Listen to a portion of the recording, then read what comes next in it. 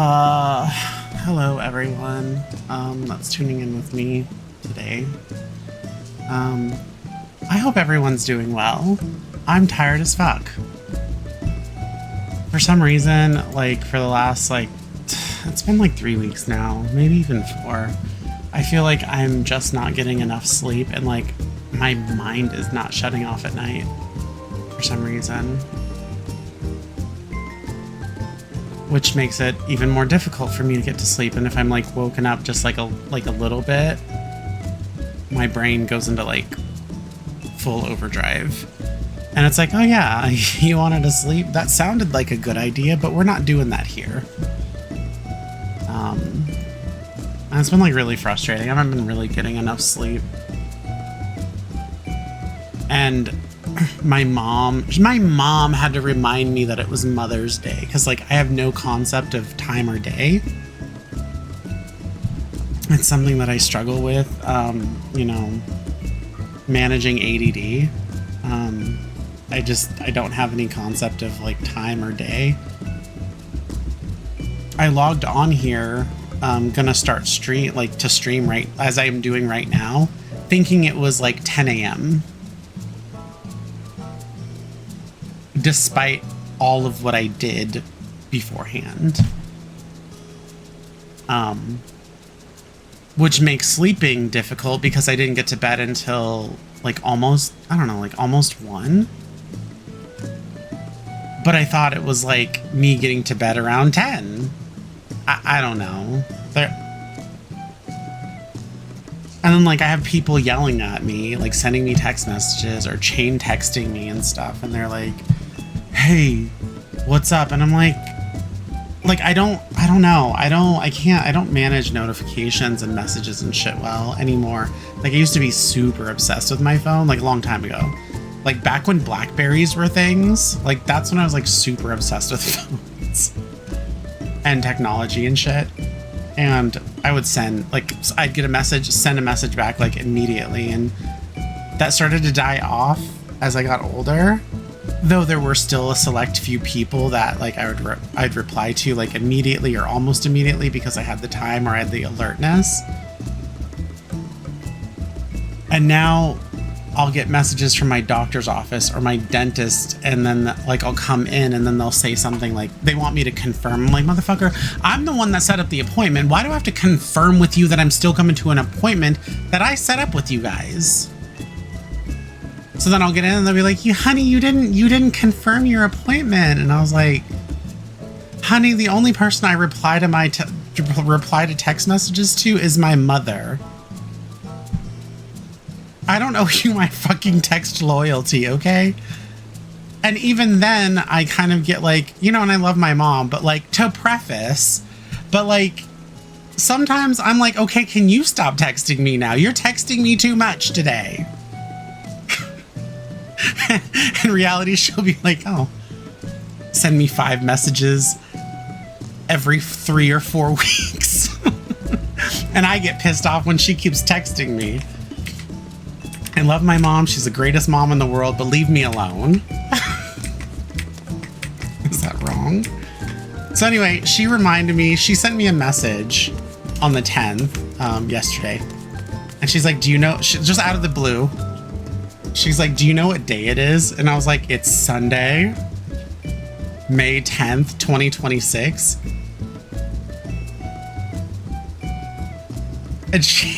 And she's like, it's Mother's Day. And I'm like, oh, my calendar did not remind me because I don't live on that thing. And no one really remembers anything except like their birthday and the major holidays that capitalism says you need to celebrate. And I was like, yeah, about that. So then like I just sent her like, you know, text messages to make her day happy, and she had like a really good day apparently. And that's really good. She lives in the same state as me. She's just like an hour or 2 south of me. And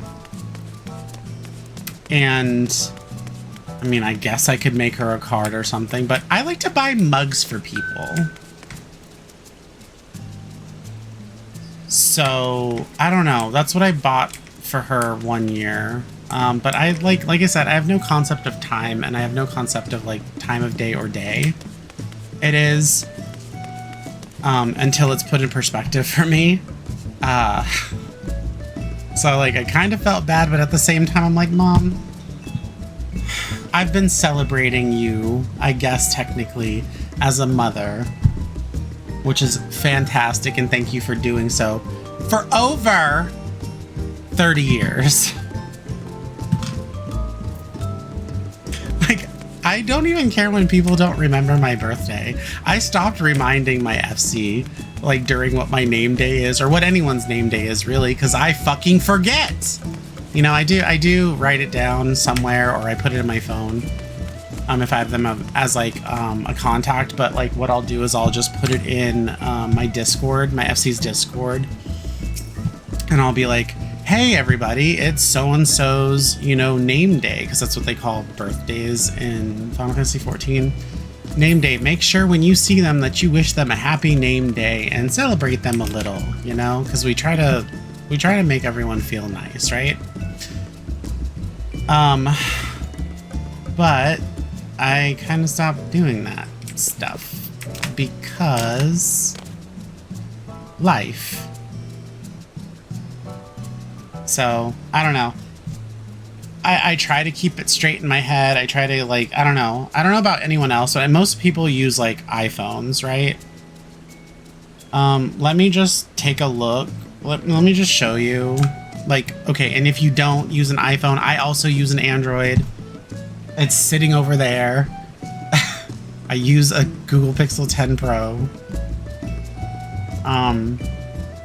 Let me just show you if I can, if it'll pop up. This is what my notification center looks like. Alright, there's that. And it just goes on. It's like, it's too many. And also, these are smart stacked as well. So if I get like 10 notifications from eBay because I've sold some things, it's gonna show under one tab and it's gonna be a smart stack. And it's just like, I'll touch it and it'll expand. So I allow expansion. So it's like, it's bad. And I don't know what to do about it. But anyway, not here or now. But I plan on doing some shit in this game, at least, if I can remember. I think I'm leveling VIPER by any means necessary. I think I'm going to jump into front lines, which I don't want to do, but I'll do it anyway. And then I guess we'll just go from there. It is Last Minute Monday, and I know I didn't put that in there. Because the start of the week in Final Fantasy is on Tuesdays. So that's why we call it Last Minute Monday. We try to get everything done that we need to do before reset. Typically tome-centered. Done today if we hadn't, but it looks like I've done every goddamn thing. So that includes, for the week, capping tomestones, which is our mnemonics. That is doing our weekly alliance raids. And I suppose it doesn't matter anymore, but when there was a limitation, it was doing our raids. Those are the things that count towards weekly. If you open your timers, I remember where the hell it is. Timers. You have weekly things as well. Weekly and dailies. But typically it's like custom deliveries. You get 12 allowances. That's per day, I believe. Or no, per week. You get your Grand Company missions. You get Fashion Report, which is that daily? I don't know. I don't do it really anymore.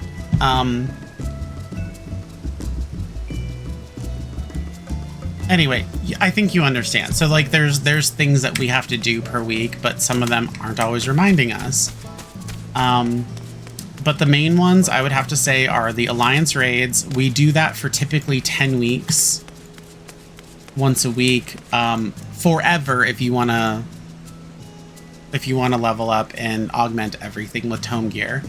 So, and tome gear, like I said, there's a 450 weekly cap until the end of the expansion where they up it to 900 for some reason.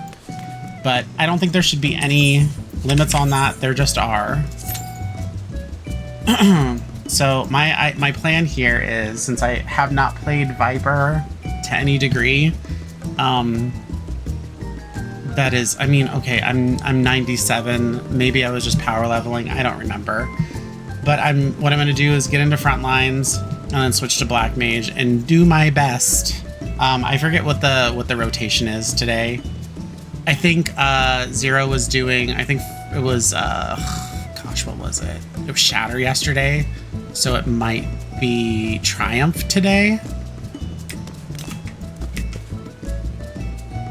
So to my understanding, what it looks like is there's the new one, the new frontline that they put, which is Triumph, and that's on a weekly rotation with all of the old frontline styles of play or games to play. And they do an old one day, and then a new one the new one the next day, and then the following day they go back to the old games, and then the day after that they do the new game. So they get everyone on there. And then with Crystalline Conflict, it's like on a rotation per hour, I believe. So Crystalline Conflict will go to a random old one, and then it'll go to the new one the following hour. Earth hour, that is. Because we have 3 times up here. But I haven't even done that, honestly. I kind of miss it, but I'm super competitive, so when I'm like really into it, I won't do anything else. I think when Crystalline Conflict came out, we were in season 1. I sat on Crystalline Conflict for over 10 hours.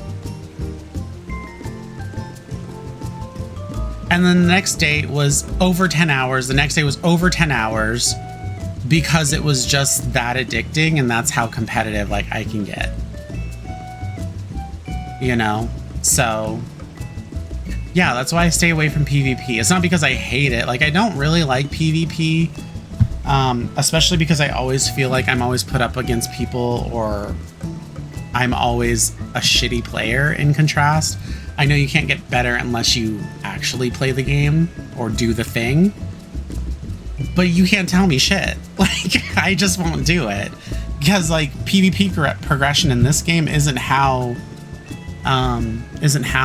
like people play the game. It's just not. So I don't do it. You don't get further in the game by doing more PvP. And that's why I refuse to do it. So, well, not refuse. It's not a priority, but it is pretty rewarding when you're leveling up like a class. It gives you a lot of experience points. And I suppose I still can, you know, get some of the trophies that are here in the series. Like right here, you get an emote. You get Archaea Harmonious Framers kits. Minion. Oh, little blue Viking. It's just a mammoth that looks like a warrior. Yeah, and then you get a mount at ring 25, and it's always been Rule Breaker's attire coffer. Oh, a mount or like gear. Rule Breakers. I don't think I've seen it. I try not to get myself hyped up because I don't know how consistent I can be with doing it, but I think what I'm going to do is I'm just going to put Frontline at the beginning of my streams to do it consistently every single day that I log into the game, stream or not, just so I can get the hard part out of the way and then continue on with my life. Actually, I forgot to change my glasses. These are more gray because I'm on like a gray theme right now. Is someone?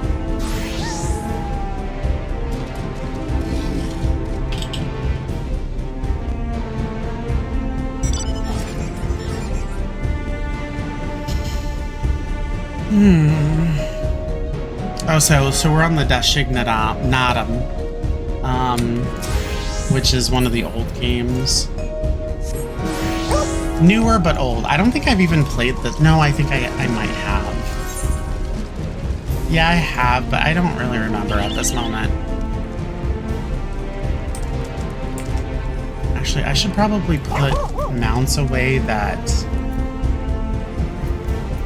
have buttons.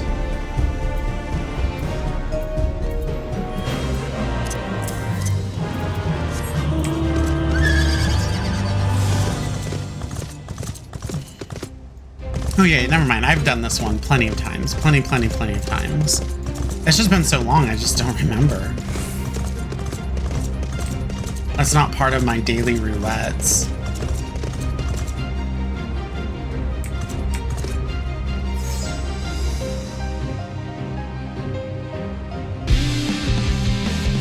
Battle is starting already. Okay, they got it.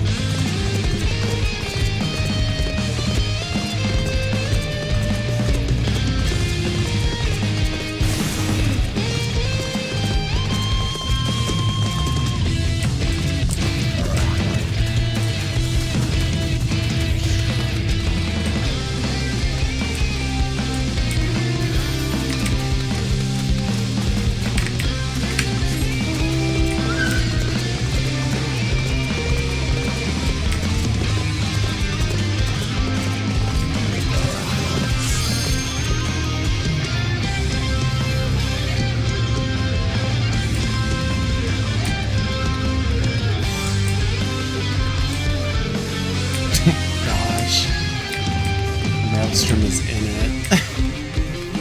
They're like, it's our territory.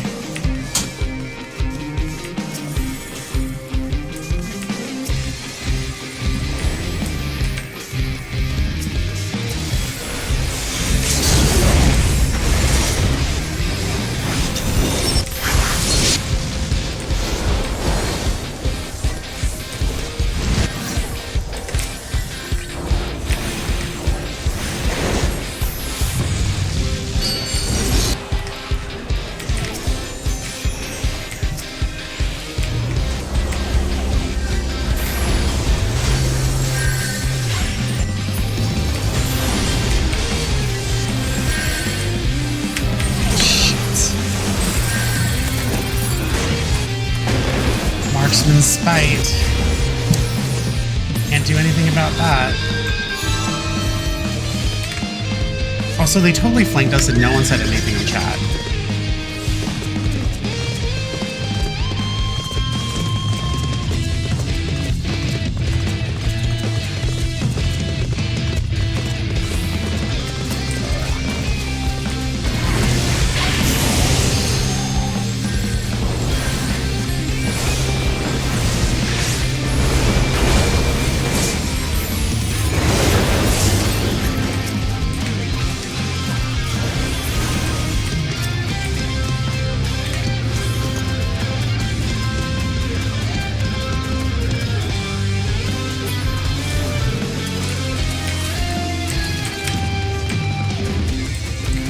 Nearby enemy summoner.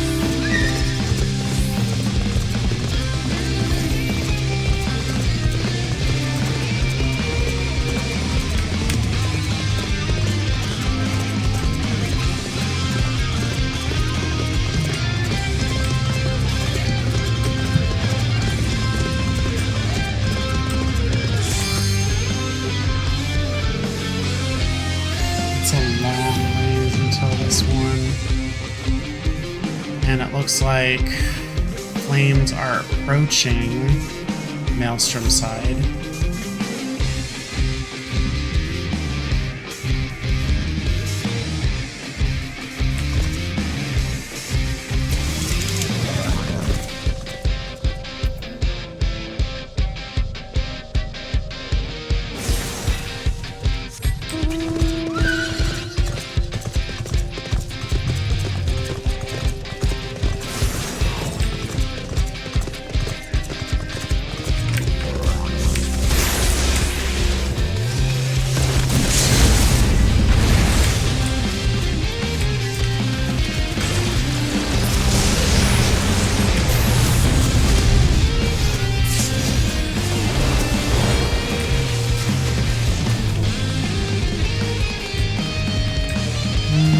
Chase.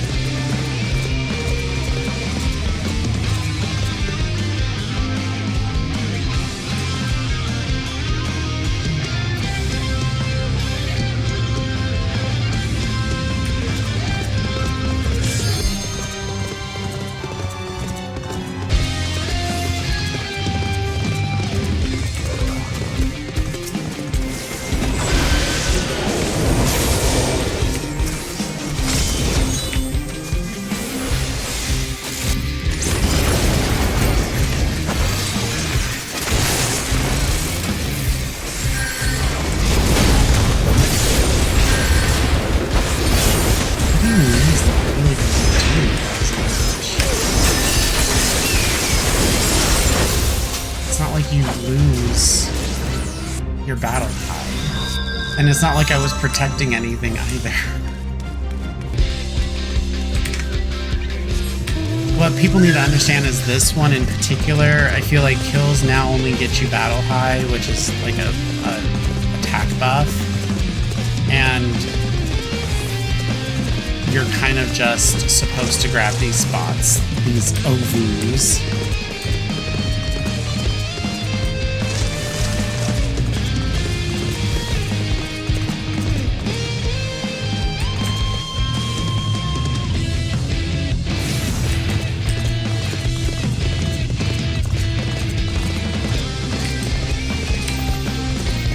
Because this one, once you claim it, it's yours. Like, no one can take it away. Like some of these other things, like even Shatter, you can kind of like play more of the damage, right? There's a few other games that you can do. Jeez.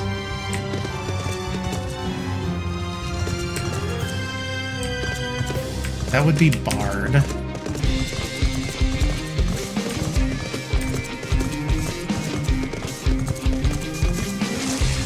Alright, big conflict coming up here because this is a diamond.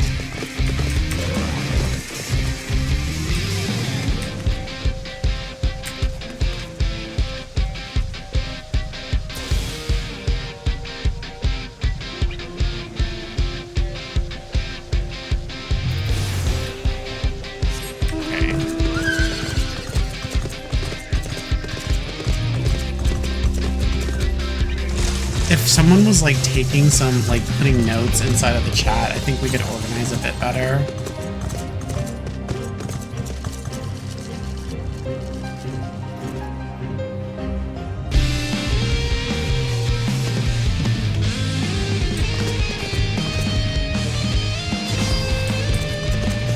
Here's the 5 side, the Pentagon.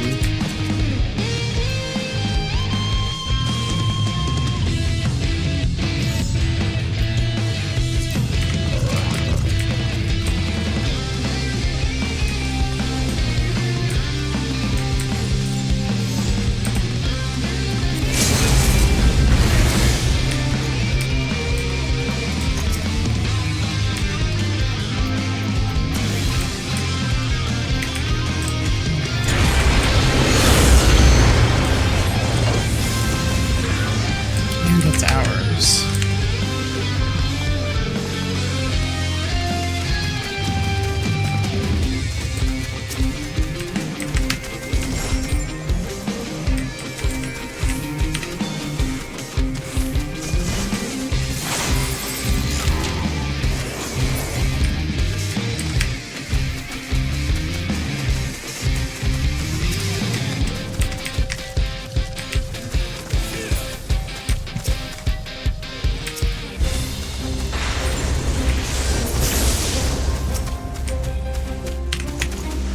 Where are you going, Pally?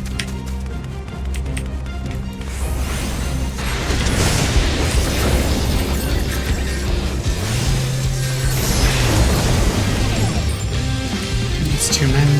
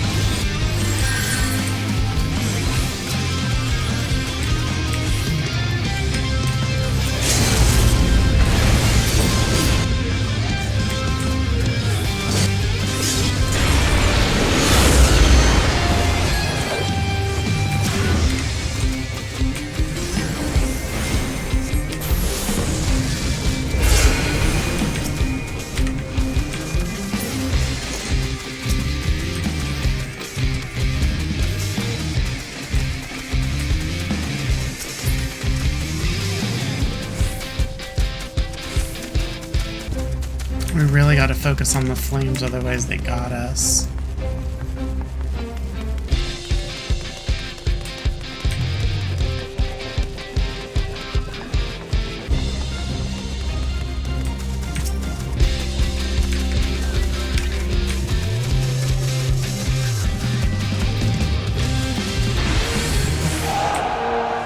Damn it. So we got second.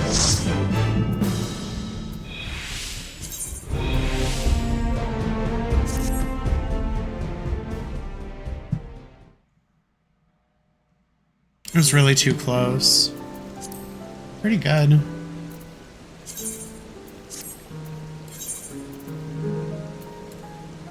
I really like doing frontline when I have a tank that I can communicate with, because no DPS can really survive on their own, and a tank needs to be the distraction in order for a DPS especially, but like mainly a caster, to be really, really successful in doing like PvP stuff. Because tanks, though they can kill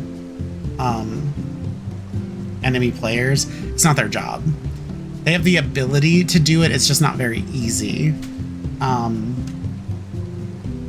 they really need to be backed up by a DPS of some kind. And typically Zero and I, when we do frontline, he is the person that tells me where he's gonna go, or I'm gonna like go follow him, and I'll tell him who to target, like as in like who I'm targeting, if we're mainly focusing on getting people, at least to get that battle high up, because once you do that, you're just like a stronger opponent in the game, and then or in that match, and it's just fun.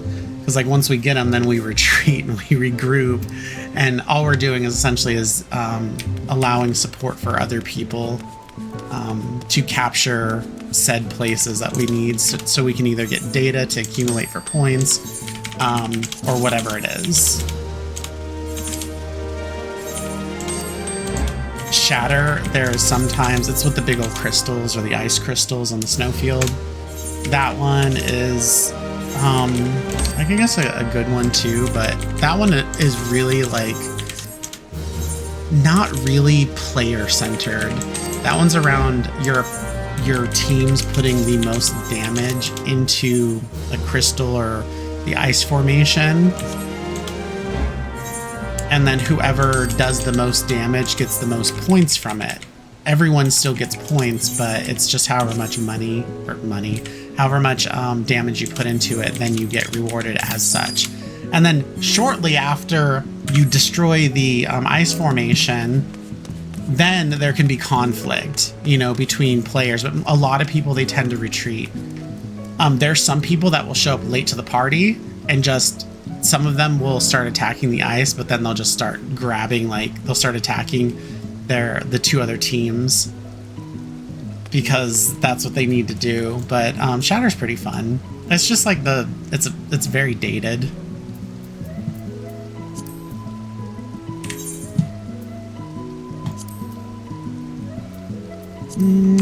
I think I can do...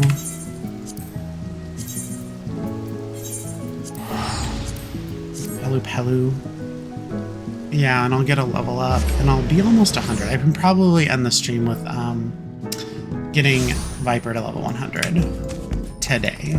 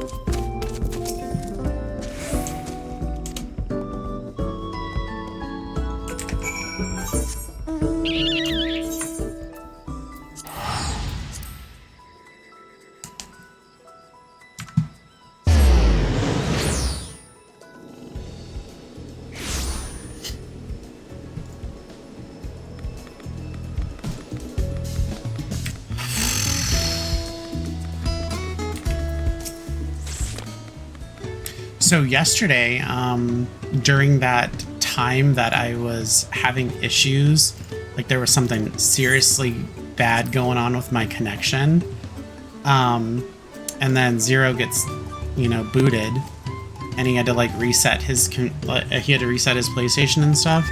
I get a notification shortly after that Mateus World was having an issue all by themselves, and they had to recover from something like that. It was like, I was like, wait, so it's just us? How? We're all merged now. How are we having an issue?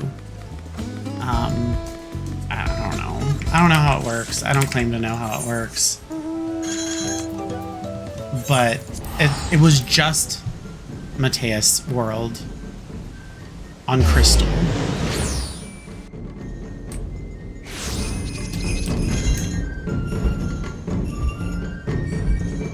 So, and then also Companion App was having an issue too, so I don't know. I guess if they were having a shaky connection or something with the characters that are on Mateus, no matter what instance I was like teleported to, my character lives on Mateus, therefore I guess that affects, you know, connection. I don't know.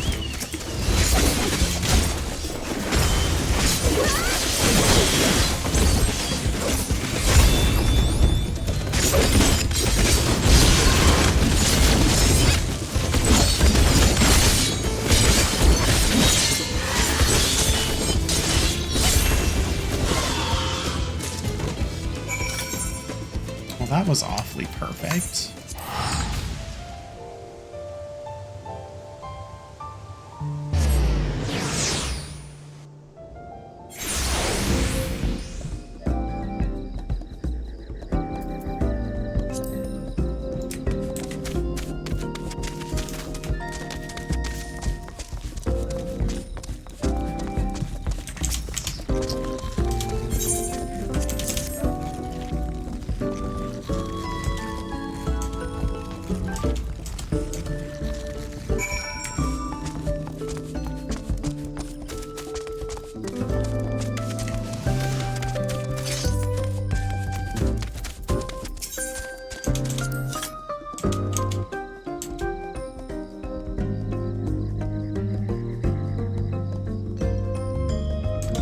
Bird meat.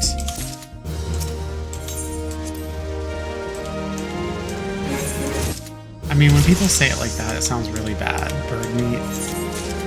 All right, so I got like 1/5 up to level 98 over.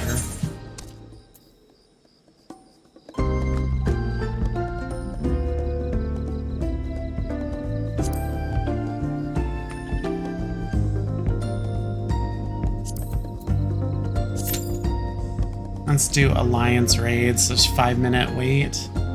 Not too terrible. So I swear.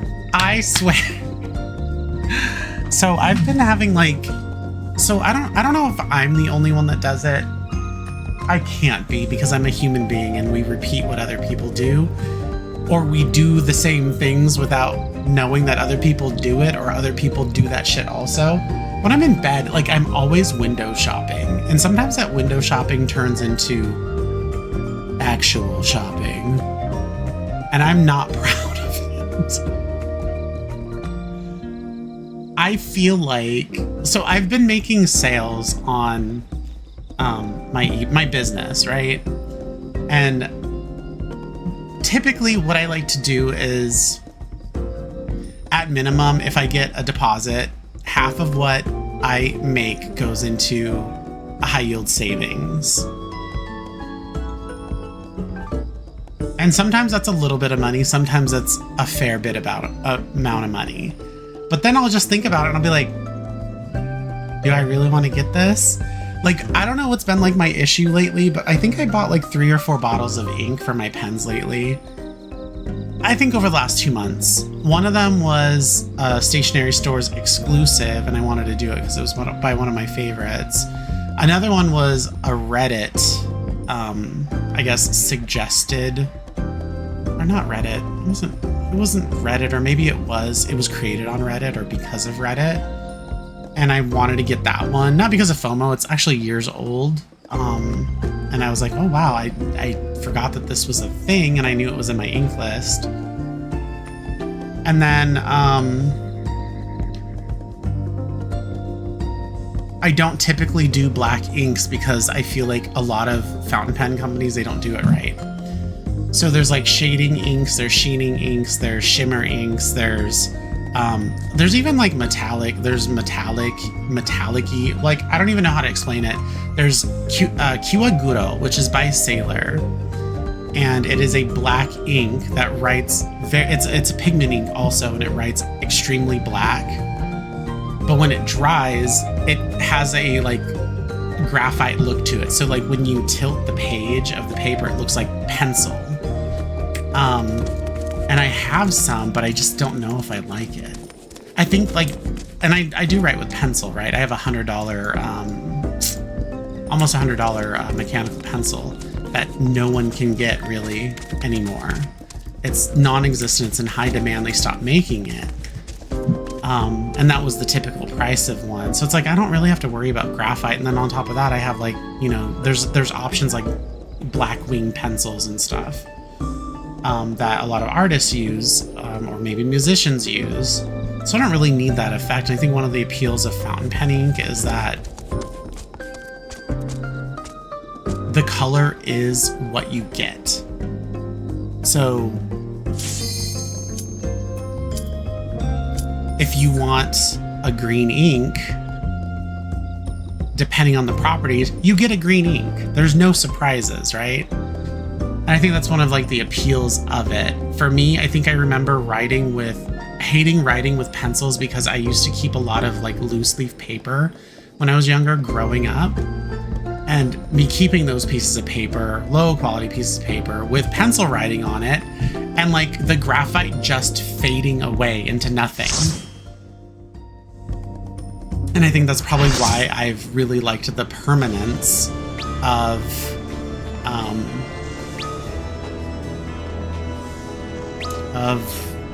fountain penny, kind of like the more objective permanence. There's also such thing as like archival inks and stuff, and document inks, and those are meant for iCar or archival type purposes. So, aw, someone gave me dance partner. That's so nice. And I think it's because we have, oh well, there's a Viper and there's a red. But anyway, off track. I think so like for people that do archival work, which I think is an extremely respectable job, they need something like that. But the thing is, those are super hyper pigmented inks and they like won't go away, especially if you write on obviously acid-free paper. But another ink that I got recently was it's a Sailor Mano ink, and it's been around forever, but I've been looking at this bottle of ink for freaking 3 years. It's a black ink. I don't typically buy black inks because I like, you know, different types of things. I like something that's a bit softer on the eye. And I finally, you know, was like, okay, it's about time that I get it, because otherwise I'm going to keep thinking about it. It's a $24 bottle of ink. It's very expensive. And I finally got it, and it came in today. And now I only have 3 inks out of like 40 bottles of ink, maybe 50 bottles of ink.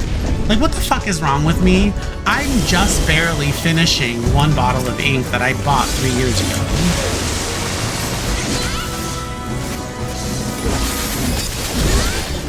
Like, it's not like I have a scarcity mindset. Like, I live in the United States of America.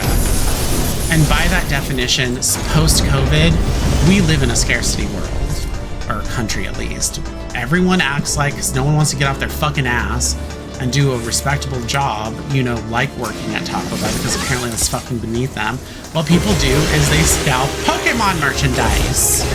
I swear to God, when like the world comes to like the understanding that metals are going to be the precious thing that we hold in high regard again, when money is fucking worthless the world over, it's going to be gold, silver, diamonds, and Pokemon cards that are actually going to be worth money, because apparently it's Pokemon cards and shit is worth enough to kill people over now.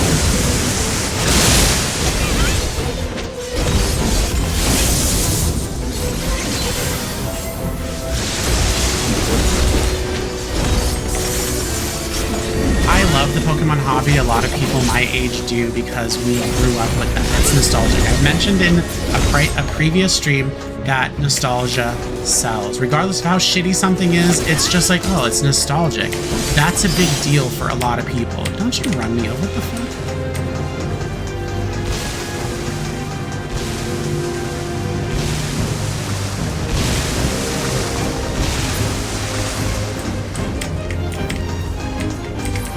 Body slam and maybe a donut.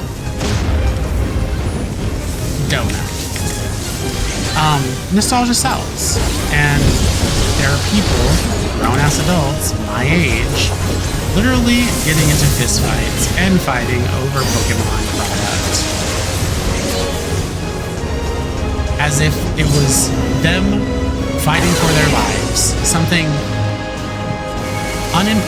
unimportant as Pokemon coins and Pokemon products. The latest thing that I was watching was from a creator who exposed the fucking Pokemon and Target collaboration, and how grown-ass people were in there buying,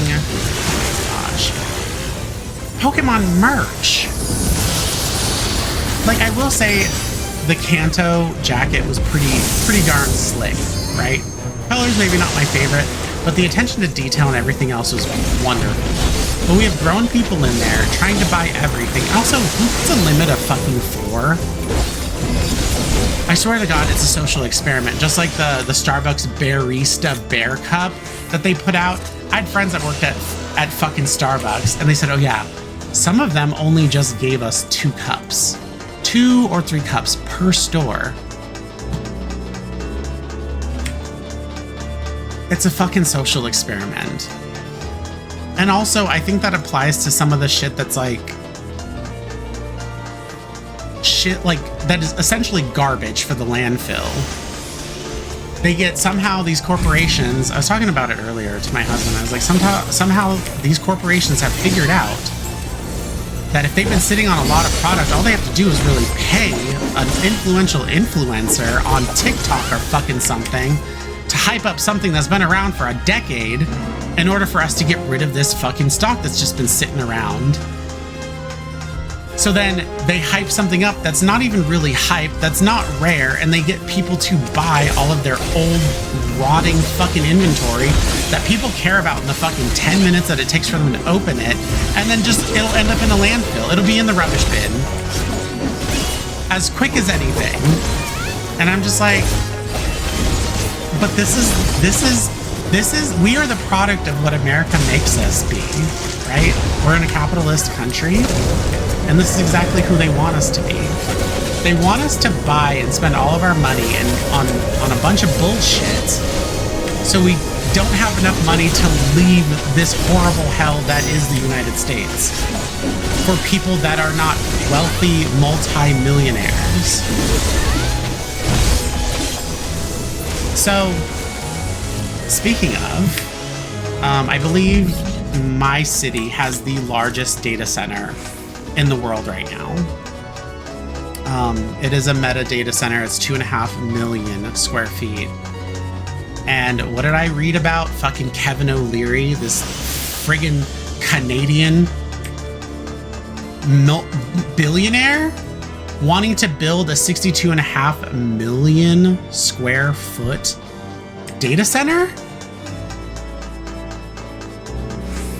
in Iowa, right?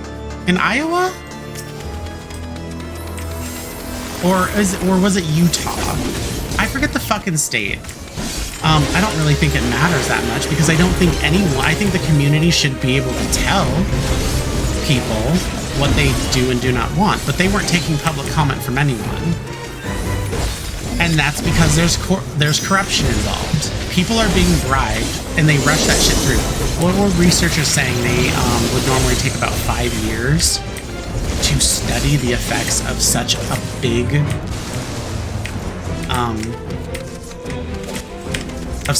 project. And instead, they took 5 minutes, and they just passed it through with no regard for anyone. The amount of noise pollution, the amount of... They like to claim that, oh yeah, they'll be using water in a circular loop. Yeah, that sounds fucking nice. In reality, I bet you that's not the case.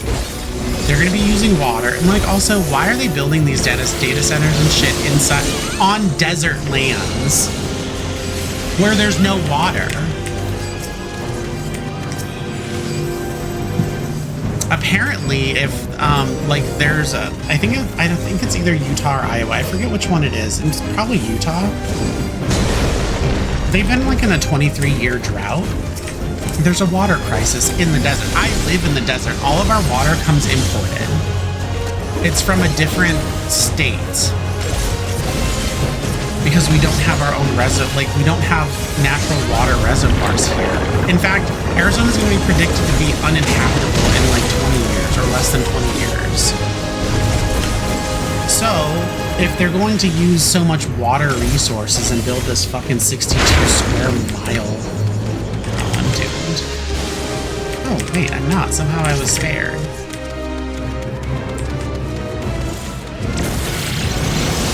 $62.5 square mile.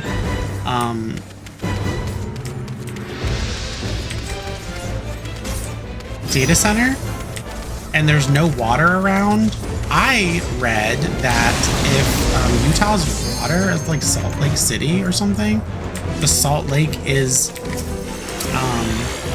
the water goes bad or it evaporates, which it has been doing, the air will not be breathable in Utah.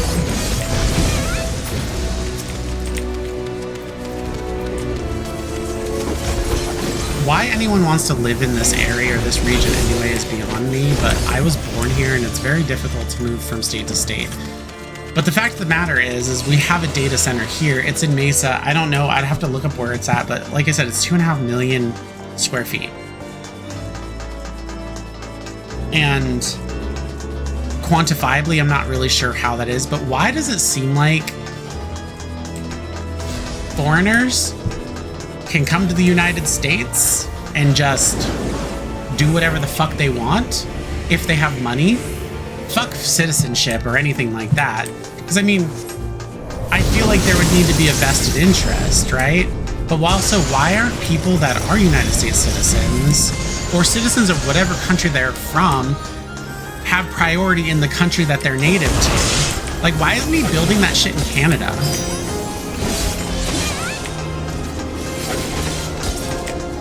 Oh my god. We clearly have no tanks. Like, I just don't understand. And also, why is there preferential treatment from someone that has no ties to the country, apart from business, where business can be taken anywhere, and be allowed to make data centers in a foreign land for which they have no loyalty? That's like saying, oh, I have a lot of money to waste. Let me go build, let me experiment in all of the United States or in this foreign land and see if it goes good. And if it doesn't, well, I don't fucking care because I don't live here. Yet I have to go through proper planning and shit when it comes to stuff. I have to be a resident in order to do anything on my property that I allegedly own. It just doesn't make any sense. Imagine if I came into some money and I went to a country foreign to me and I'm the foreigner and I said, yeah, I'm gonna start affecting the way you guys live and by polluting your guys' water sources and stuff because of a project I want to do. And I really don't care what anyone else has to say because I paid off all of your state level representatives who are just going to shoo this through without any public comment. The fucking audacity. And like, on top of that, Kevin O'Leary's response to the whole fucking thing was as delusional as you think it was. There are people that care about the direction that this planet is going into, but do you think data centers, especially data centers of that size, is really going to help the fucking world? Is that really going to help climate change in a positive way?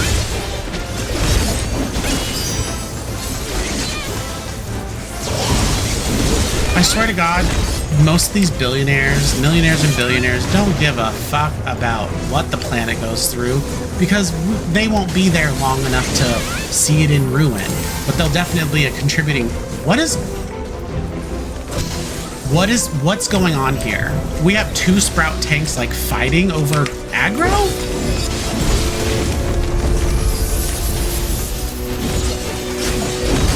I mean, I just don't want to get vomited on with the corrosive bile from all Void Send that just doesn't have a telegraph.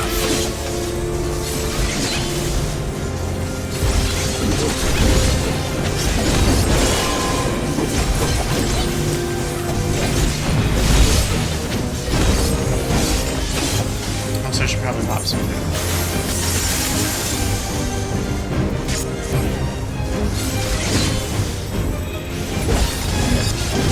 Corrosive bile, run! Oh.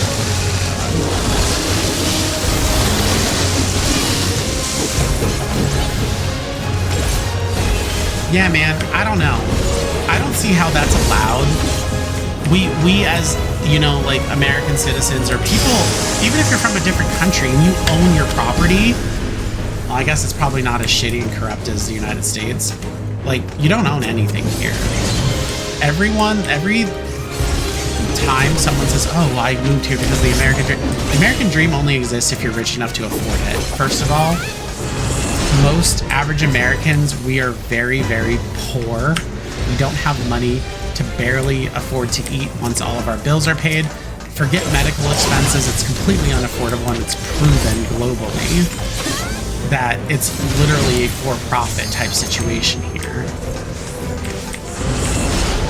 And the goal here is to distract you with shiny things that people want, such as, like, you know, expensive cell phones and computers and fucking mystery box dumplings and fucking Neatos and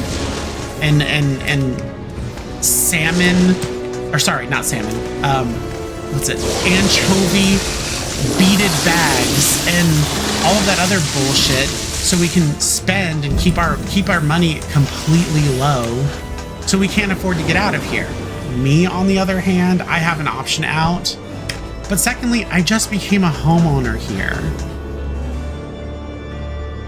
I'm barely 1 month past my 1-year anniversary of owning a home. Well, why don't you leave? I can leave. My husband's willing to stay here. This house is, I mean, it wouldn't have been possible without him, right? He can stay here. And he has no problem staying here. He's a veteran. He has benefits for now. He makes more than enough money, and he would keep more of his money if I was to move to somewhere else like China or Japan. I mean, I really don't think I would survive in China because I only speak Japanese and English, and I just am not very keen on Chinese, and it's actually probably too difficult for me to learn. So I like to think of Chinese and Japanese as like Chinese the original, the origin language, and Japanese is China Light or Chinese Light, because it's a very simplified Chinese derived language. Just like there's traditional Chinese mahjong, and then there's Doman mahjong, or not Doman mahjong, well, Doman mahjong in this sense, but Reach mahjong. And Reach mahjong is the Japanese mahjong, which is extremely simple in comparison to traditional Chinese mahjong. So anything Chinese, if there's a Japanese variant, it's just a bit more simplified in my mind. So I put out there, well, let me live in Japan. And I honestly don't want to live in the city. Actually, I was going to be going to school in Fukuoka. And it was going to be like a year-long thing. And their program is still there. So I can still go. It's like $15,000, so like whatever. I don't know, let's just kill one of these. I don't think the tanks really know what they're doing because Echidna and Sinister are over there.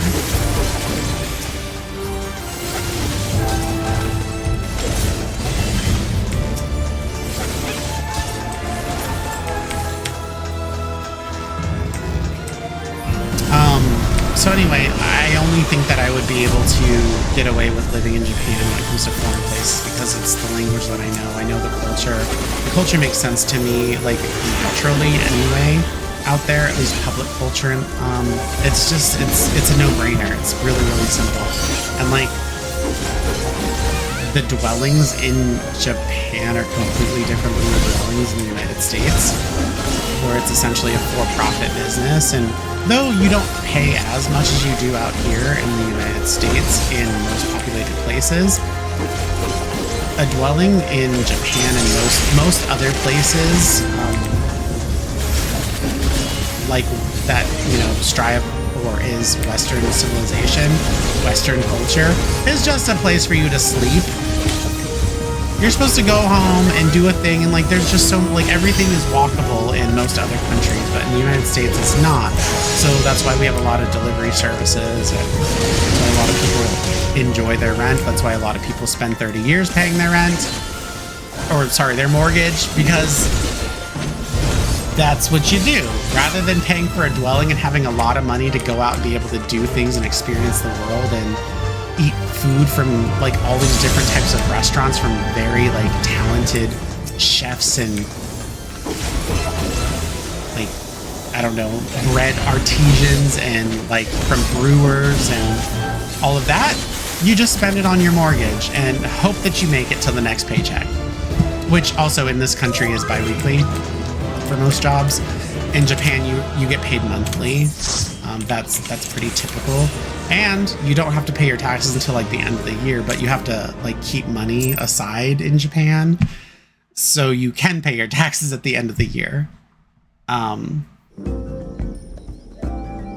That was not very rewarding in terms of experience points. I mean, it was, but it wasn't.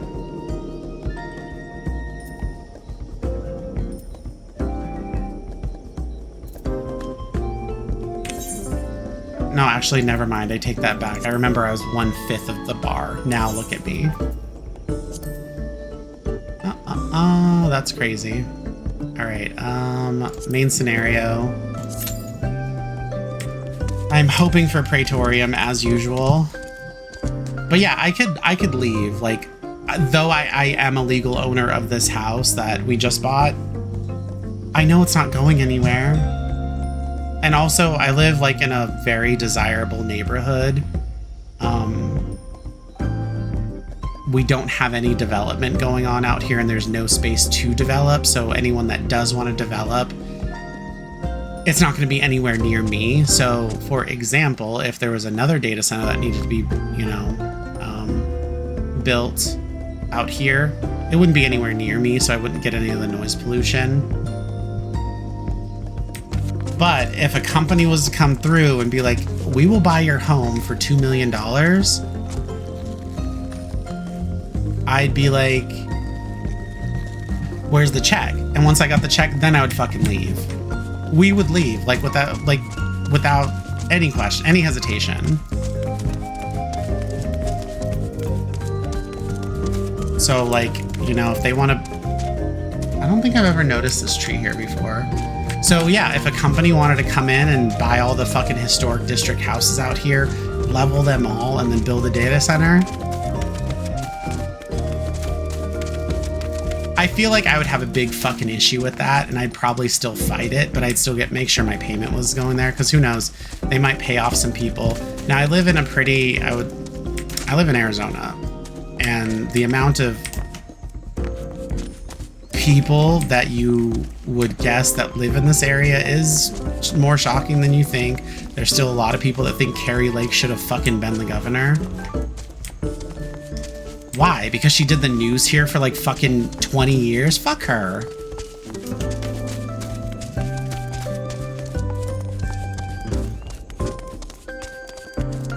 I am not meaning to like point out anyone directly, but someone was detected at your front door.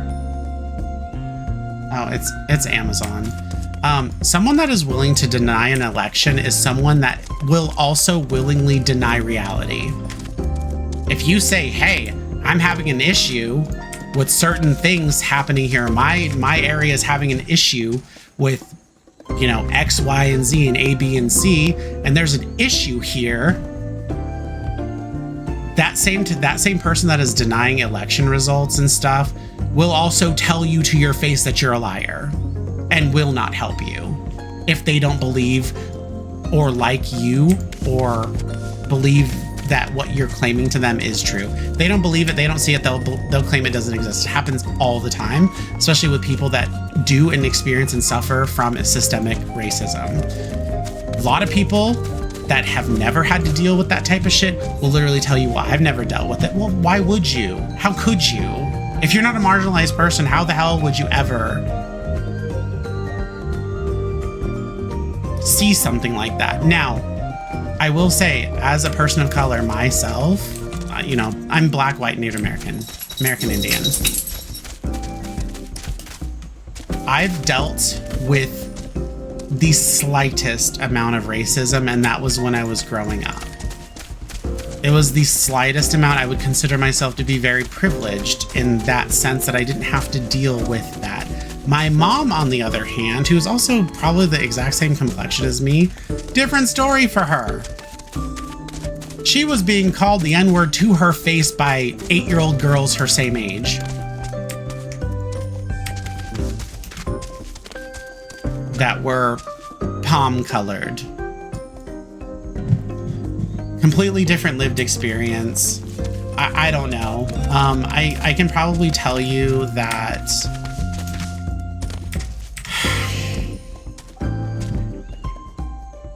no, I'm not saying that, like, I'm saying in general that was a different era, but I feel like, you know, when I was growing up, I didn't have to deal with that. Now, I did,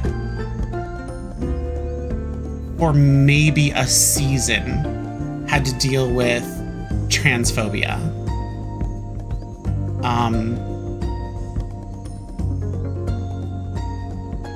And I can't exactly tell you where that stems from. I feel like a lot of fear comes from the unfamiliar, the unknown. And I think the people that wanted to perpetuate transphobia were people that were very insecure with themselves, seeing someone that was different than them be completely comfortable in that space, in their reality. I don't know. Honestly, I'm very apathetic and I don't care, and it sucks that they have inner turmoil, but your bullshit doesn't mean that you get a pass to fucking make other people feel bad about the way that they choose to live their lives if it doesn't harm anyone else. Me existing as a person,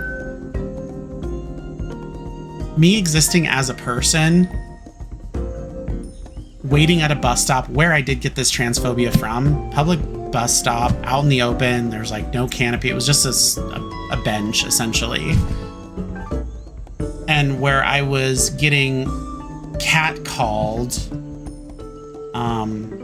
by some white guy that was like white guy, I don't know, probably mid to late 20s when I was 18 years old, calling me something really annoying. Like it was deliberate. It was on purpose. Essentially what they were doing is I was walking to a bus stop. Also, mind you, I'm 5'8", and at the time I weighed like 120 pounds. So I was like, I had extremely no body definition whatsoever, really. Like I was essentially built like a skinny man, I guess. I don't know. I was very, very thin. Imagine someone that had a size 7, almost size 6 waist. If you measure, a size 7 is 27 inches around, so my waist was really, really small, and I was like a small human, right?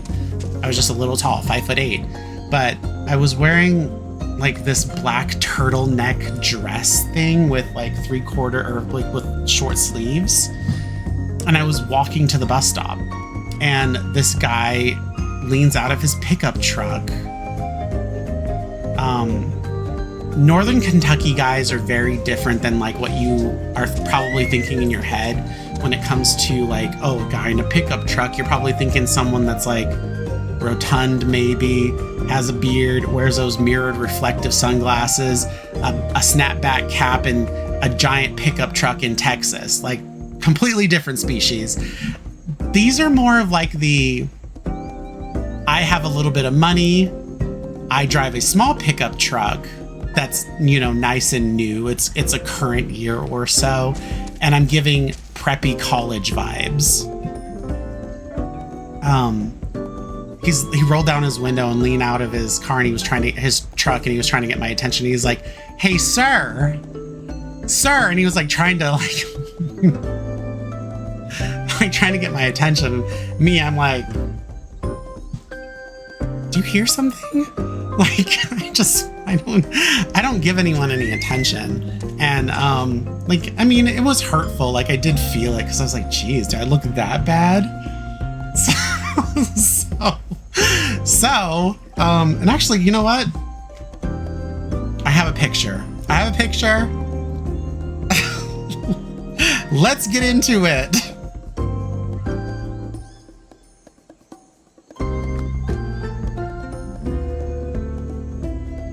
I was there 2008.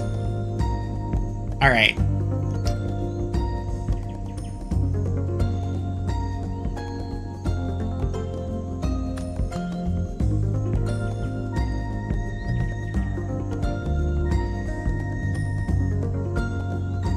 All right, so here's a picture of what I looked like. I don't really want to send it to my computer because my computer's meant for this. But Let me turn up my brightness. Hopefully you guys will be able to see it. This was me during the time that I was called, you know, sir and whatever. Is it a little bright? Too bright? So there's that. Era of BlackBerry, you see that? And then let's see if I have I do have a picture of the dress that I was wearing, of me wearing it. I could not take pictures, so please do not come for me, but I really, really couldn't take pictures back in the day. I was learning.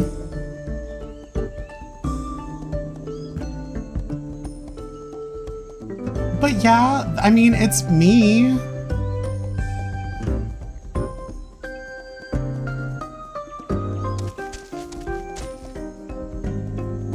Here's like a slightly different angle, I guess. I don't know. It's still me, except I'm juicier.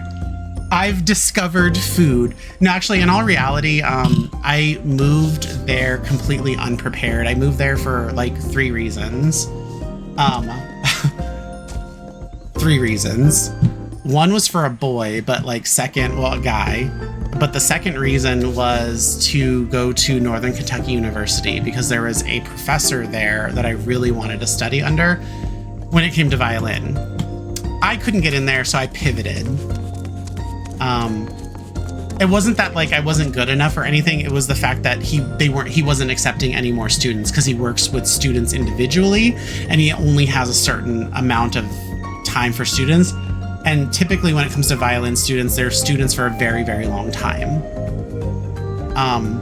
So whatever, it sucked, but I didn't know that, you know, and I moved there and I found out why, and there you go, I have my answers. So then I pivoted to wanting to go to the Cincinnati School of Mortuary Science. I don't even know if that's a thing anymore. It could be. It was fucking almost 20 years ago. But anyway, I pivoted. And that's essentially why I was out there, but I couldn't afford to be out there. Back in the day, I lived in Arizona, obviously born and raised here. Minimum wage here in this state is higher than what it was in Kentucky. When I moved to Kentucky, I only had like $1,000 in my pocket, and I lived out of a hotel for several weeks. Praetorium. So before I even moved, at the age of 17, 18, I was calling down two businesses in Northern Kentucky trying to find a job to be ready for me when I got there. And I would explain, you know, my employer or my potential employer job prospect exactly what I was looking for. And or my entire situation. So I'd call them up, hi, my name is so-and-so. I'm this years old and I plan on moving to this area. I'm looking for a job. I was wondering if you had any positions opening that I could apply when I get down there. Whatever. Like, that was essentially the spiel. Anyway, shit didn't pan out the way that I wanted to, and I ended up having to stay in a homeless shelter for a few weeks.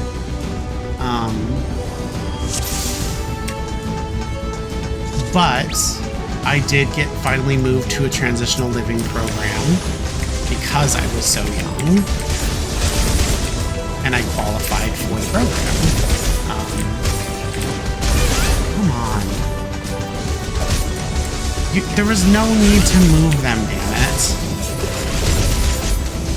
So, anyway, after being in a transitional living program and housing was there for me,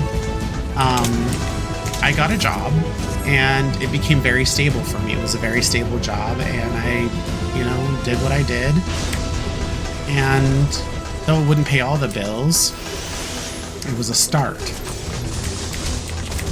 Well, once I was able to get out of the transitional living program because I was able to secure my finances by having a steady job,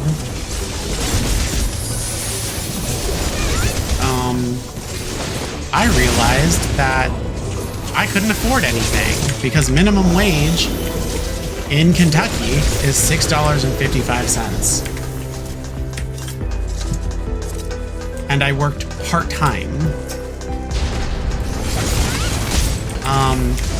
So I wanted to get out of the transitional living program, not because I had to pay bills, because eventually when you get a job, they don't expect any money from you when you first start. But then when you get a job, then you start reporting that you are making money. I wasn't going to disclose how much. This is none of your fucking business. But we would agree on, or the board would agree on, a certain amount that each tenant had to pay. And these were programs that were available from 18-year-olds to, like, I think 24-year-olds, something like that. But I realized I didn't want to live there because I was living around a bunch of people that, and also I was living in Ohio, actually. I lived in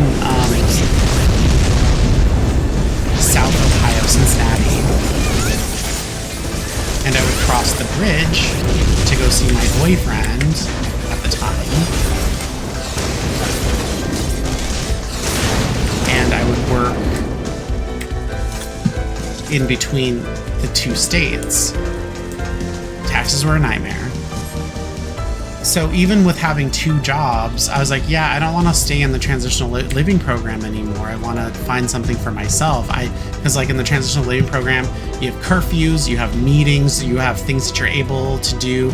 You also had to live with a set of people, kind of. Like you had your own unit, but like you might have shared a common room. So if you had like a refrigerator, your shit could be in there and it could not be in there the next day, you know? Because... And even though we lived together, it's not like we did community building with each other. No, we all had our own like schedules and shit that we had to do. And like, we could also like be subject to like room inspections and stuff to see like if I didn't have any fucking open flames, like burning a candle like I like to do, or incense, or if I wasn't hiding any drugs, or making sure that my room was tidy and clean, you know, that type of stuff. Obviously, because I'm trans and I'm living this way, I didn't have any surgeries done. I was housed with a bunch of boys. And I was the wild card of like the whole group. So I was like, yeah, I didn't want to be living with a bunch of men. Sorry, I don't. I want to live by myself. I want to be able to see my boyfriend that I moved across the country for. All of that stuff. So,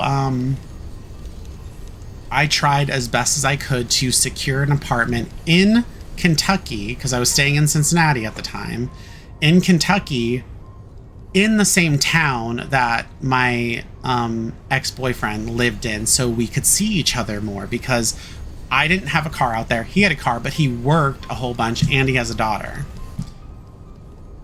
And our schedules just didn't line up. I didn't have the means to transport myself to him, and he would often be tired, not want to transport himself to me.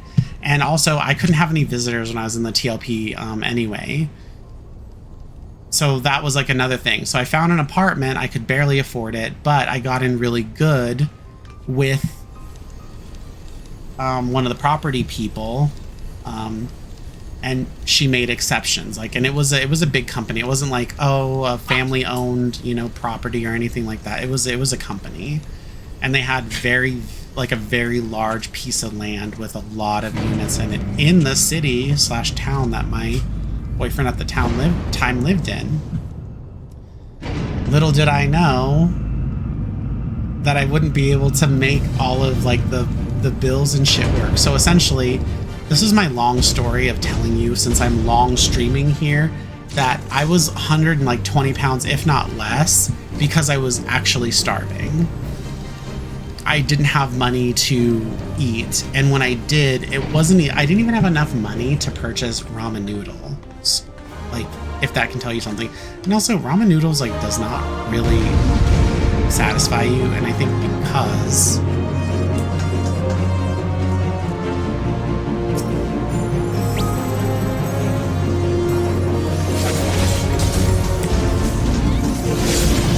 Sorry, Healer said, oh right, feel free to hang out in the damage here, my melee friends of times. I mean, okay. I don't have to. And I can be in the damage. I'm gonna be in the damage. Oh no, but the Sprout is into. Oh, well, he's a tank, so I'll take damage, I guess.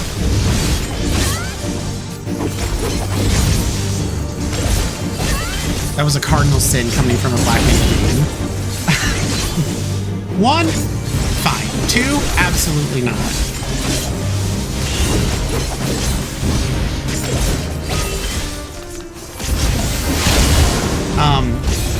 Anyway. Yeah, I could barely afford the apartment that I was staying in. And also, when I was there, I was hardly there because I worked 2 jobs. And I either had to walk or ride the bus in some form. Be it to get to my job number 1 or my job number 2 right after job number 1. So, yeah, I was really, really thin. I didn't have... I was thin. I had like muscular thighs, but that was about it.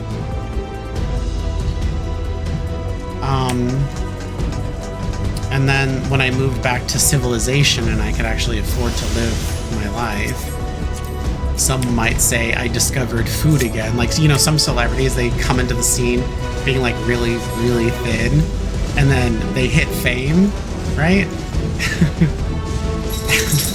And then you don't see them for a few years, and then you see them after a few years, and you're like, wow, you got chunky. And you're just like, no. They didn't get chunky or anything. They just discovered food. They have the money now to purchase it. So now they're eating like a normal human being and not starving like I was. So yeah, I was really, really thin, and like I think that caused a lot of like ire from people. Not like that they were like jealous or anything. I don't really think about people's jealousy or hangups and stuff. I don't really care. Like someone else's jealousy or hangups about another person is none of my concern. If you're mad about me, it sounds like a personal problem you need to work through. That's essentially where I stand on all shit like that. Sucks to be you, jealous of me for what? So, I think because I didn't have like, you know, a chest and I didn't have much of a shape, even though I was fucking 18 and I wasn't juicy, people could probably clock, I guess, that I was trans or whatever. I don't know. The thing is, when I wake up in the morning, I'm not like thinking, how many people am I going to deceive today? Like, you guys seen me in my earlier streams wearing like normal average makeup, and like that's typically how I would go out and be presentable to someone, right? But like, look at me now. I'm naked faced. I'm naked faced and I've never had any surgery. First of all, I don't have the money to get cosmetic surgery like that. Secondly, I'm too afraid of facial paralysis. And I don't like needles as it is. Speaking of which, I have to give myself an injection later today. And I hate it. I've been doing it for years. Years I've been doing it. And I still hate it. So there's no way in hell that I'm going to just be like, oh yeah, let me go to the doctors and get some Botox, where they literally stick a mini needle throughout like every square inch of your fucking face, maybe. I don't know. And inject you with a fucking toxin that paralyzes your muscles. That sounds great. Let me do that immediately. Or, you know, I guess that prevents aging. Maybe a good face cleanser and a good moisturizer can prevent aging. Or lip filler. I found out that lip filler costs like a lot of money, like hundreds of dollars to get it done, and it's only temporary. Like, it's less temporary, or sorry, more temporary. I don't know. You can get tattoos and they last longer. But lip filler, it needs to be done every few months or something. From what I hear, I don't know. I don't hang out with people that do stuff like that because none of that shit makes, like, it doesn't matter to me. So I don't need to know the ins and outs of something like that to know that I don't want needles stuck in me. any more than they medically need to be.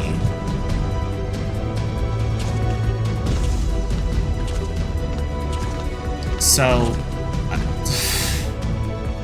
I don't know, man. If you can afford that type of stuff and you choose to do that stuff for yourself, it's not my body. I don't care. You can do whatever you want. If you want to saw off your own arms, you could do one. Maybe you couldn't do the other. Choose your favorite. If you wanted to do that, or if you wanted to do body modification, or you want to pierce your ears, you don't. You want to get implants. You want to look like the cat lady, that poor woman. And that gives you like a boost of confidence, self-confidence, something that you feel like you need in this culture. By all means, do you, boo. But for me, I don't even think if I had the money I would do it. I just wouldn't. Not that I don't trust like surgeons and stuff, but what the fuck do I need done on me?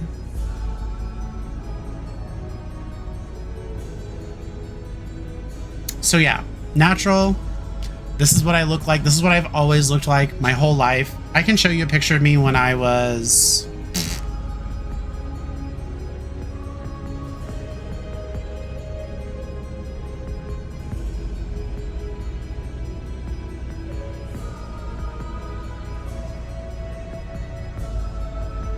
The earliest photos I have of myself that I took myself...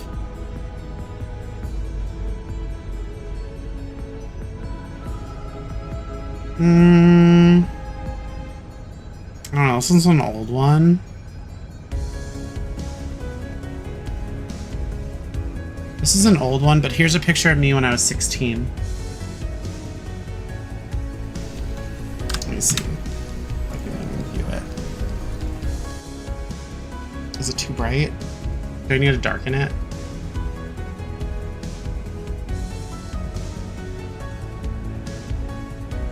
Is that better? Kind of? Yeah, anyway. That's a picture of me when I was 16. Turning 17. I'm sorry, this is the way that I look. Now, it does align with the fact that I am, like, a trans person. So I guess, like, that's a blessing, right? But... what am I supposed to do otherwise? Is there such a thing as like, oh, I'm getting myself uglified or manified? Like, I don't know. Like, even when I was in high school, people thought like that I was a girl trying to dress up like a boy. What?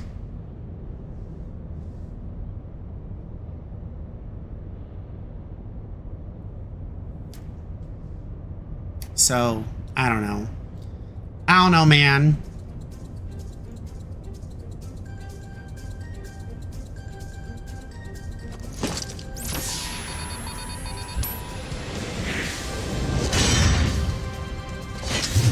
God, this is so crappy. I hate doing this.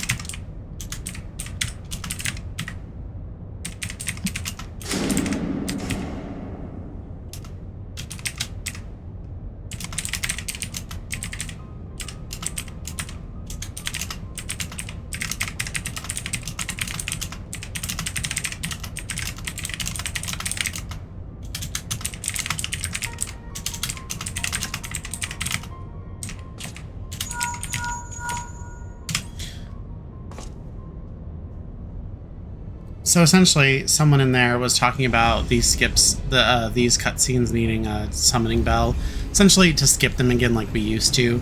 But I feel like it could be this whole cutscene thing inside this game could be solved in two ways. One, if everyone has seen these cutscenes already, and you have the skip previously seen cutscenes button or setting checked in your settings, then it'll skip it automatically. We don't have to watch these anymore. Or, also to go with, but if one person has not seen these cutscenes, no one can skip it. We have to watch it. Or a voting system where everyone can agree or disagree. Like, everyone can agree to skip the cutscene. If one person disagrees, then the cutscene isn't skipped.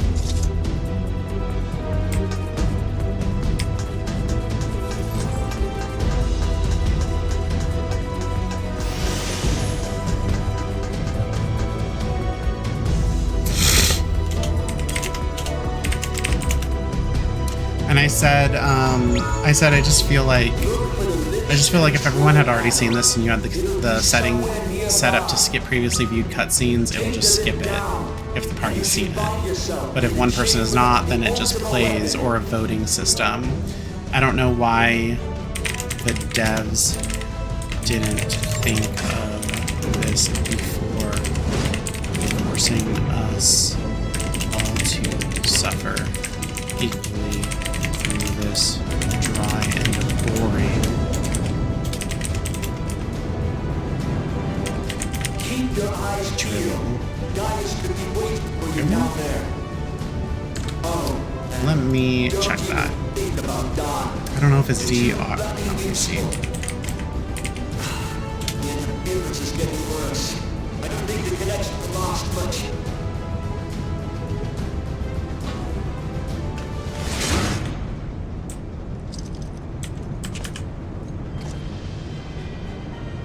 Tell me, for whom do you fight?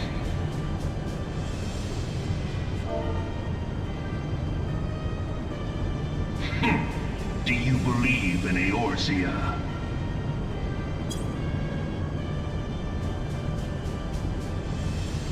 Eorzea's unity is forged of falsehoods.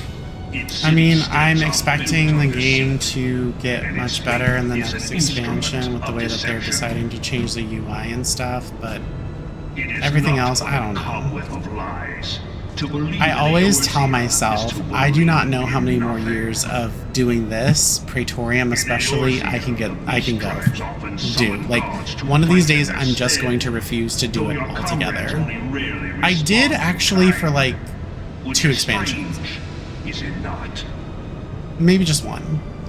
But I just refused to do main scenario roulette. I refused. I was given to Wasn't inclined to do it they were your anymore. protectors. You can't make me. If you truly believe them your guardians, why do you not repeat the trick that served you so well in Cartano and call Also, them my down? tea is a green tea and matcha powder and roasted rice So long as you blend. lavish them with crystals Roasted and brown rice gorge them blend. on ether.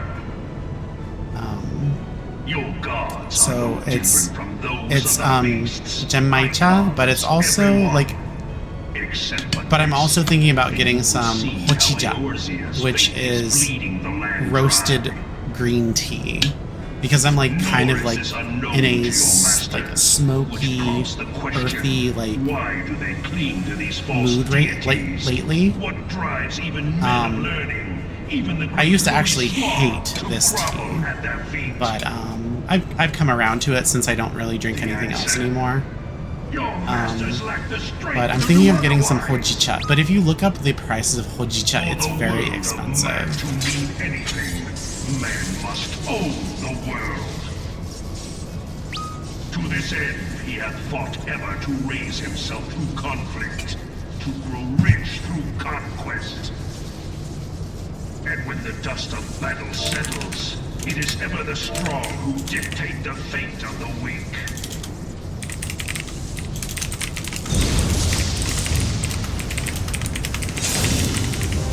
Knowing this, when a single path is open to the infinite ruler, that of false worship, A path which leads to innovation and death. Only a man of power can rightly steer the course of civilization. And in this land of creeping mendacity, that one truth will prove its salvation. Come, champion Eorzea. Face me. Your defeat shall serve as proof of my readiness to rule. It is only right that I should take your realm, but none among you has the power to stop me.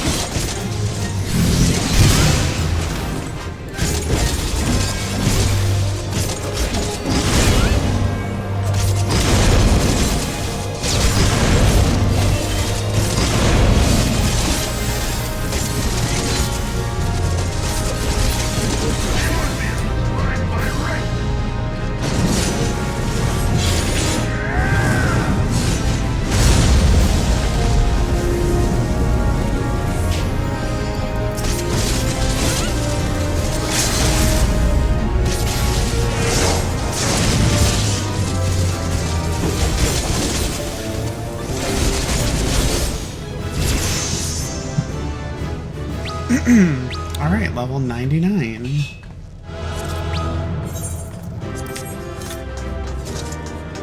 $99.5 almost. Player commendation.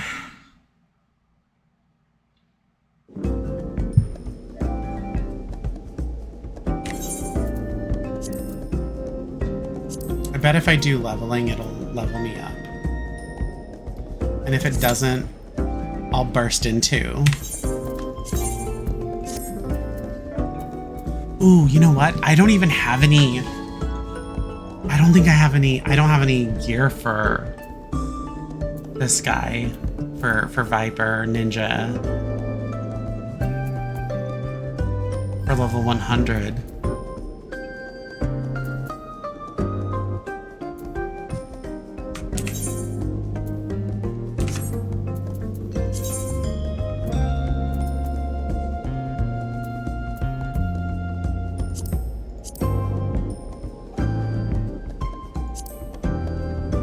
Should I try to do raids and get those totems so I can gear it like instantly and at least have heavyweight gear?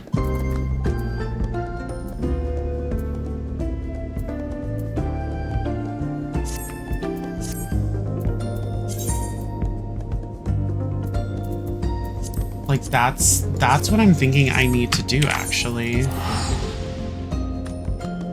Oh man, I didn't think of this at all. Well, I thought of it, right? But I didn't think of it sooner and already start preparing. But I mean, I have it written down.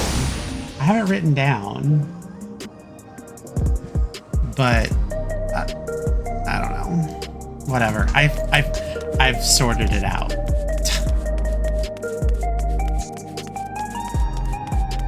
I just want to check in here and see if I...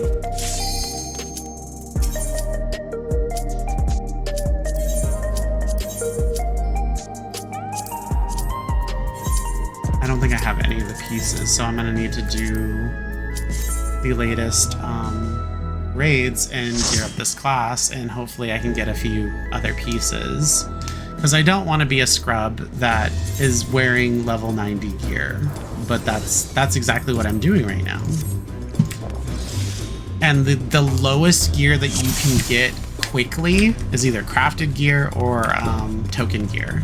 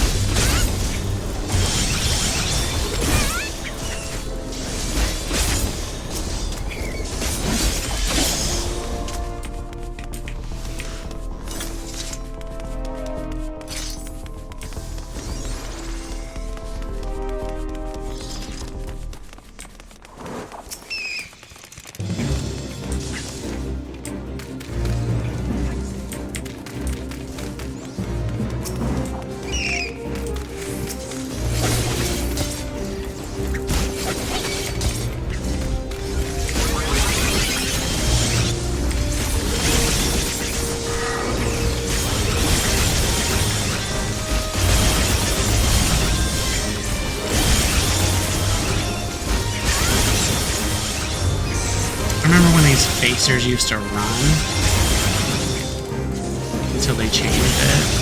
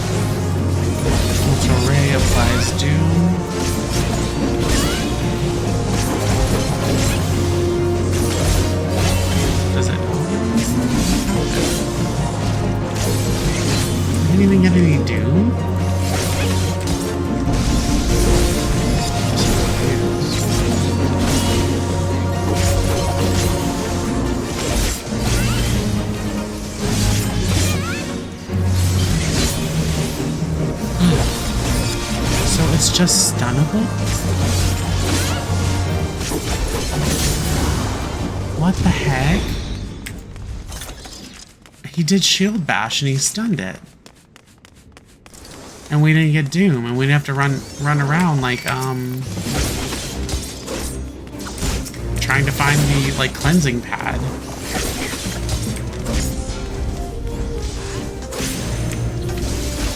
And obviously now, because of the changes done to this dungeon, these facers, or whatever the hell that thing was called, don't leave the pad.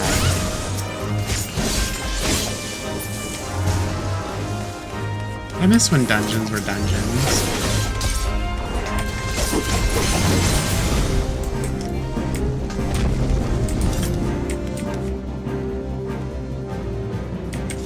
Wait, what?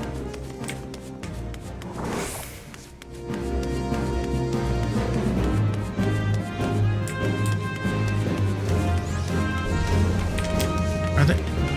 They're not following me. Oh, I guess the tank ran through the con facer here, and I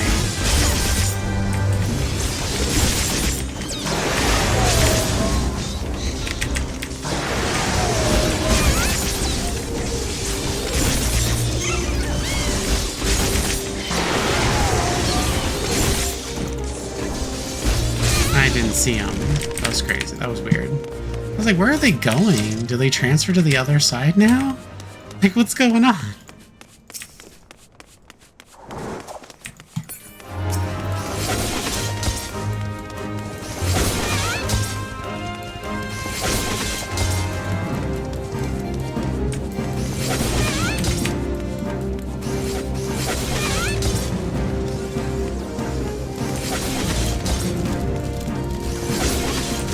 Oh no, he's grabbing all of the enemies.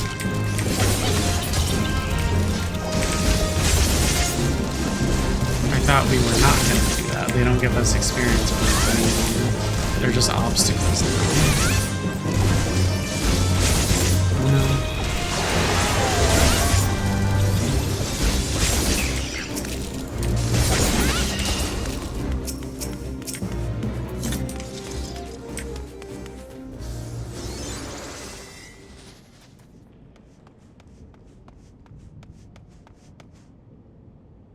What are you doing? Are you gonna type something?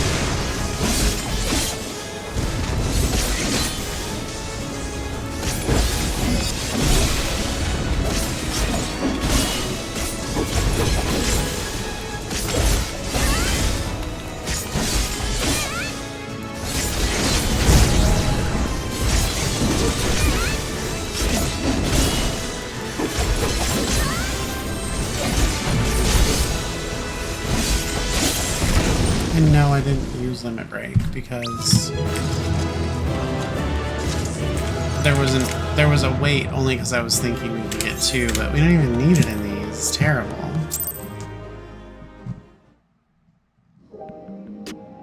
So it still didn't get me to the next level. It was 11 million. Plus a bonus of 11 million experience points. And 10,800 gil has been awarded for using the duty roulette.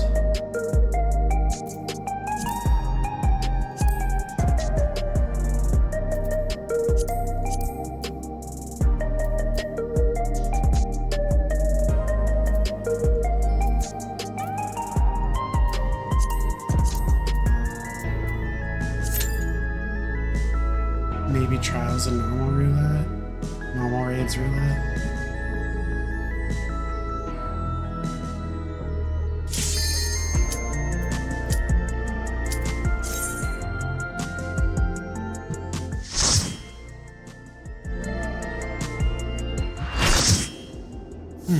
See that.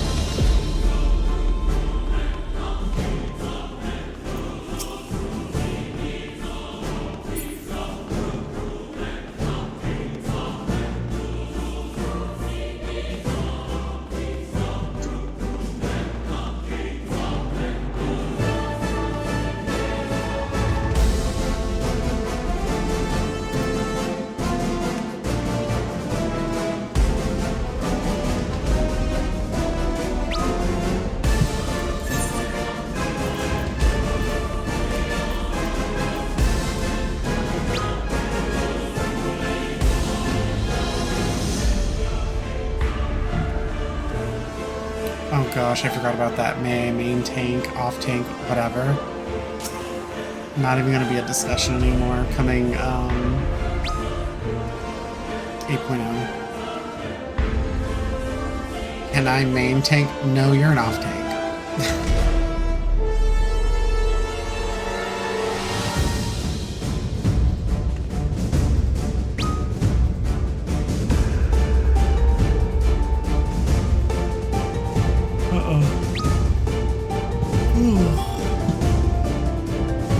Someone was having the Pokeball. I feel like that's all of like Mateus lately. Don't judge my plate. I don't do anything with these. Like, what can I possibly do with a dwarf outfit?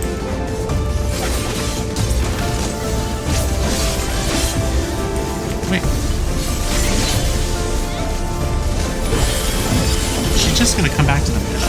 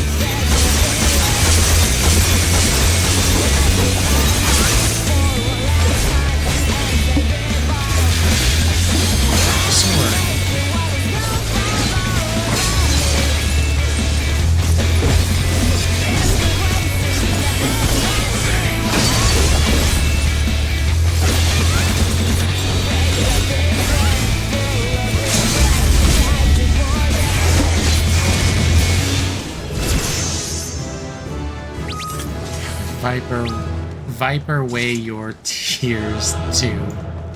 That's funny. Viper weigh your tears. Alright, level 100.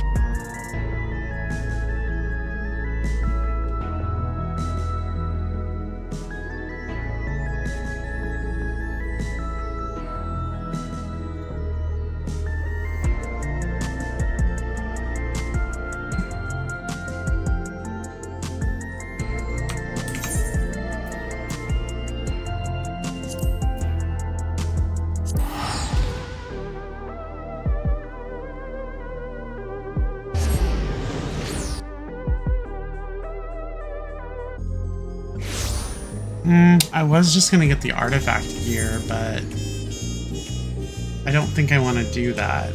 And the reason being is because it means I'll have a bunch of, like, several more pieces of gear because they're class specific than anything.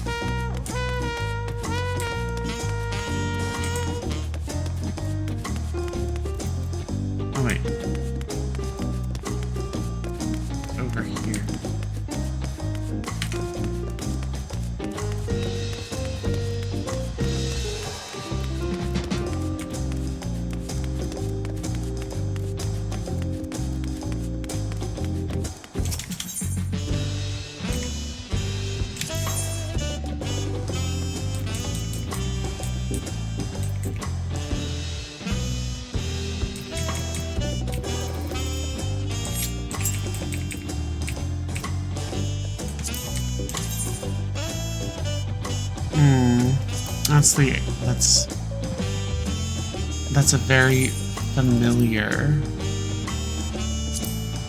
look that we have. I think I'm just gonna, I mean, it's gonna take a long time if I do, but hold on a second.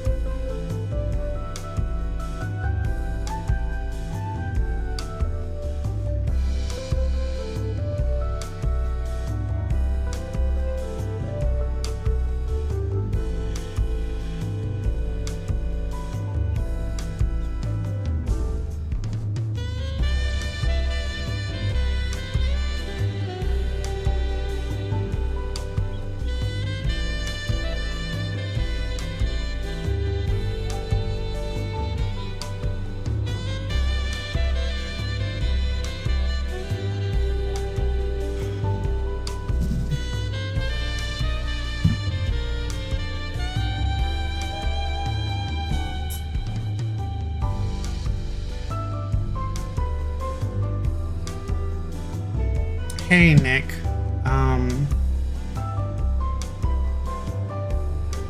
Yeah, I've been well. I've just been apathetic. So sorry, I had to, so Amazon came, delivered my toothpaste and mouthwash or mouth rinse. And I needed to brush my teeth. I thought I had like more like refills in my in the stock box that we keep like all the extras or whatever they're, I don't know, the extra stock that we have. But I didn't. And then Nathal chewed my toothpaste tube up and it had holes in it and I was having like a hard time getting the rest of it out of there. But anyway, all good now. Have alcohol-free mouth rinse and whitening toothpaste. My mouth feels nice right now. But yeah, I've been well, but I said earlier in the stream that I've just not had any track of time or the day or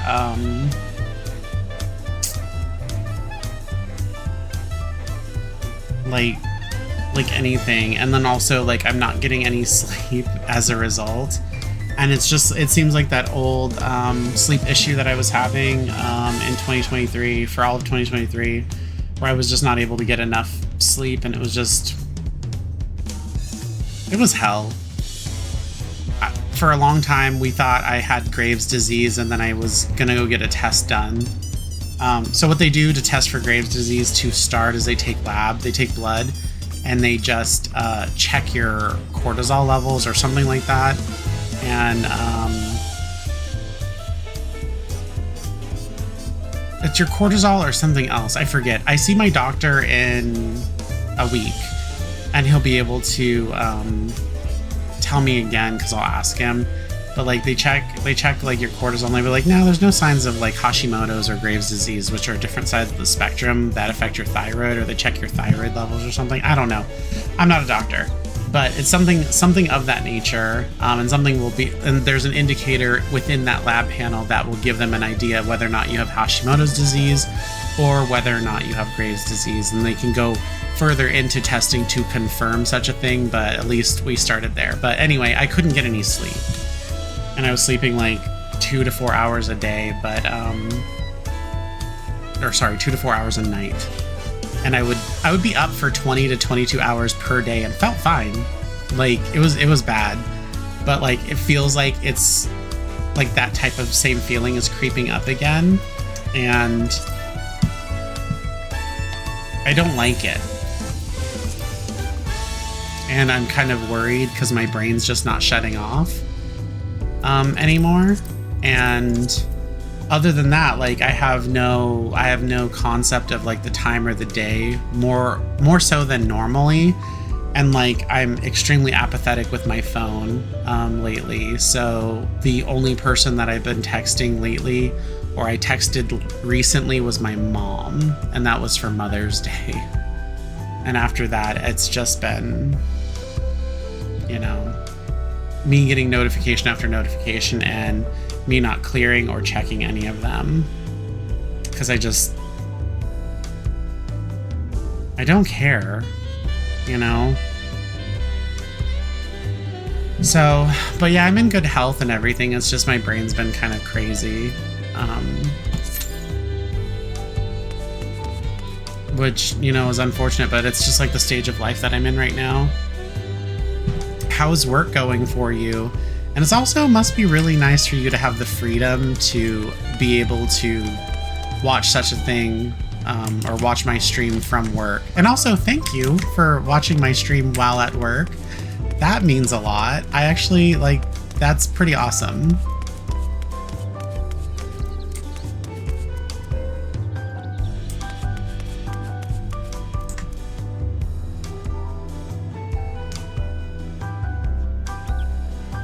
Yeah, that's exactly what it is. It's my ADHD brain too. So like I was diagnosed with only attention deficit disorder, not attention deficit hyperactivity disorder, but I think they reclassified it ADD under the spectrum of ADHD now. I don't know. But yeah, that's exactly what I manage, what I've been managing my whole life.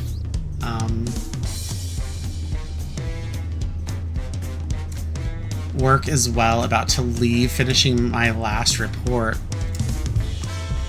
Don't you work in a garage? What are you doing? I mean, I could be crazy, but I thought you worked in a garage. What report? You don't work in a garage. Okay, then I don't know what you do. I don't think maybe we ever talked about it.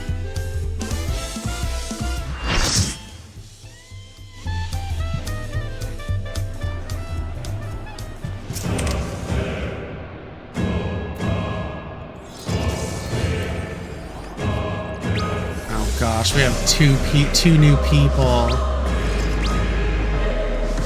One's a healer.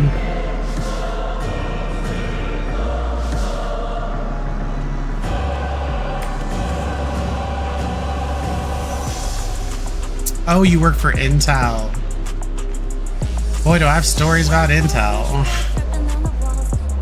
The stories are not from me. They're from my husband and his dad and him working for Intel. His dad worked for Intel for a very long time, but I think they forced him into retirement because his job or something was no longer necessary for some reason. And then, like, my husband was supposed to work there here in Arizona, and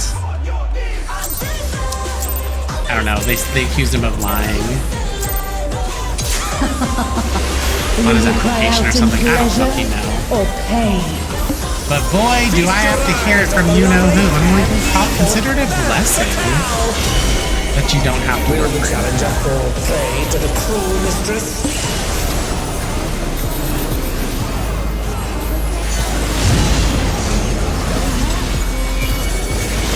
Do you like working there?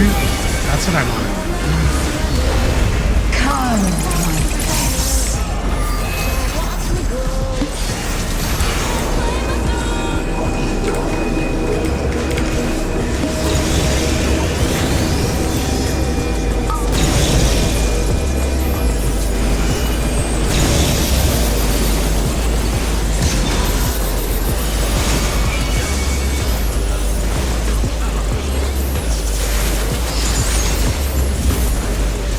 This is my show. I will hear you scream. A wicked weapon. You're leaving them soon for a new competition that you're so happy. That is telling.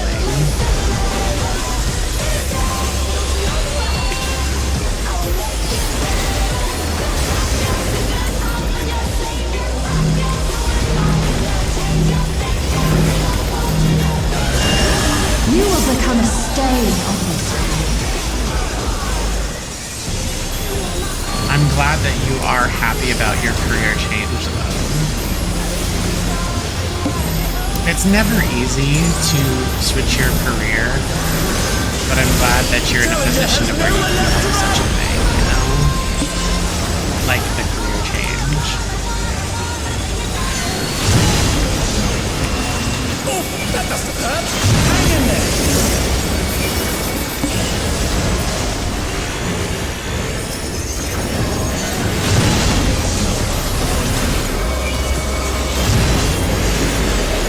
Oh, not fast enough, I'm afraid.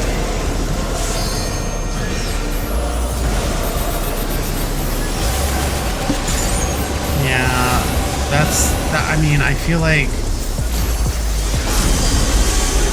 that's where a lot of people draw the line. And also, when you're, like, I mean, employment might be great, but, like, if you are in a position to where you are unable to move up, why would you sit there and try to do the same job forever and ever without any potential in having a better earning with the company that you're at? So, Of their ether.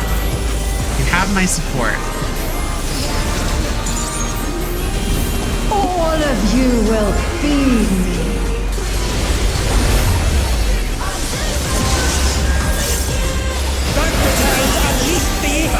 The challenger's in her realm now.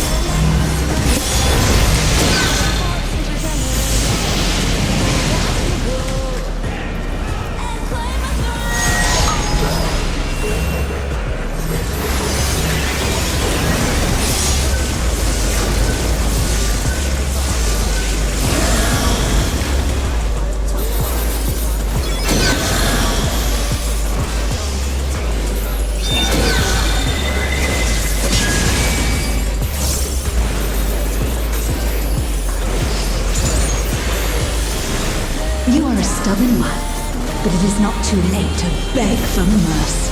Some people don't want to change. I think it's just like, well, you know, but that's when like sloppy work happens, you know? Not that like whatever you're doing may necessarily demand like craftsmanship. You know, I don't know what it is that you do, but some people get comfortable and then they just like don't take the job seriously anymore because they're like, I've been doing this for 100 years and I've never had an issue. Like that type of mentality.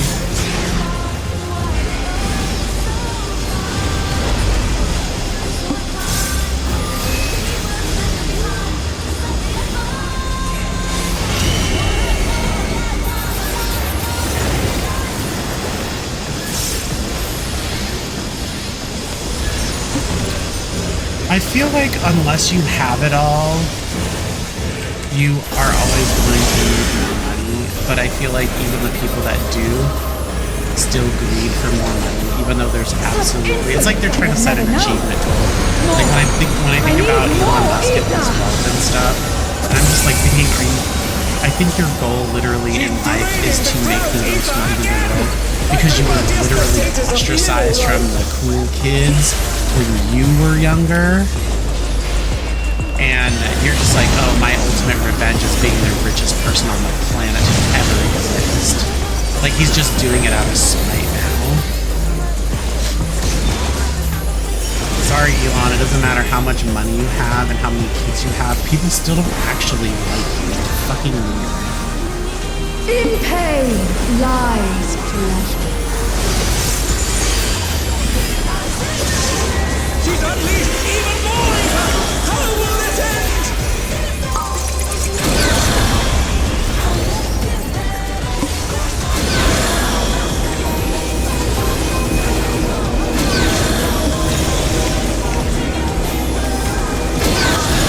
Oh shit, that hit me.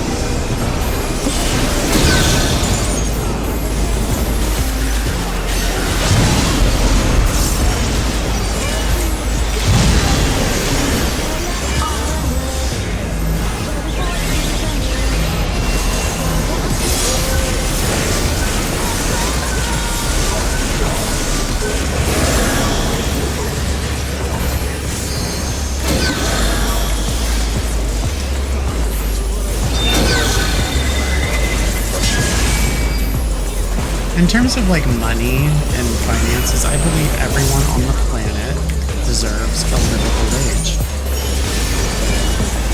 And I don't think that their salaries, I don't think salaries of employees should have to be subsidized by other people that don't make enough money. AKA tipping. I think everyone should have a livable wage. Everyone on the planet should have a livable wage, and everyone on the planet should be treated with respect and dignity, and have access to the same things as everyone else.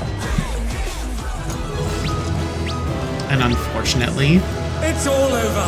that's not how this planet works.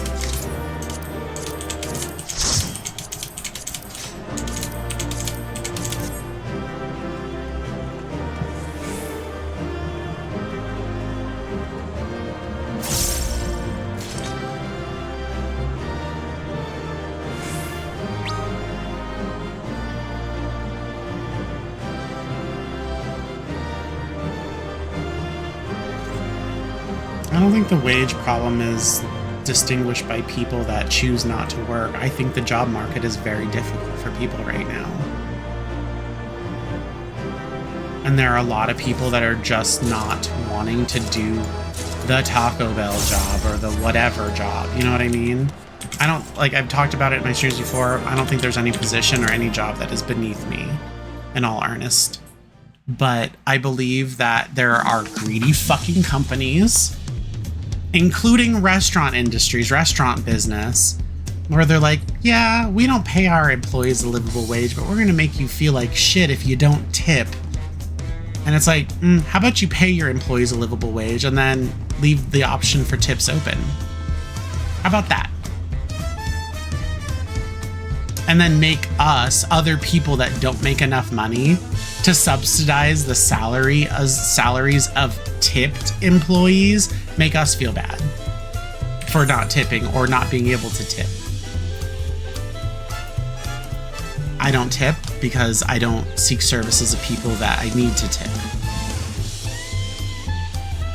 What's worse? Not tipping at all. And I just feel like if the tipping culture would just end, it would force businesses to pay their tipped bunny ears employees a livable wage. It's just human respect. Like what we're essentially doing is we're just trading our time, our life force, our energy that keeps us, this like sustains us here on this planet in a corporeal form for money. And it's not even enough. Because they're like, you want to give me money for my time and energy? Like, I am stopping what I'm doing in my life to go do something for you, but you don't want to compensate me or people within my field or other companies that pay people in my field a livable wage. This shit's evil. It's not like we just plug our ass in at night and we just gain more life force at night. We are running on a battery that will never ever get recharged. We're a battery, we're a power cell that is just constantly depleting. And when we hit zero, it's done, you know? Yeah. And the tipping culture is just ridiculous. And it's like not even like a thing. Like tips are obviously optional, but on top of that, if you're in a position to work for a company that allows you to receive money on top, that's great. But that company should also understand, which they do. They know that not everyone is wanting to tip because of whatever reason, and that also that they are a piece of shit for not paying their employees a livable wage, as if they were expected to get to, oh, you didn't make enough money to cover your rent, well, you should do better at work. Like, go fuck yourself. And then now we're tipping ourselves, we're tipping businesses for self-serve kiosks, where we're paying extra or double or triple at airports. And then the airport things want us to also tip them, like the robots. And it's like, that would be great and that makes sense and all if robots were people, a type of people that also lived in the world and also had to pay taxes. But they're not. So essentially what you're doing is like you're paying a company for something like a robot arm or whatever that does all the work for the company or said hardware owner or whatever. You're paying them for that service and then you're giving them extra money on top of that. Like, oh, I don't think $5 for my coffee was enough. Let me pay you more. Here's $3 extra because I really wanted to pay $8 for the 16 ounces of coffee. They did that shit to me when I was hospitalized. I was hospitalized for a month, I think. And I remember when I was leaving the hospital, when they finally took all the tubes and shit out of me, I was going downstairs celebrating. I was going to leave. I was surprised that my fucking Tesla was still, my car still had battery in it. And I saw a coffee making robot arm I think it was last year, January, February-ish. You can get a drink made and then it'll prompt you to tip the business and to pay extra. What? In a hospital? So not only are you going to am I going to walk out of here $65,000? I think my bill was $55,000. It was $55,000 in debt. You also want me to pay for my drink and then pay extra. It's weird. It's weird. It's so weird, and I hate it.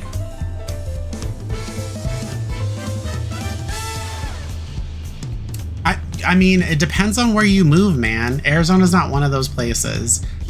If you want, get paid to go live in Alaska. Also, has anyone looked at a map of the United States lately?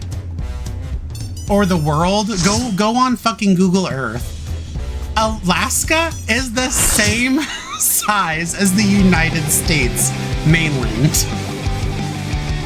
What? I mean, like, I knew it was big, but I didn't know proportionately it was that big. Apparently, the government pays you to populate Alaska, because Alaska wasn't a part of the original plan for the United States. And in order to get people to live there and populate Alaska, they had to put a tax. I don't know what it's called, but it's like they pay you to populate and live there.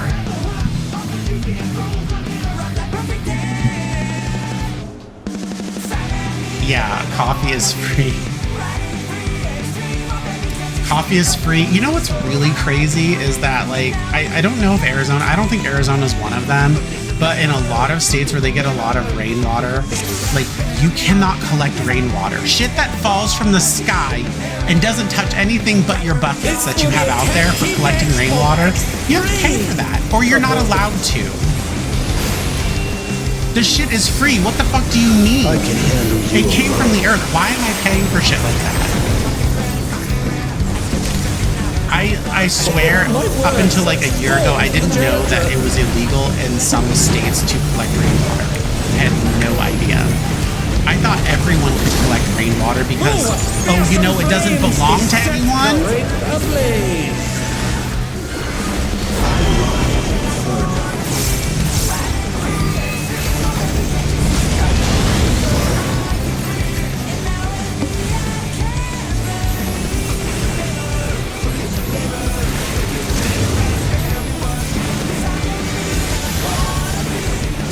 You love your pricey water? Same, man. The flames are spreading. At this rate, the challenger will be trapped.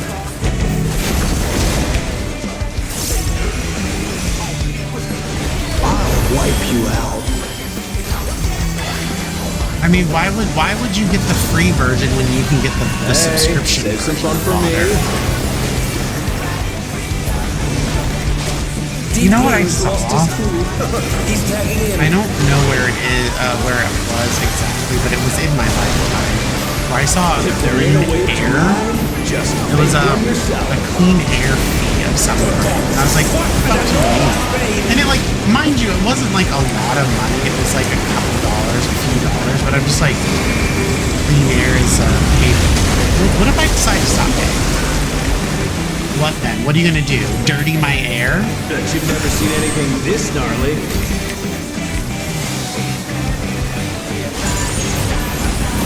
But anyway, I talked about it a little bit like before. The United States is supposed to be meant and ran like a business. Oh shit.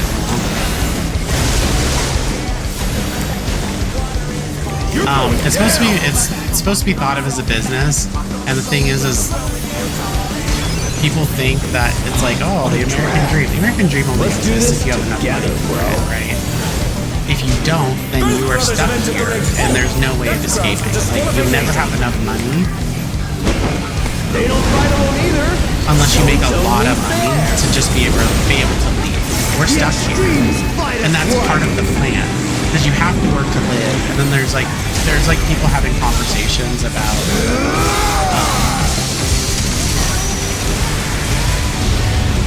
people choosing to be homeless. I can assure you, sure, there are outliers, people that would just love to not have a house, as bizarre as that sounds. But it's also like some people are fucking tired of the game. You act like these are just crazy people. Hey, check out this smooth teamwork. That just all of a sudden decided, you know what? I don't want to do that shit.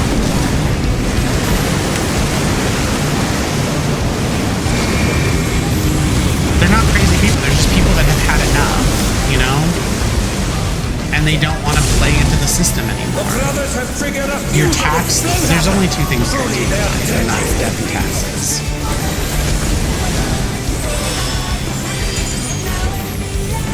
And we are taxed to hell in this country.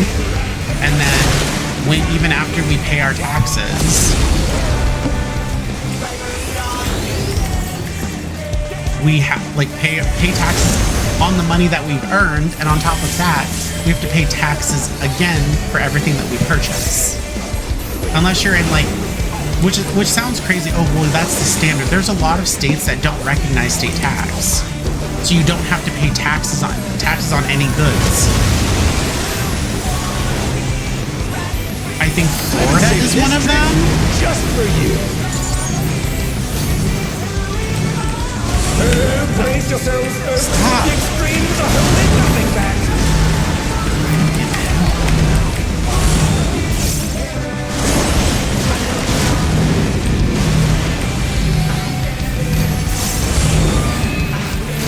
Also, I'm hardly paying attention to this because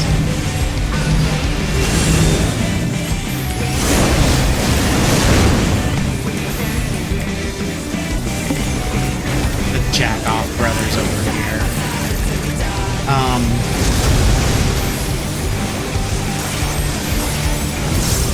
Trying to earn myself some damn gear for Viper. I just leveled to 100. Because I didn't want to just put the AF gear because that shit would not be sufficient. This gnarly. 8.0.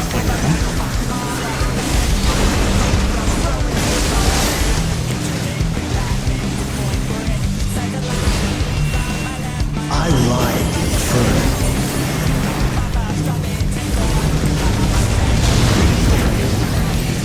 Sorry, I clicky sometimes. My cursor is white, so I can't really see it most of the time.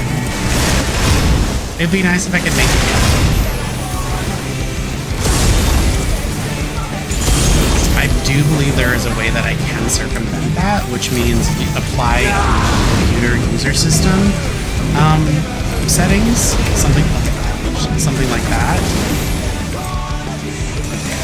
And I could probably do a custom mouse and then put it over through, but it does this weird thing when you apply it to the game. So I just keep it the game default.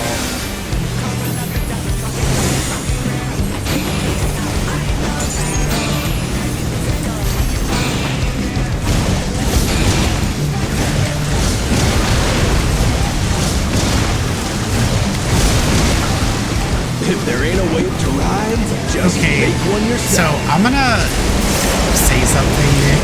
Yeah, maybe a lot of other countries get taxed worse than us. Does that mean that it's better to still be taxed out the ass? No, I'm sorry, not gonna agree with that. Just because other people have it worse doesn't mean it's okay for us to automatically just be taxed a shit ton of money. And then on top of that, we don't get a say in how the money that people are using or collecting for our taxes is even used, because it doesn't matter. That's why representation matters. And if they're taking representation away in states, then how does anyone know? Sorry, they will know, but they're not going to represent the people that elected them. So I can't say, oh, well, you may be missing 2 arms and 1 leg, but there is someone that I met that has no legs and no arms. It's still bad that I don't have any limbs. I'm still missing 3 limbs. It's not okay. Extreme argument, I know, but come on.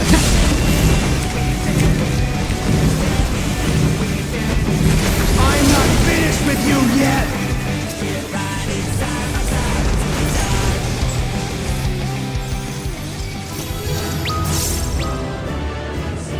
Yeah, not okay. But I'm just saying, yeah, I don't care. Other people, sure, I don't know, but I live in this country and I know what my fucking taxes are. Oh, come on, these rolls are shit talking. Oh, I might get the song. Shit on a shingle. I'll be surprised if I leave with anything. With these rolls are fucking awful.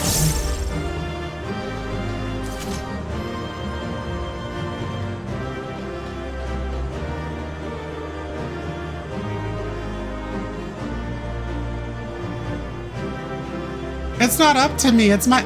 Really? I didn't get the orchestrion roll with a 97!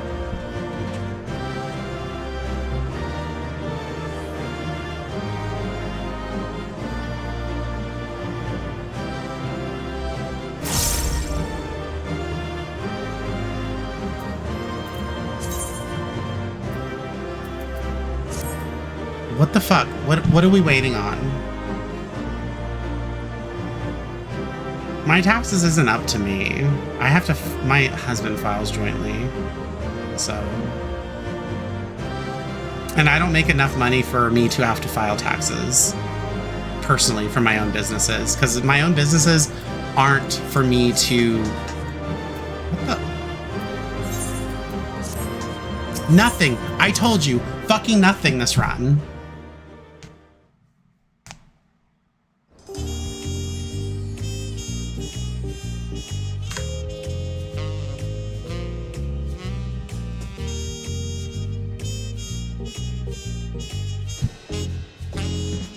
Yeah, it's not up to me. I mean, I don't know. Some of these billionaires will openly admit to not paying any of their taxes, but no one's going to go after them or their money. But the second an average person like you and me decide to not pay their taxes, they could be billions of dollars in the debt, or maybe not billions, but like hundreds of $1 million that they owe, right? These billionaires and these corporations. Amazon, Bezos, they don't pay, he doesn't pay taxes for the company. He collects taxes and never pays them. Or, I don't know, whoever's in charge of fucking Amazon now.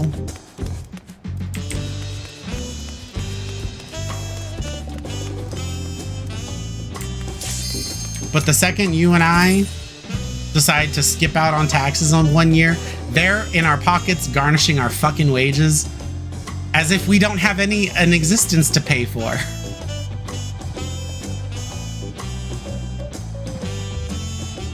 Or you say, for instance, you can't afford your student loans if you have any.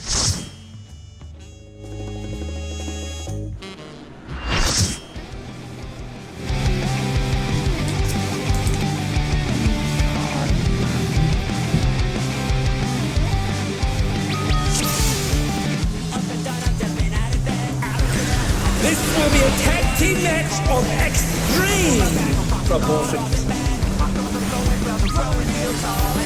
It kind of bothers me that, sure, you can leave in like food now, but it's a 5 second rather than 3.5. Oh, my word, such scorn for the challenger.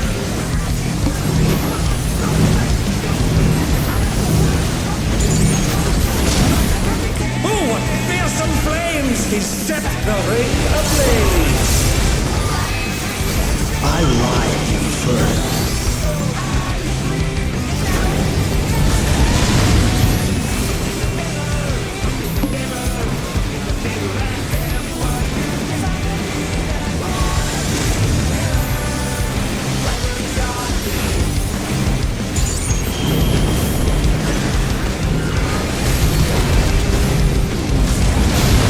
The flames are spreading. At this rate, the challenger will be trapped.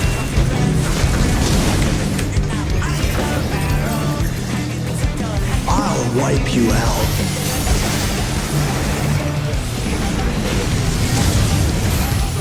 Hey, save some fun for me. Deep Blue's lost his cool. He's tagging in.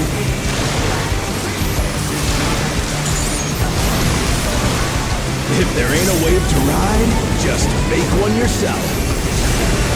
Good gods, what an enormous wave! God, these fucking boss jumps are so annoying. And they're absolutely unnecessary. Bet you've never seen anything this gnarly.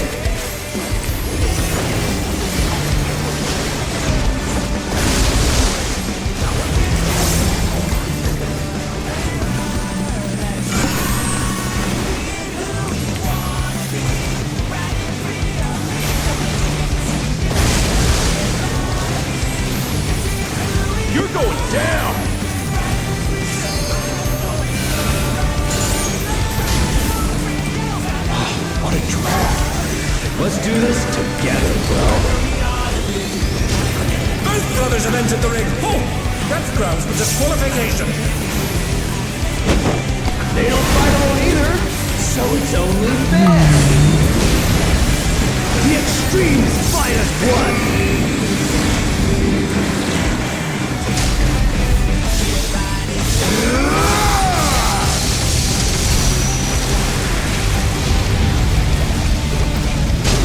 It seems the referee is allowing it. It's double trouble for the challenger. We're just getting started. I mean, do you have any student loans? I don't know if you have to go to school for what you do at Intel.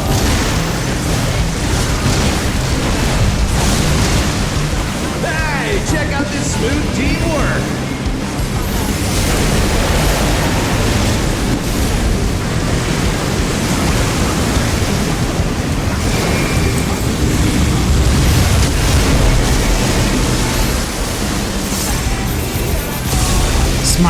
Smart move of you to not go to, I mean, unless you go to like Slovenia or somewhere like that where you can go there for free.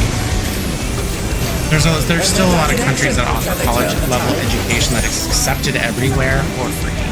You just have to do the thing to get there, you know, and become be a student. You know, Slovenia, for example. I was dreaming so bad to go to Slovenia when I was getting out of high school. So I can go to college there, and the reason was because of it being free. Education in Slovenia is viewed as public good, and public goods are free.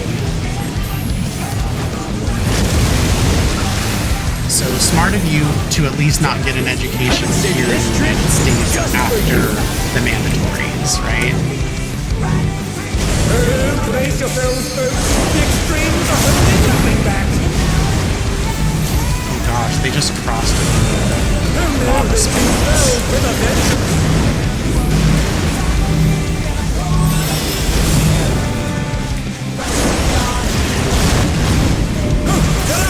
What fighting spirit!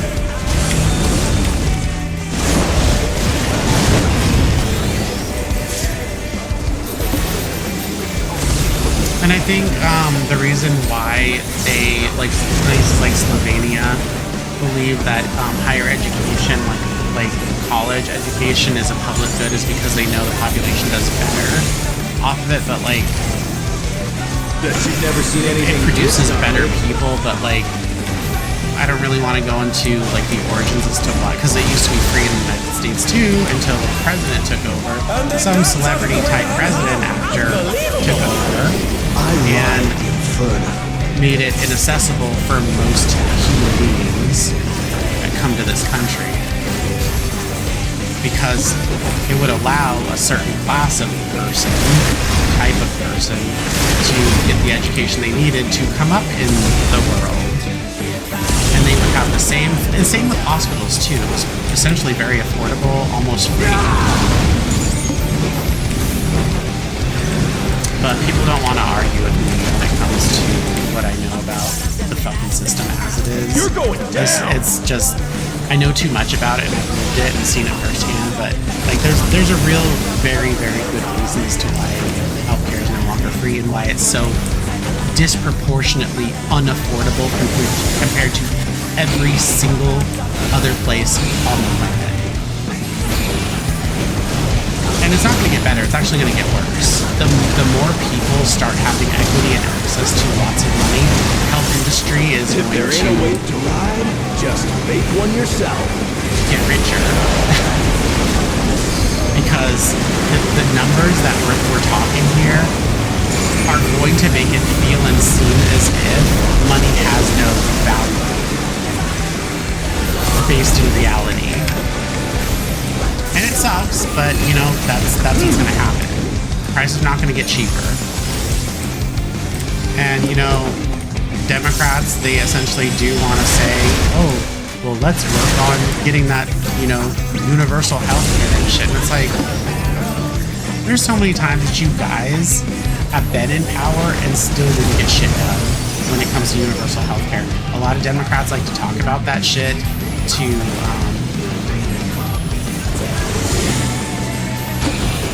be elected, but they never do the work for it. And also, for the record, for anyone that's watching, I'm not a Democrat or Republican.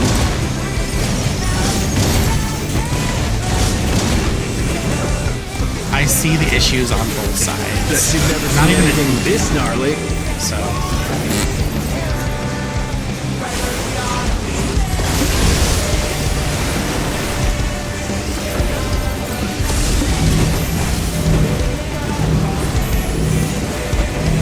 I'm not finished with you yet!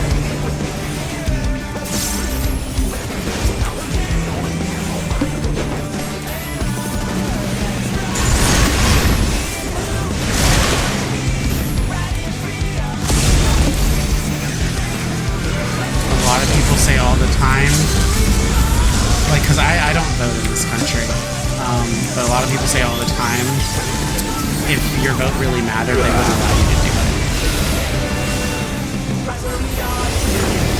I don't know which way I fall on that, but it seems like a lot of shit seems to be rigged in billionaires' favor, not any one of us. Like, come on, someone like a Peter Thiel is not gonna run for public office. He's too fucking weird and strange looking. He's not charming. He doesn't have any riz. He can't speak. The guy is effectively a moron that is in charge of a multi-billion-dollar company. And, like, I mean, just fucking get real. So, who do you think he pays off? People that are highly electable and that are willing to have his agenda. Establishment Democrats are just as annoying. They lack the spine and courage to do anything. They want to talk about, you know, everyone in politics is corrupt in some form, and they always want to point the finger at the other person. And then, like, when they finally get the position to do or make change, no one does anything. And it's like, well, why do you do that? So I got lucky with the rolls on this one. And everyone left is salty. They didn't like that I was #1 or #2 in DPS, and they didn't like that I got all the loot.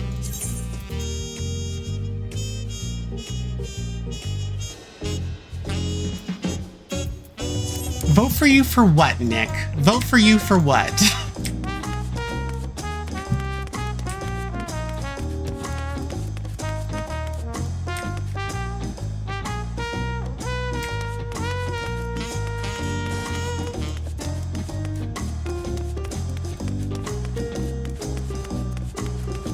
President? Like I said, sure, I'll go ahead and vote for you, because if my vote actually mattered, they wouldn't let us do it. Yeah, right, you'd probably be a terrible president. All you would be doing is taking vacations, sitting in your fucking hot tub. I know it. I know you.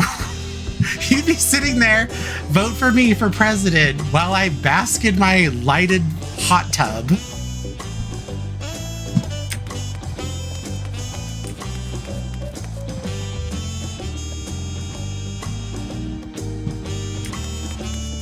Speaking of which, do you do maintenance on your own pool and hot tub, or do you pay someone else to do it?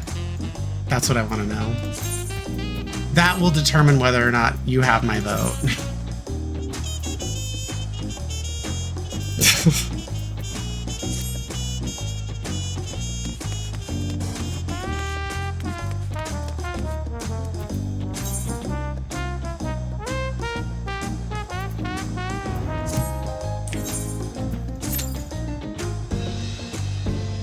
Okay.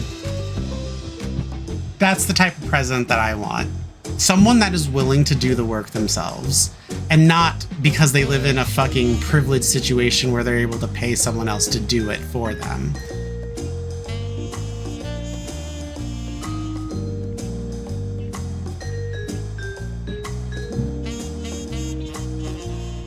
Imagine just being like a really, really rich person.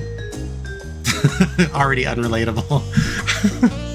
A really rich person and having absolutely no skill other than being able to pay other people to do things for you. Even life skills. Gosh, even thinking about that, like in that reality, if that were to be me, I think I'd be quite sick.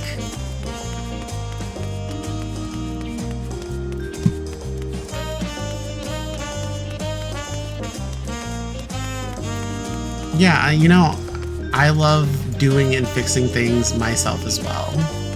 Like, I learned how to do my hair because my mom used to always do my hair for me. She'd always like flat iron my hair because I just like looking in the mirror and trying to do like my hair. Like, I always would do it backwards and I'd always end up with like a bump or something in my hair. Or I would have her dye my hair because I didn't know that there was like little tricks that you could do to like not let it run and dye your skin, like putting Vaseline, white petrolatum all over like your skin, your exposed skin and stuff, so dye didn't like dye your skin, and you know, just like various things, right?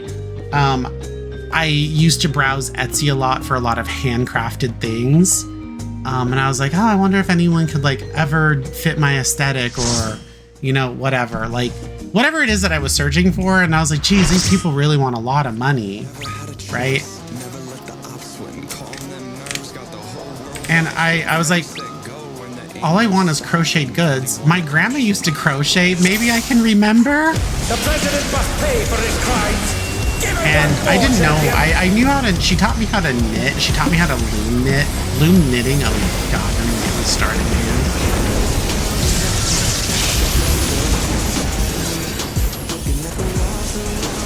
Very, very difficult to keep tension up. But anyway, I learned to crochet in 2017 from like fucking YouTube. And I was like, wait. I learned a skill where I don't have to pay people to crochet shit for me. His arm is slithering out. Oh, that's disgusting.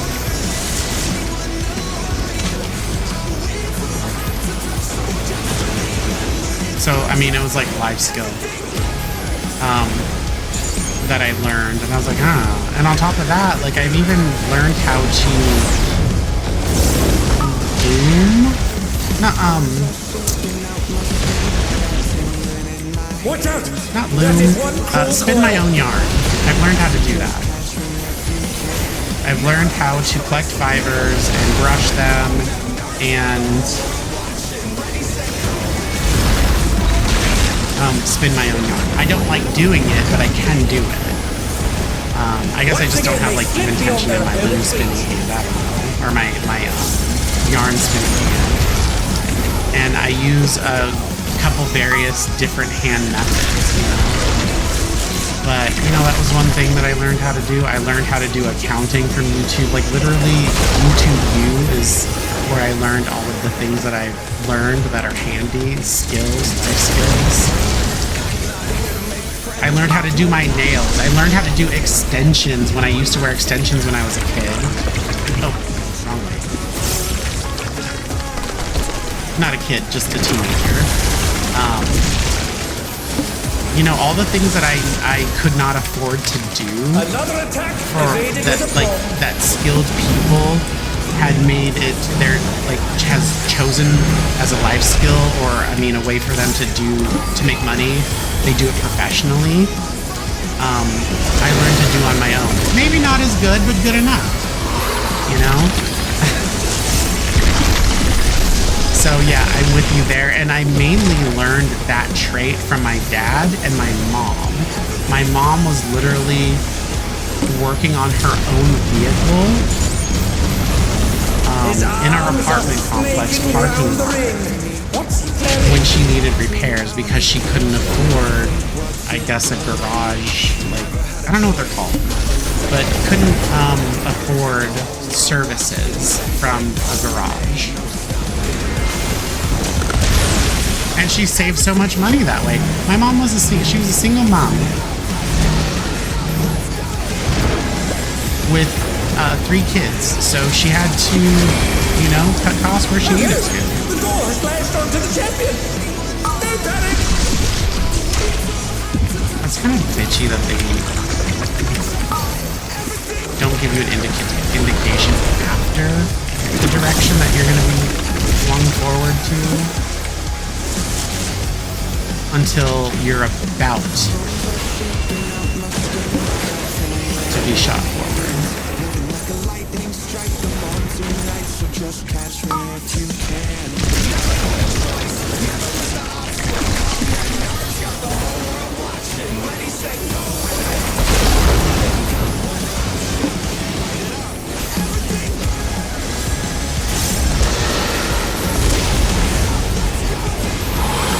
Handy president. I mean, people really should learn life skills. I heard that there is a student that is under threat for expulsion for reporting his senior fellow classmates that are incapable of reading. Seniors in high school, and they're about to graduate, but these kids, teenagers, they cannot read. And I'm like, well, you know, that's, first of all, people start somewhere, right? But that is a failure on the educator. So what? This kid is facing expulsion for exposing a school using taxpayer money to fund their operation and literally not do their job? Are you fucking crazy?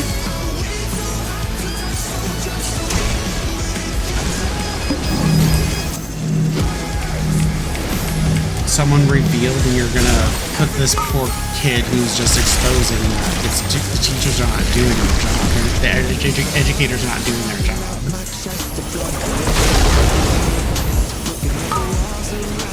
Because when I became a homeowner, and I know I mentioned this before, when you pay property tax, they like to tell you that it's because, well, you like police departments, don't you? You like schools in your neighborhood, don't you? Fire departments, like all of that stuff, right? That is considered like for everyone because everyone pays for it.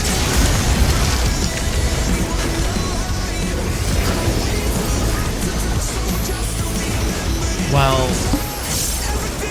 I don't have a school in my neighborhood, in my neighborhood that we fund, so they cut that out of our taxes. So essentially, what I'm hearing from that is there is a big failure within the school district not teaching their high school students the fundamentals of being human that is expected essentially from everyone.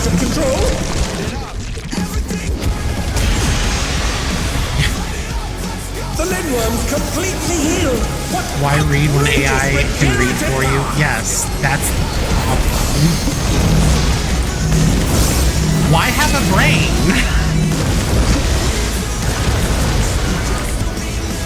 You know what I mean? Why have a brain when AI can do the thinking for you? I went on this like little tangent or something the day before. One of my last streams, I don't fucking remember which one, where my husband was literally denied a position advancement within the company he's been working for going on a decade because he didn't use AI to answer interview questions. He was essentially denied because he didn't use AI to give him the answers to something or to stuff. Not even live, but like to practice. And he's like, why would I use AI when I have a brain? So it still works. And also, if I got this job position, I'd have enough money to be able to afford those LLMs that are bad for the fucking environment. I probably would have said something like that because I'm a smart ass. You know, if I would have got this job, I would have had the money. I would have had the money to, you know, buy a subscription so I can use AI to answer your condescending questions.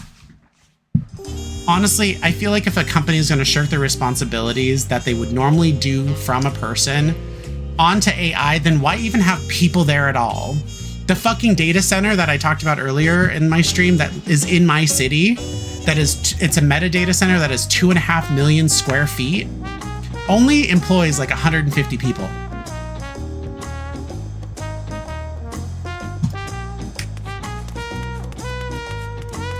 Bare bones. Why even like, why have a brain? You know what's crazy is because I know that there are LLMs or there are AIs that are coming out for chess, because I play chess. But I was also asking AIs that are not designed with like chess in mind. Large language models get their information from varying sources, like several sources, right? It's not just one, but the LLM has to be built layer by layer, and it takes time for that. However, Palantir and shit, essentially the surveillance company, is essentially using the same type of stuff, but they're going to be getting it at a like much greater, like much wider, greater scale than like, for example, OpenAI, which is one of the first ones, been around for a few years. They're pretty good, right? But you can't even ask AI that's not designed for chess in particular, for whatever reason, what your best moves should be. Like, and I test this shit, and I'll like I'll try to verse an LLM like Gemini, who can view your screen and stuff, and have them play chess with me, and they're still bad at it. So like, you can't rely. Not the no, put that down, honey. Thank you. You can't rely on it. You should just go to a fucking library and access. Oh, that's another thing that your property tax pays for local libraries, your public library, stuff like that. But yeah, that was stuff that I had to do growing up. I hated it. I'll admit, I hated doing book reports, and I hated going to the library, and I hated sitting in the library and trying to find the right material to look up the answers to something that I needed the answers to. Like, I needed to do my own research for that. I hated it, but I'd rather do it than rely on some almost instant, maybe accurate results. You know? Maybe your AI. Not though. Put it down, please. Thank you. You don't want that. You don't want that. Do you want to bring it to me? No. Grab it. She's like, you're not gonna pet me? No, apparently. Bruh, why is it always them?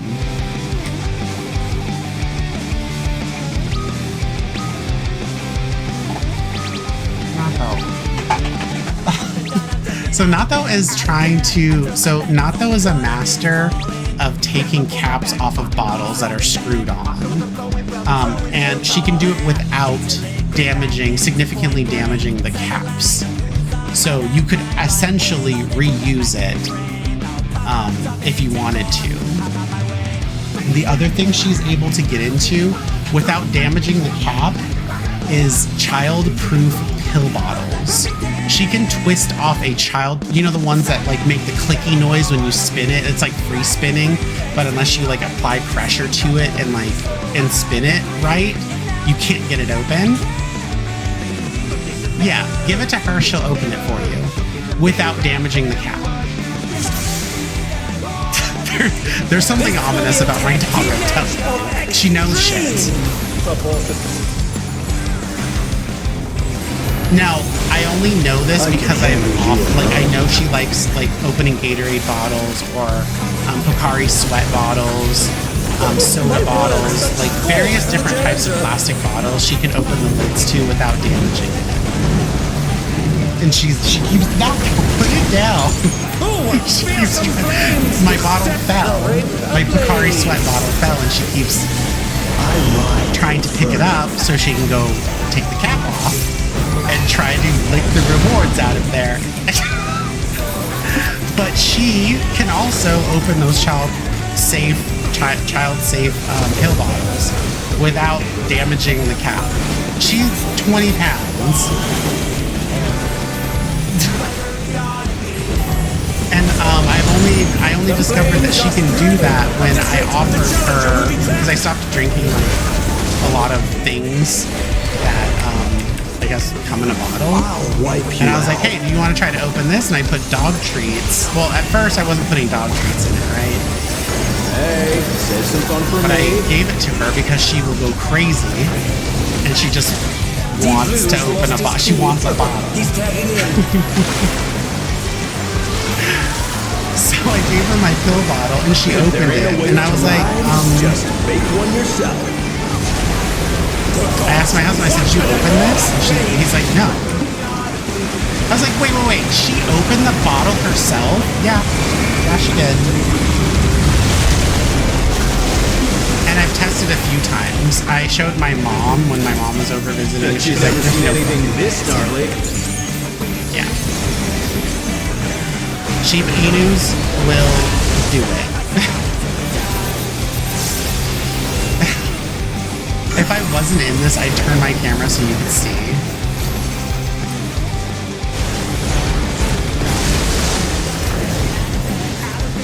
Nihon Ken in general are extremely good at problem solving.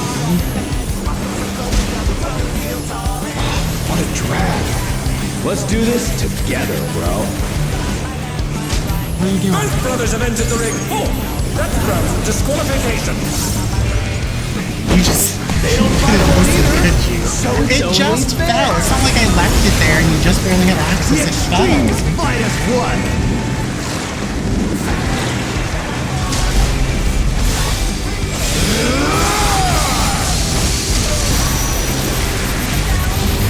Oh yeah, you know that kind of gets me thinking about what people have been talking about, like the fucking Kevin O'Leary shit, and him wanting to build a fucking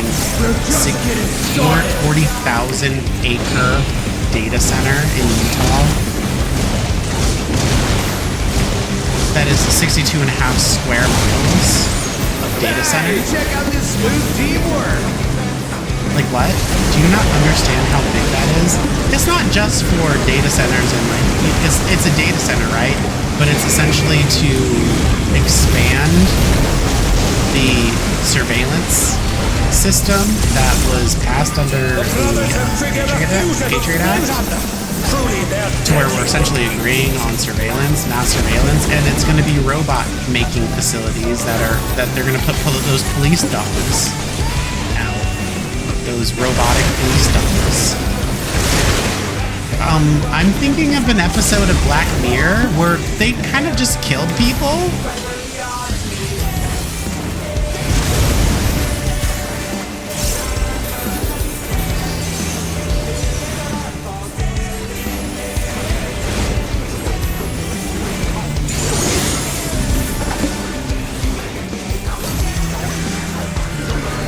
You know, and even if it does seem to happen and it does come, like say for instance, this situation will come to pass. Let's just play for example that it does. Do you really think that the public is going to allow these police dogs and shit to exist? Like seriously, because I don't think so. I think that the majority of people like their privacy, and I think there will be a lot of dead robot dogs, police dogs, that patrol the streets and shit. Also, don't we need like a recharging infrastructure?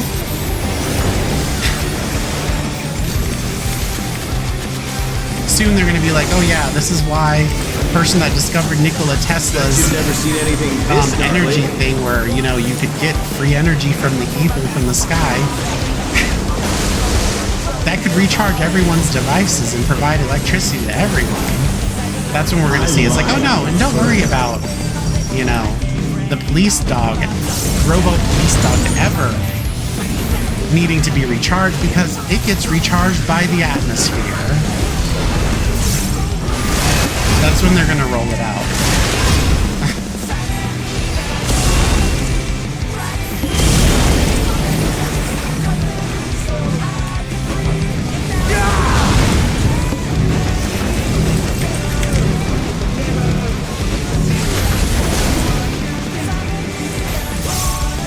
going down.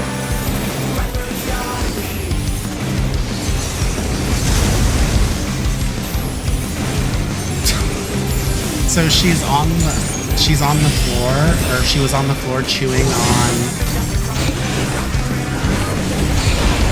the bottle. Let me move out of this. I'm stopping my GPS. I'm number 2, but look at There ain't a this. wave to ride, just make one See there? yourself. There's my Pocari Sweat bottle without a cap.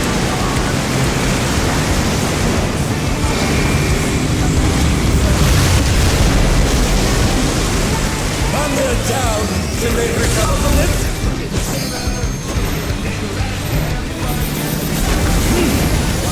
I'll pick it up after this so you can see. And they're back in action. Can they turn the tide?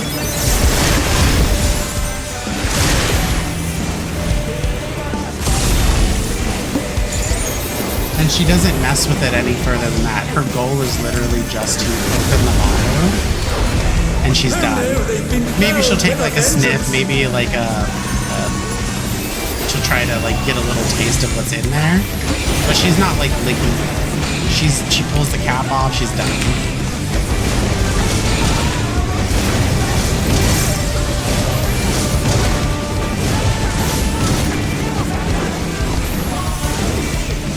Bet you've never seen anything this gnarly. Yeah, I saw something this gnarly like literally 30 seconds ago. You showed us, and we're so glad that you're able to do that trick. I'm not finished with you yet. Shit, that was botched. I just wasted my fire starter drop.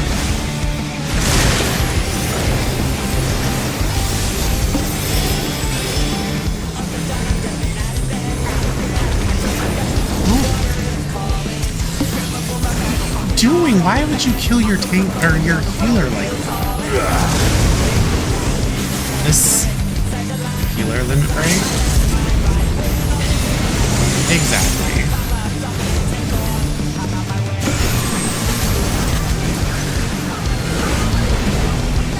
I feel like this guy really wants our approval. He's like, Mom, look what I can do. And they dance out of the way unharmed. Unbelievable.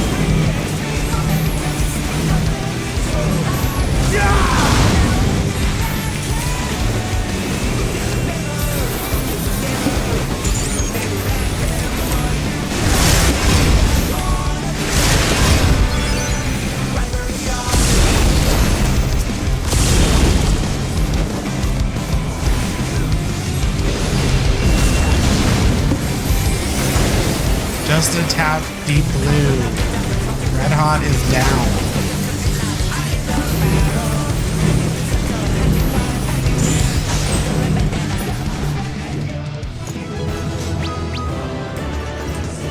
It's all over.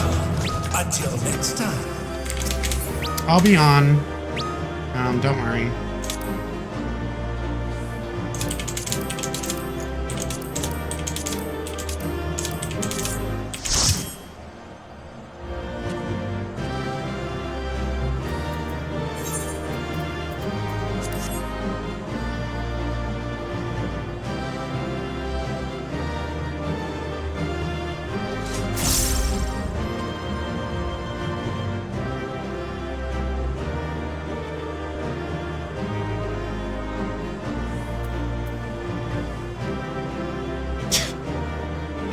You're just back sleeping now.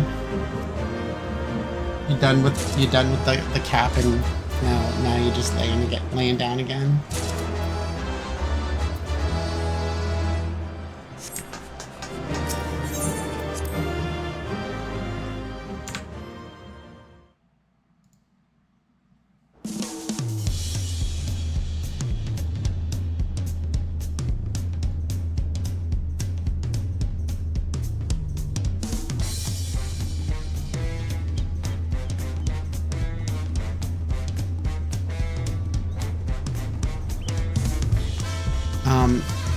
Okay, so here's the Pocari Sweat bottle, no cap, And the cap's right here.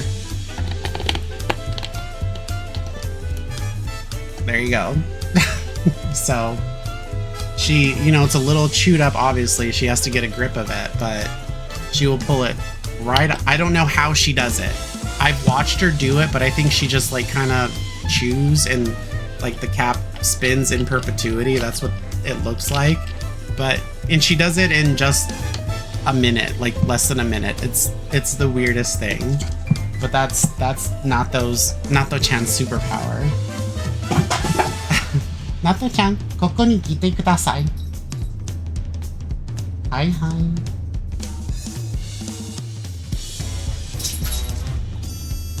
Careful, honey.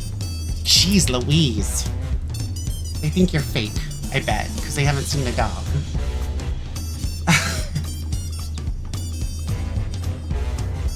And if you haven't met her, this is Nato-chan. She understands both English and Japanese. She mostly listens in Japanese, but I have to kind of figure out how sassy she is that day, and whether or not she wants to listen to me in either, or which language she wants to listen to me in, if she wants to listen at all.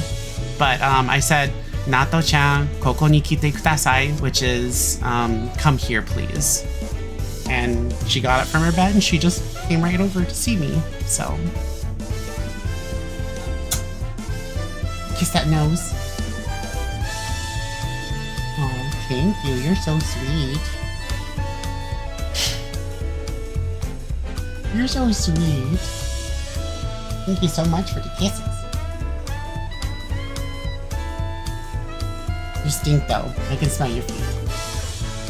I can smell your feet.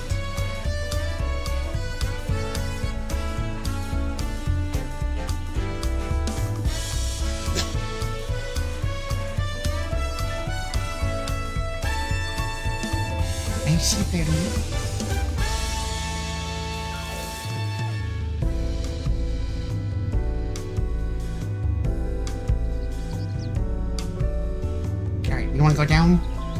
Huh? You wanna go down? You wanna put you down?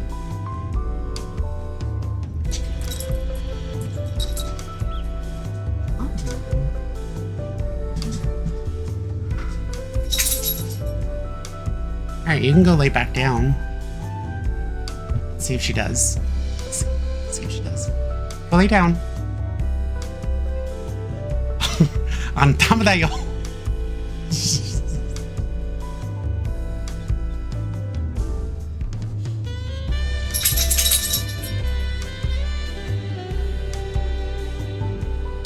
Nato, are you gonna go lay down? Are you gonna oswagi? Oswagi? Arigatou gozaimasu. Arigatou. Arigatou. She's such a good girl. So, you see, no, she did not want to listen to any command in English today.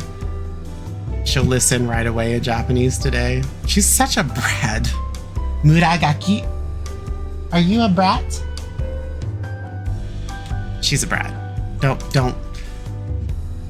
let her deceive you. She's a brat.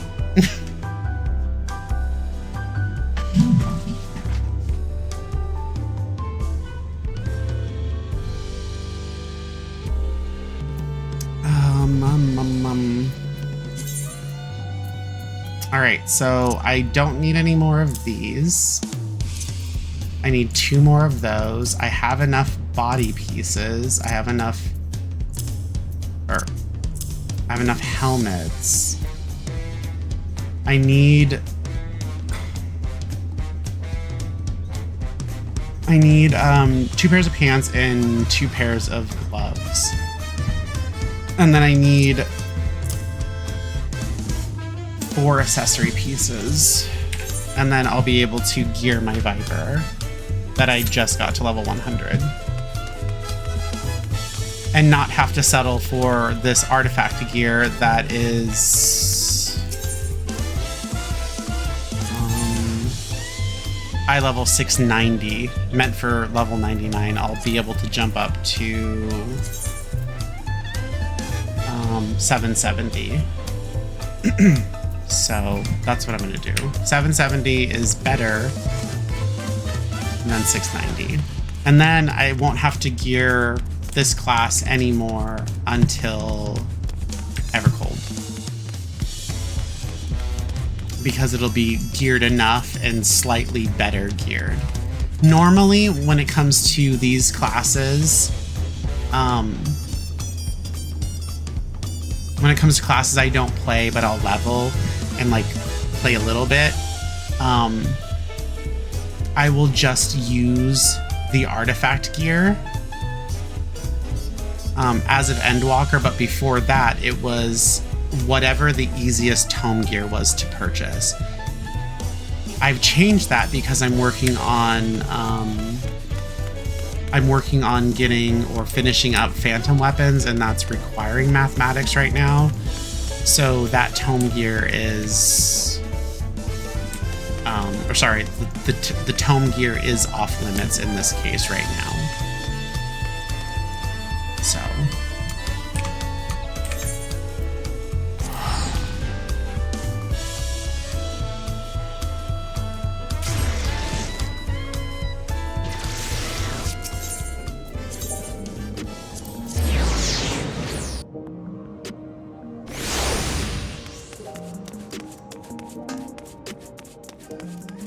I'm gonna just double check the tombstone exchange. Yeah, it is 750. Yeah. So, and also it wouldn't be sufficient anyway. So it's best to use the normal raid gear since it gives me 20 eye levels.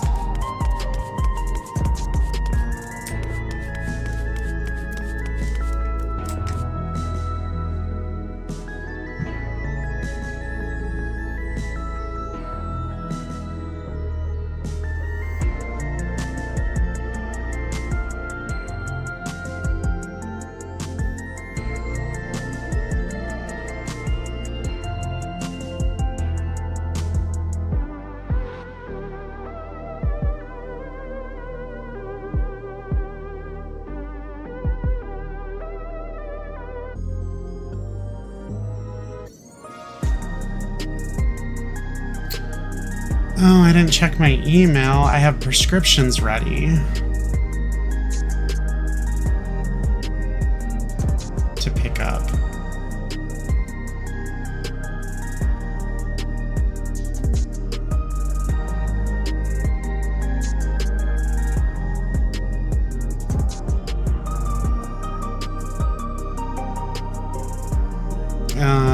They asked me to pick it up or they told me it's ready a few hours ago. So it was just today that the notification came in, but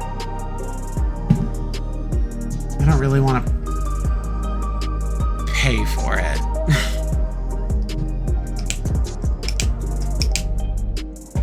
It's like $26, but it's like my thyroid medicine. It's almost $1 a pill.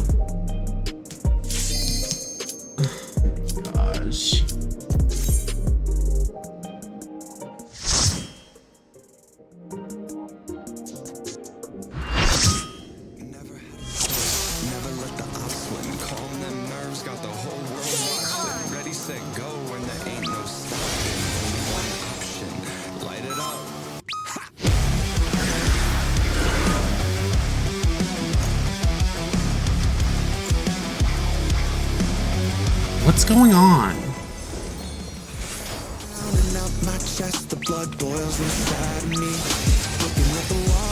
The president must pay for his crimes. Give him what for, champion?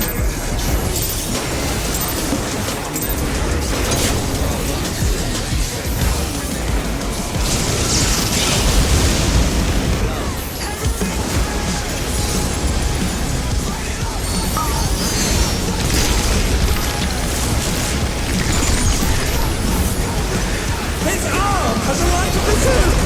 Is this the power of the mythical Lingua?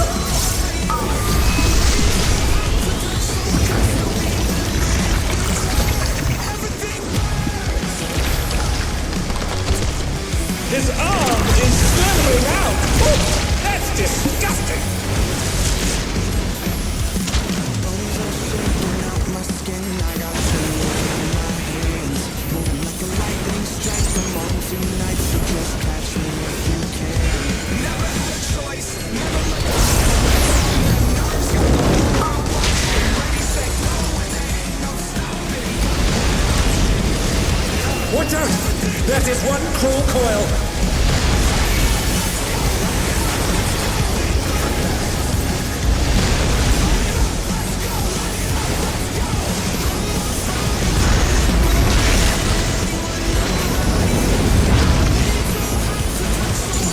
Once again, they slip beyond their opponent's reach.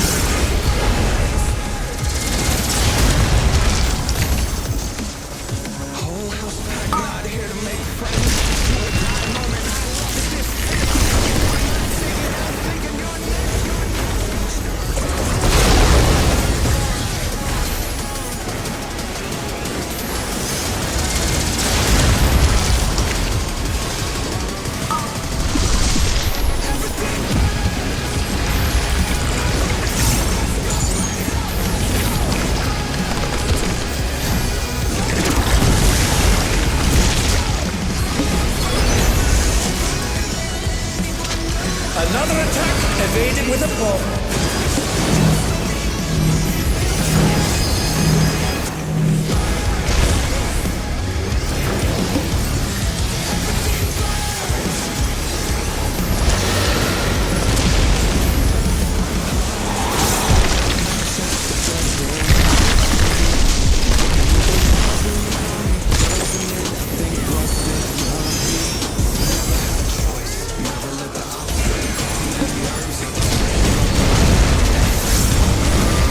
His arms are snaking round the ring. That's telling.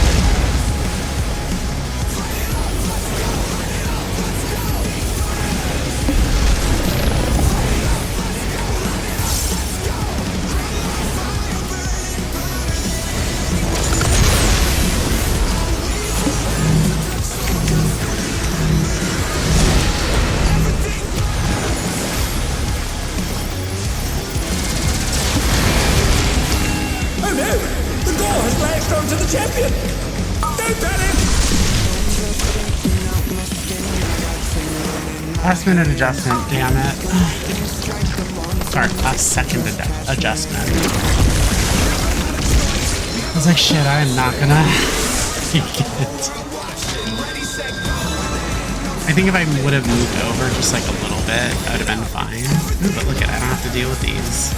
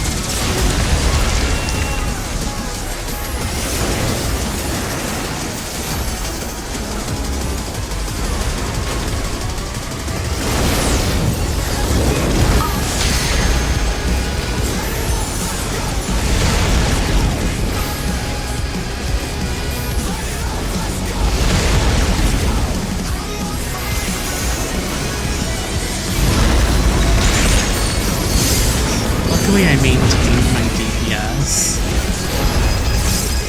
And I was up, I was rezzed pretty quickly. It shows my threat level is 8, but I'm still doing second worst DPS, and that's because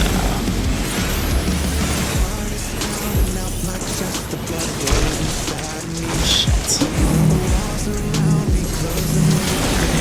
Barrier plus Addle results in 0 damage.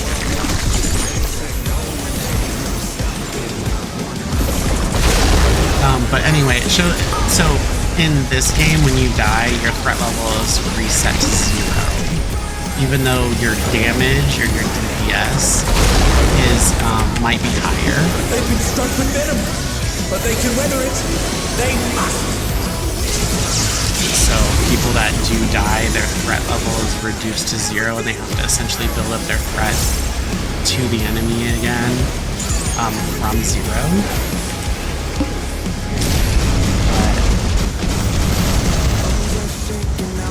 That doesn't mean that you're, doing any less damage, essentially in contrast to the party. Because my highest competition And this is the Reaper who's maintaining a similar DPS, but I just overtook it again. Even though my threat level is showing as 5 now.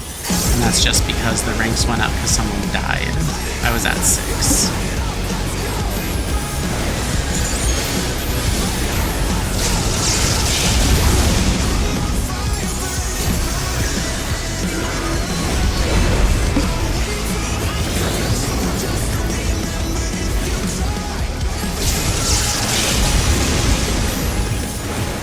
If you guys were curious.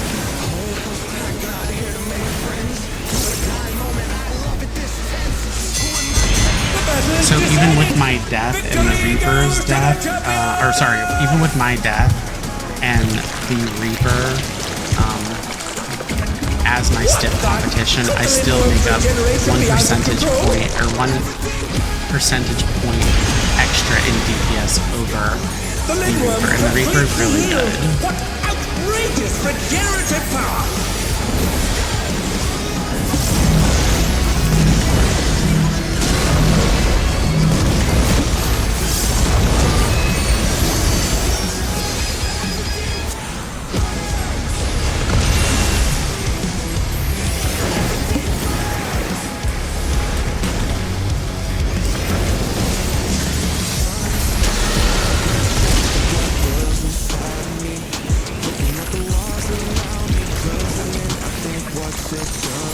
Is there no limit to his regenerative capacity?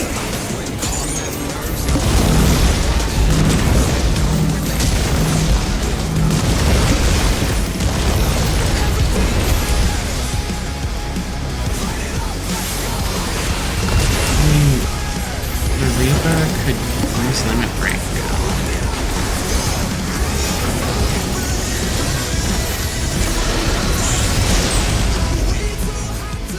Oh my goodness.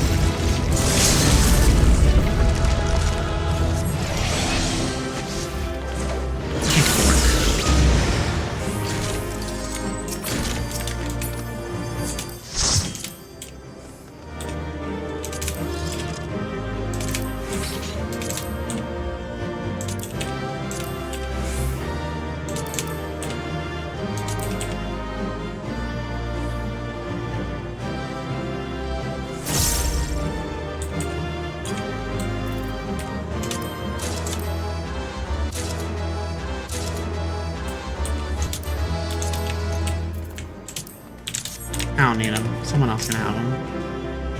I don't need them at least for another 10 levels on a different class.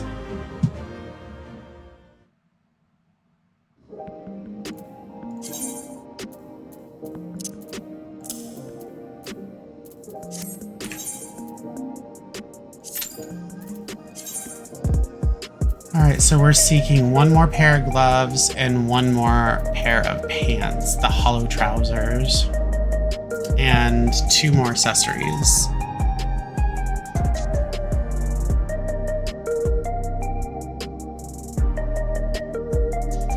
Oh, you know what I made? Okay.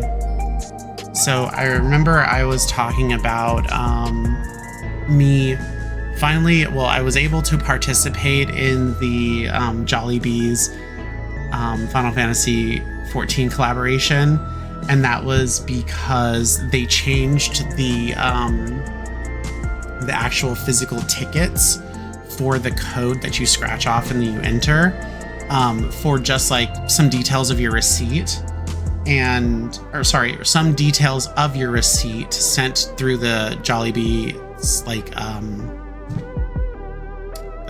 portal or whatever. You scan a QR code and then you enter the details of your receipt and you use your email and they send you the emote, the chicken emote.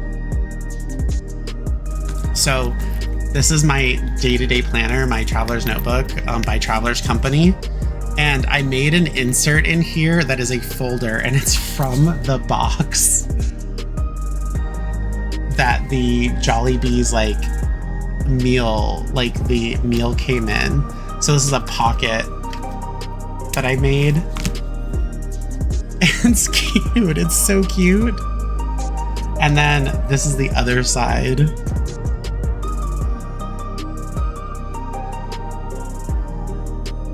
And then the other side also has a pocket. that I made. And the only reason why I did it is because the box that the meal comes in was totally not greasy. Like you would expect it to be like thrown in the box, right? No, like everything is like lined in there, and then they have like wrappings on all of your food products, and it doesn't leave any grease or mess in there. And I was like, wait, this is an unusually clean box. So I put it in there as like an analog, like as a folder for like receipts or something, whatever, loose papers that I have. I thought it was the cutest thing. I don't think I'm gonna keep it in there forever, but I think it's nice that I created a second use of the box that was just gonna be discarded anyway. Discarded, recycled, whatever.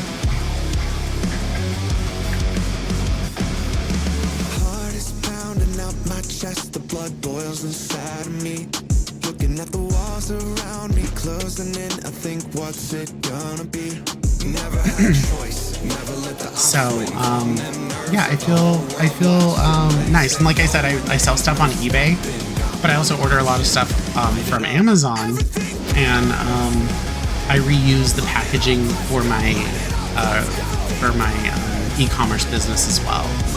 So I try to give everything that I can a little bit of at least a second life, so we're not like so stuck on like, oh, I got something and I just discarded it to the trash. Like, I also sell a business. Shipping materials are not free or cheap, unless you order from Amazon, but even then you're just paying for the product. But anyway, yeah, I'll reuse a box from Amazon, even as a branded from Amazon, to sell stuff and ship stuff across the country. His arm has a life of its own. Is this the power of the mythical Lidwatch?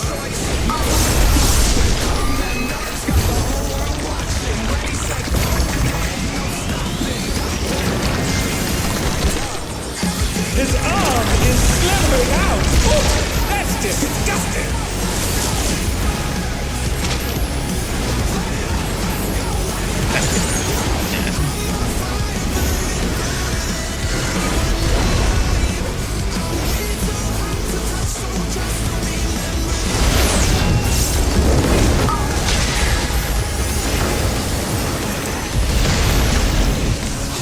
Watch out! That is one cruel coil.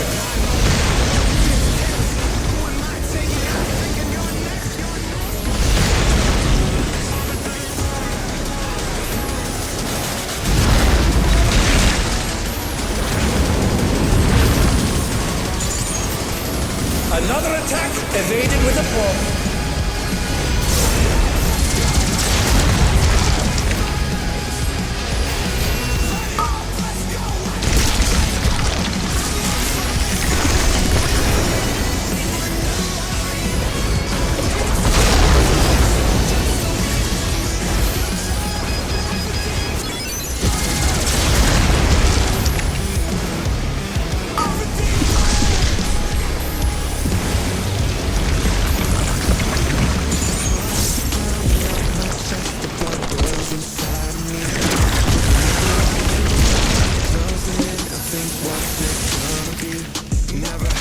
Once again, they slip beyond their opponent's reach.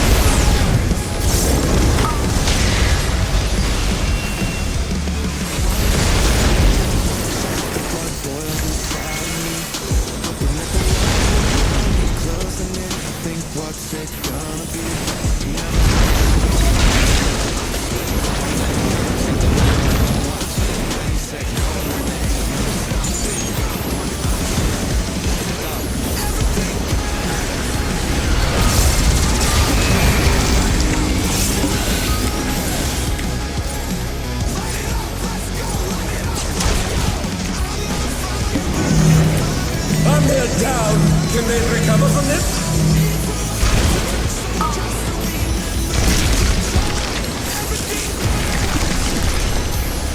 Sure really needs to eat some of this shit.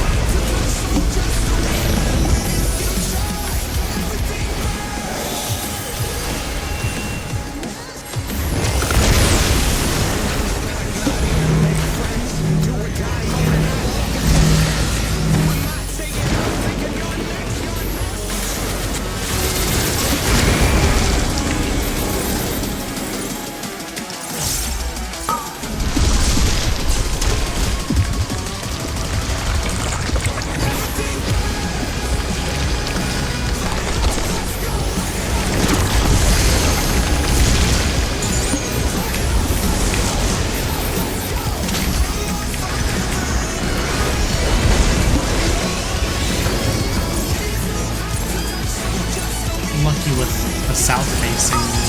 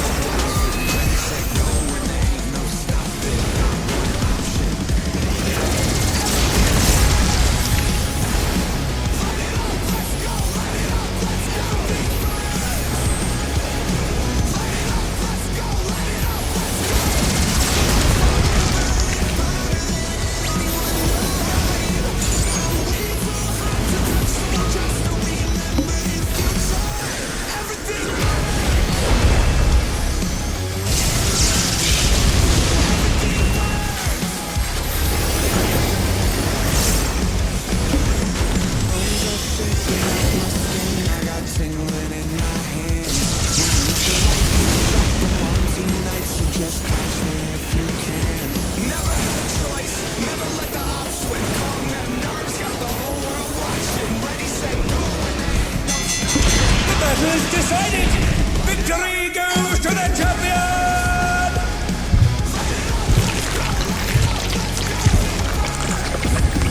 What the? Could the Lindworm's regeneration be out of control?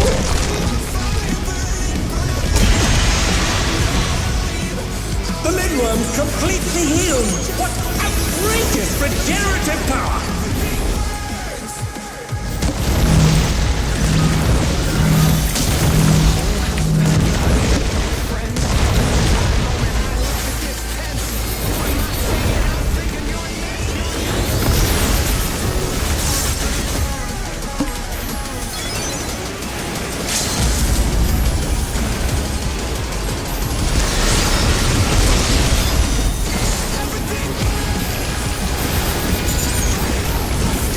I like that they used the limit. To its regenerative That capacity.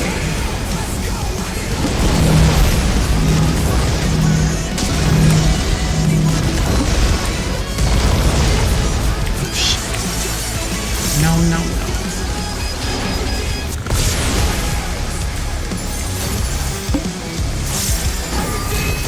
They did not, or it did not do the opposite rotation.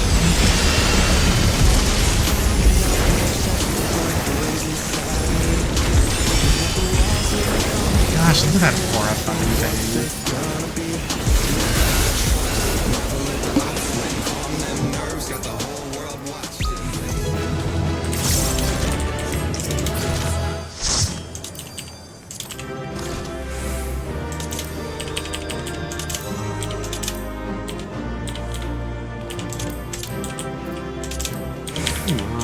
scariest rolls ever.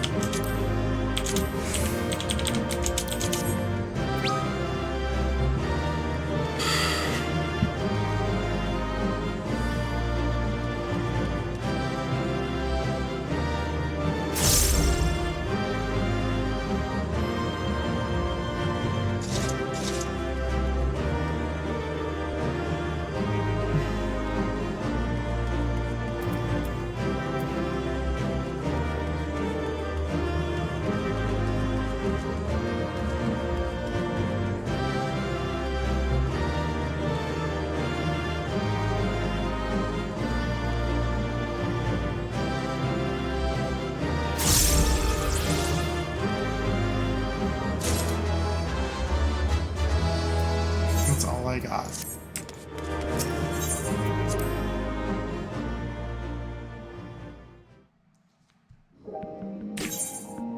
Alright, so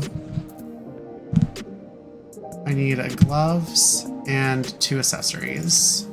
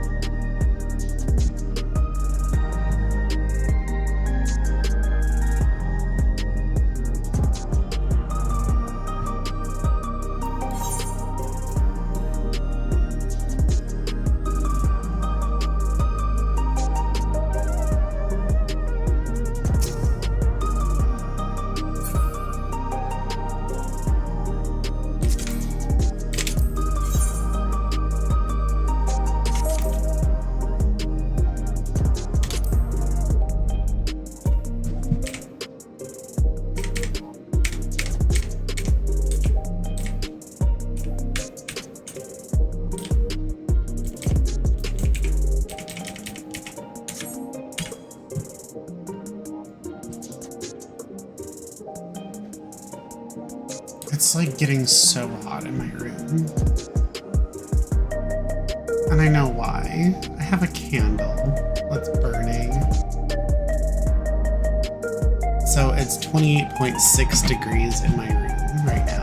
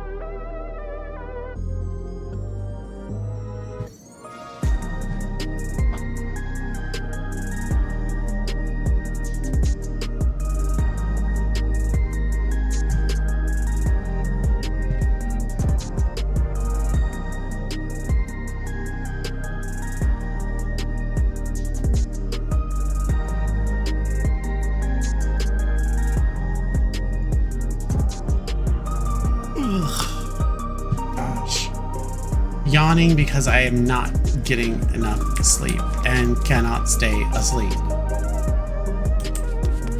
Okay, I bet you these tablets here want you to tip.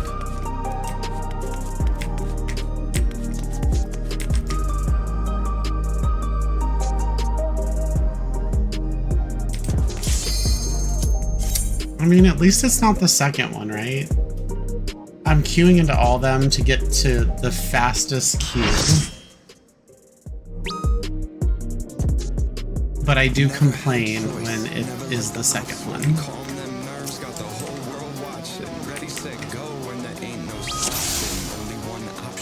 The president must pay for his crimes. Give him what for, champion.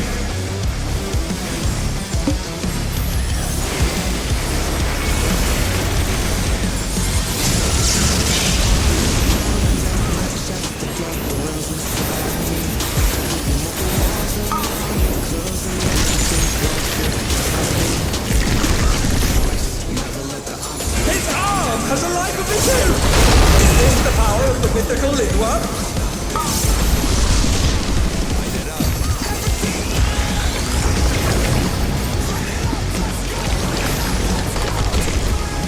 His arm is slithering out! Oh, that's disgusting!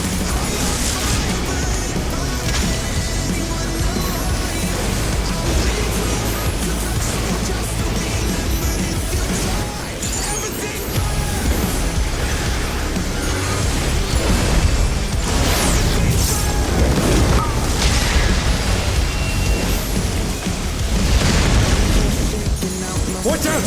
That is one cruel coil!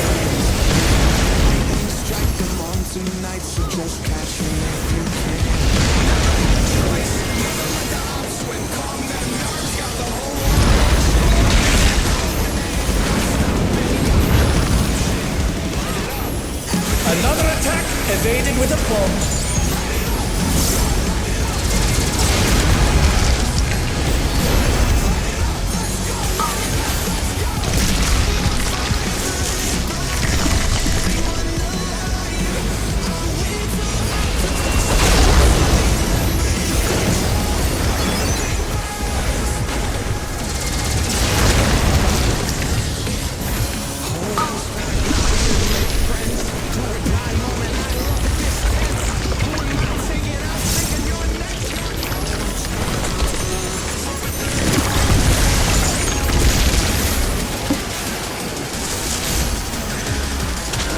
Once again, they slip beyond their opponent's reach.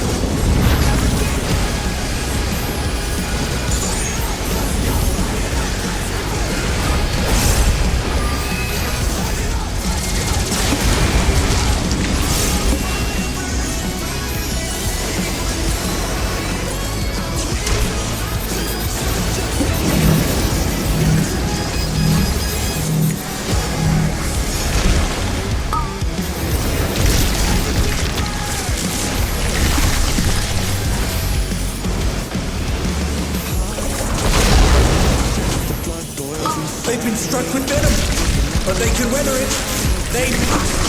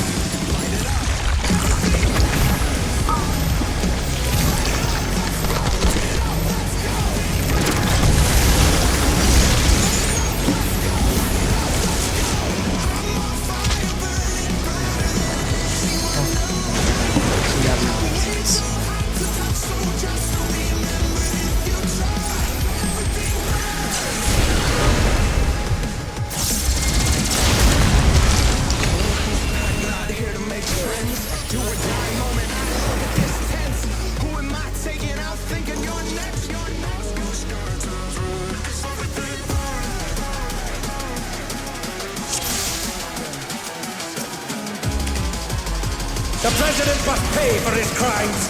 Give him what for, champion?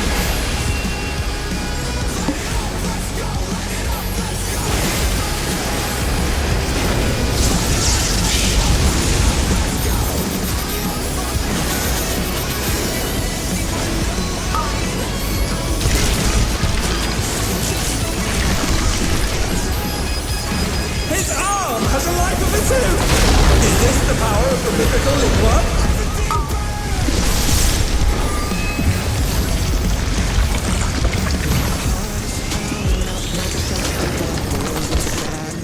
His arm is slithering out! Oh, that's disgusting!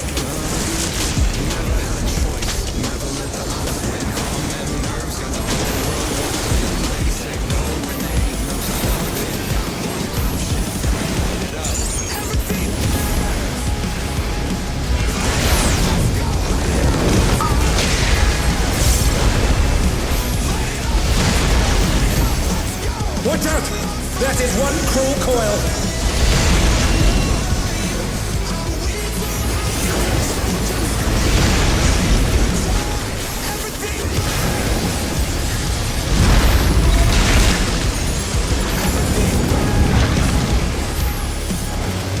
Once again, they slip beyond their opponent's reach.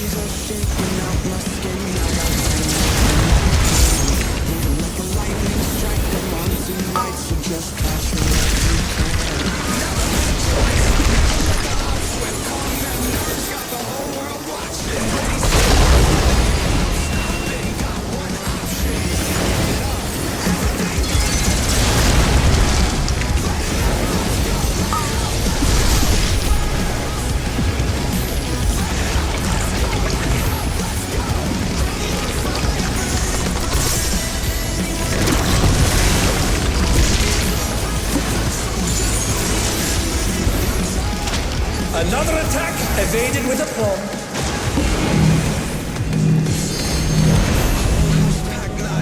Fucking move, almost.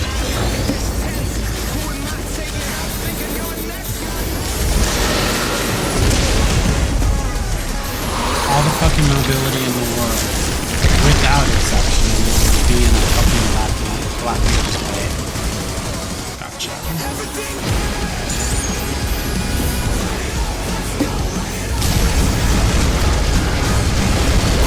His arms are snaking round the ring. What's he planning?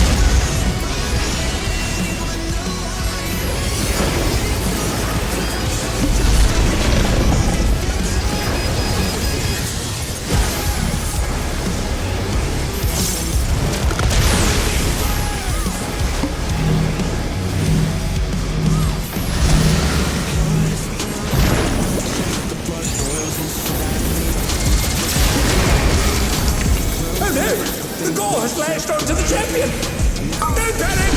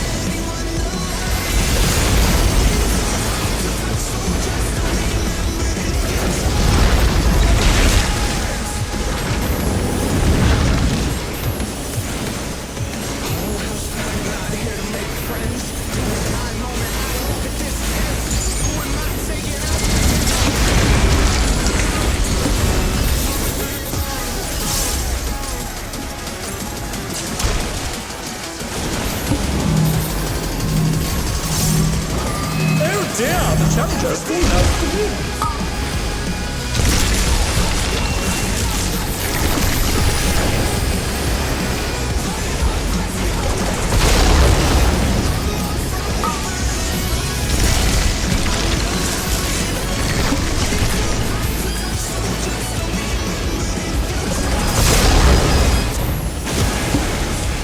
Both of the healers died again.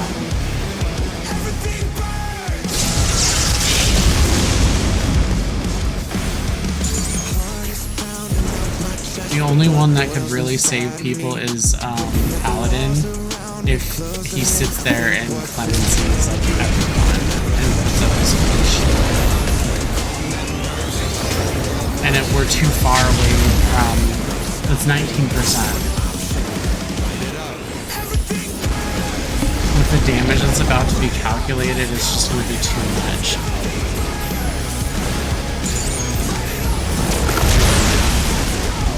Who knew they'd been felled with a vengeance?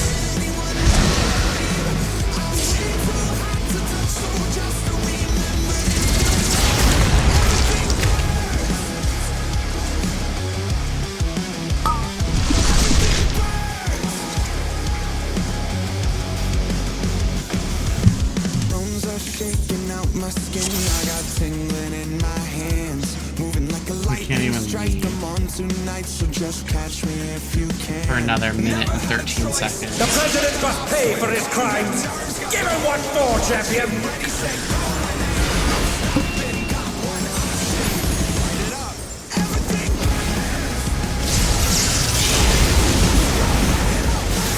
Like, why are they fucking living next to each other?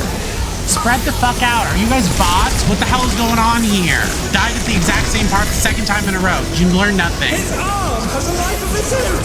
Is this the power of the mythical Linwa?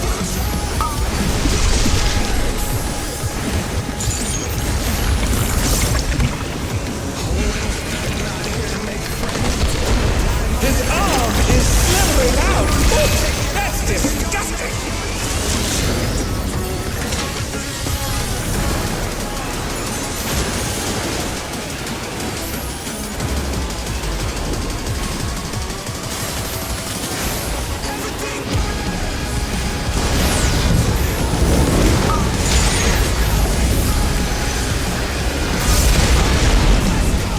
Watch out!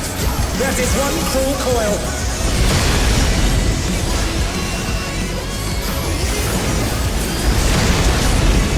I don't even claim to have ran this a million times like a lot of people have. I'm probably the most... If it's optional, I'm gonna fucking option it. I'm an option not to do it, but I can do this literally with one fucking hand.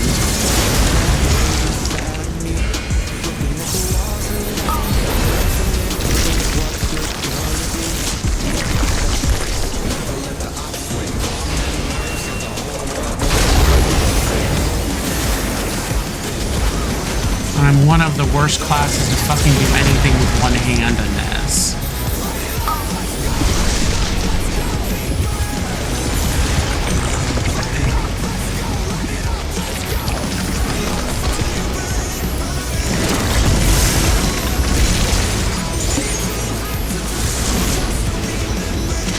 Once again, they slip beyond their opponent's reach.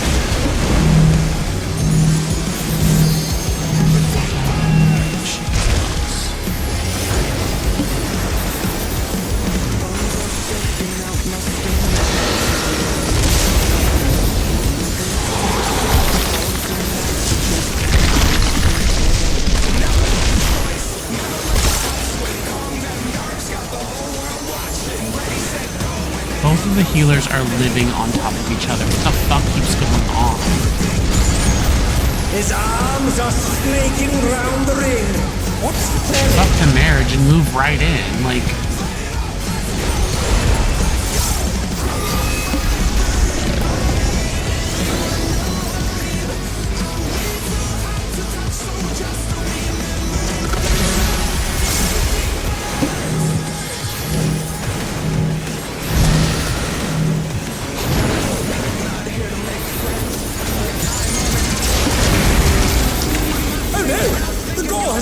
To the champion!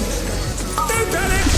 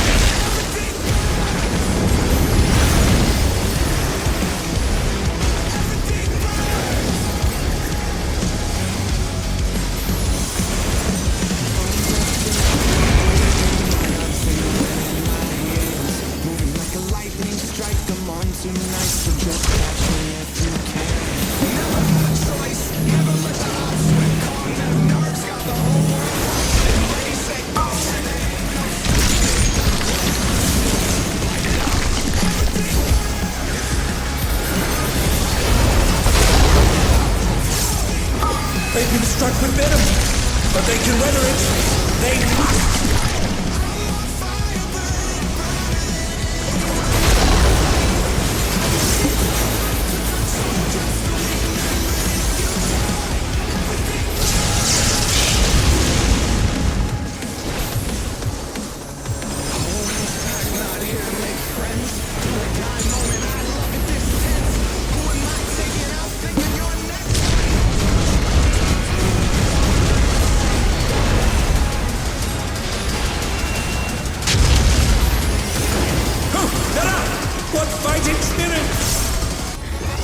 Wanted a piece of gear, man.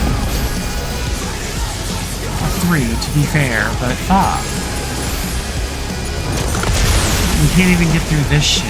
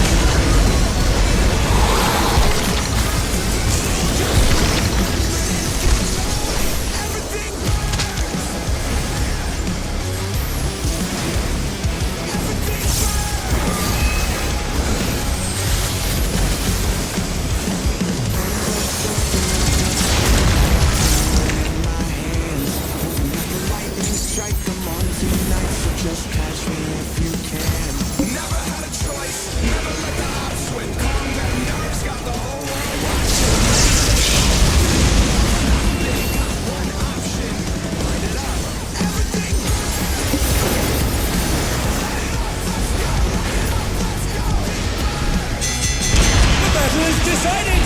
Victory goes to the champion!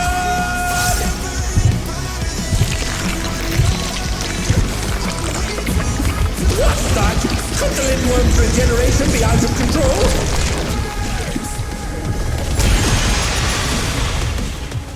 The Lindworm's completely healed! What outrageous regenerative power!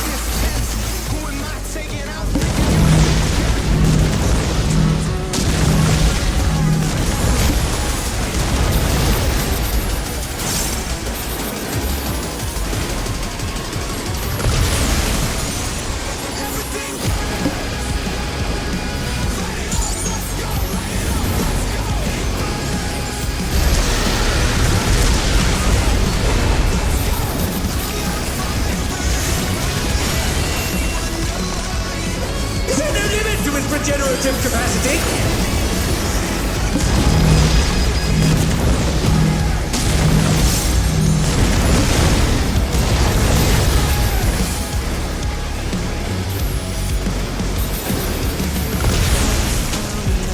Just the blood boils inside me. Looking at the walls around me, closing in, think what's it gonna be?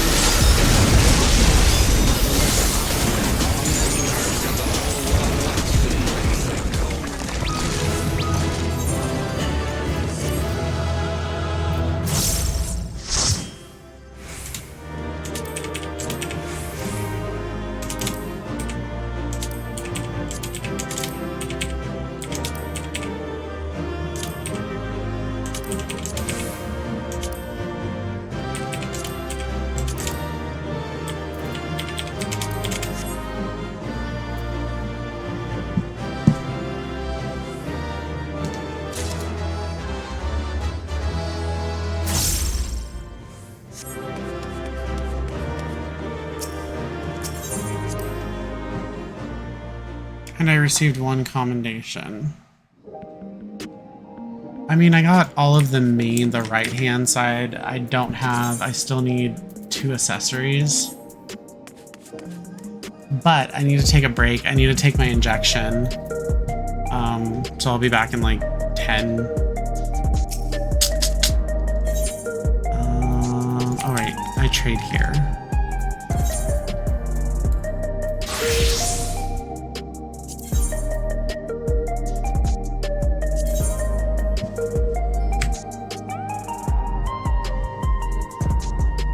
Scouting.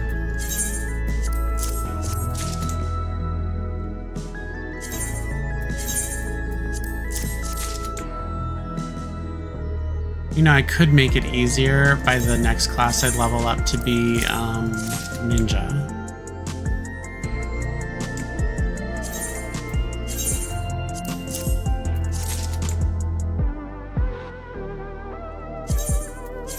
Because then they'll share the same gear and I won't have to worry about another set of gear so soon.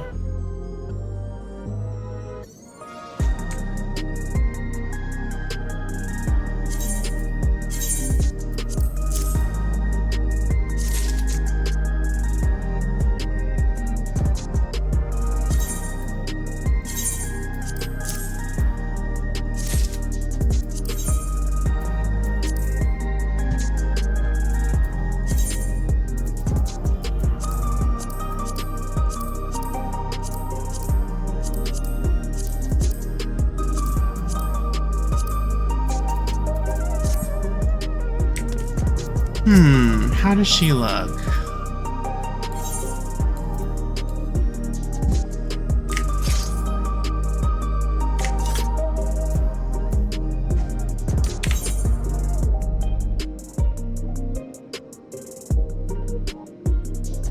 Oh, that's right. I also need to upgrade healer.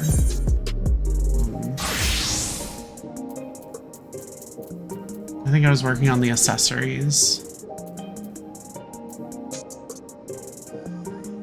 Yeah, the ears.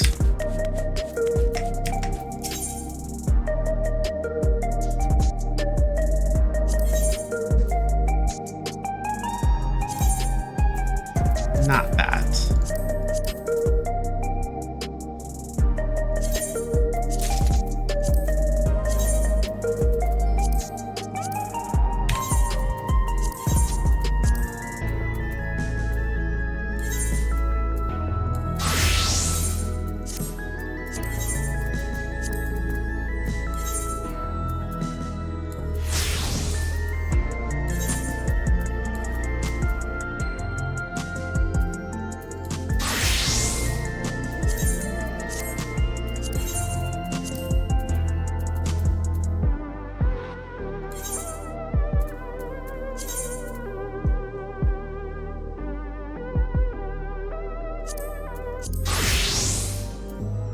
that's right. Still level blah.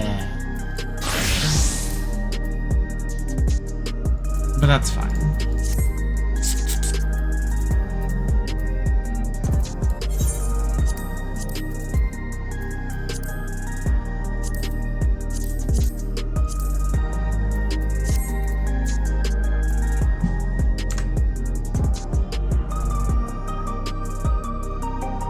Okay, I gotta take my injection. I will be right back.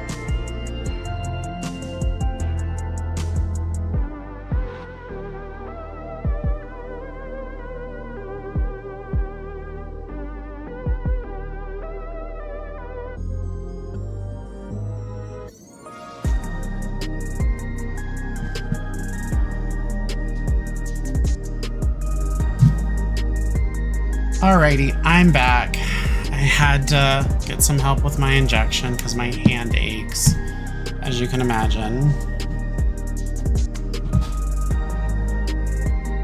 Oh my gosh.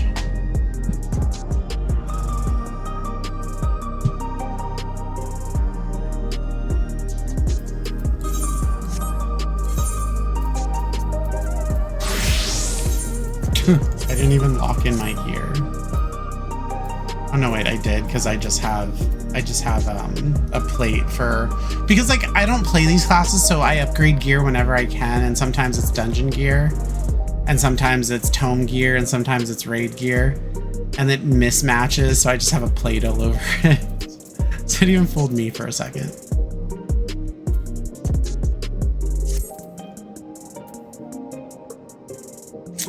I don't think I want to. Yeah, I don't really want to. I don't have it, but I don't want to spend.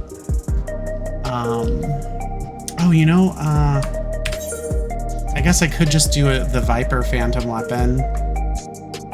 I mean, practically it is cheaper than spending a week in a reset, getting 450 mnemonics, and then getting 50 additional after reset to get a tome weapon. It's cheaper, like, because you can get an unlimited amount of mathematics. You can just, you know, get those pieces. But I should probably work on the other ones first, or finish them, because I have the second stage of the warrior and the first stage of the paladin, I believe. Yeah.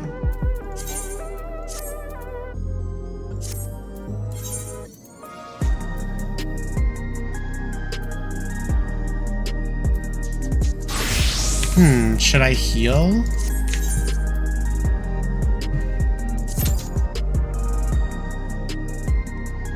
I mean, I don't think I could do any worse. And my hand is like kind of aching from that. Oh gosh. Please don't be another sage. Please, please don't be another sage. With my luck, it'll be another sage, but if my luck changes, it won't be another sage.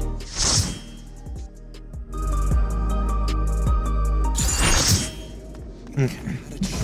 Never let the ops win. Calm them nerves, got the whole world watching. Ready, set, go. No stopping. The president must pay for his crimes. Give him what for, champion.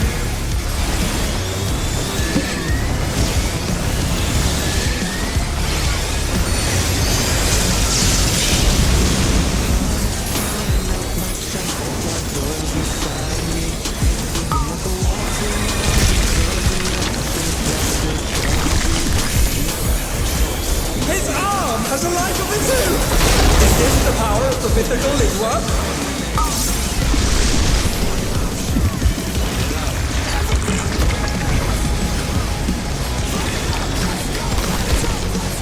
His arm is slithering out! Oh, that's disgusting!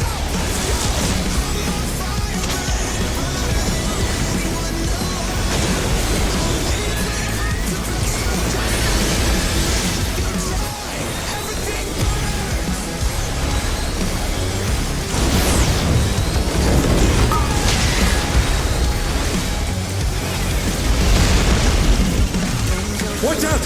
That is one cruel coil!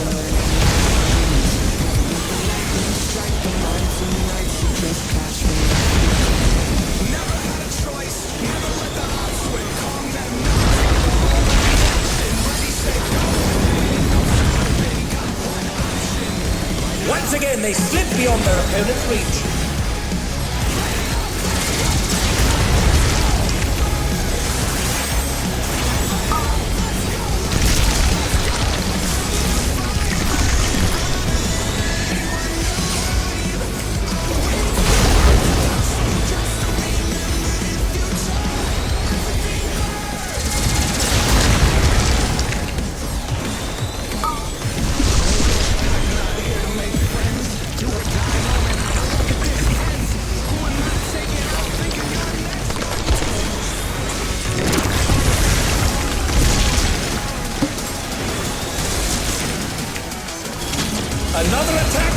serenaded with aplomb.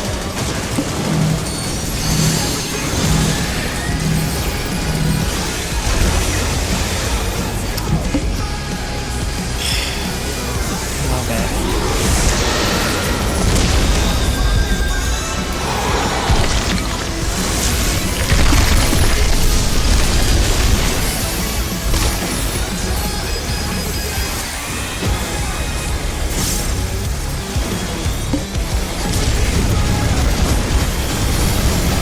His arms are snaking round the ring. What's he planning?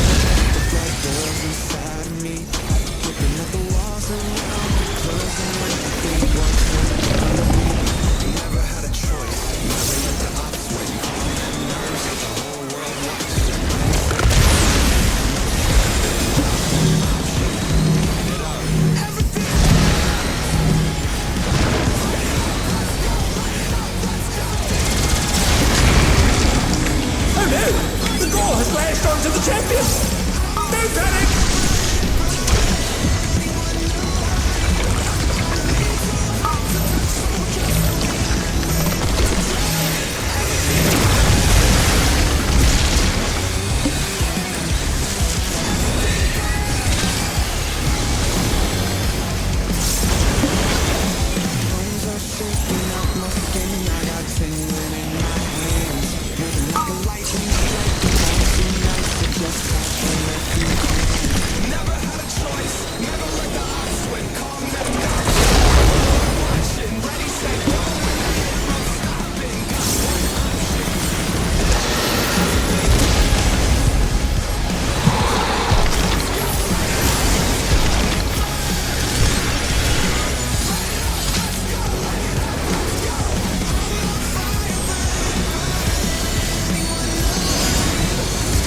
And they're back in action! Can they turn the tide?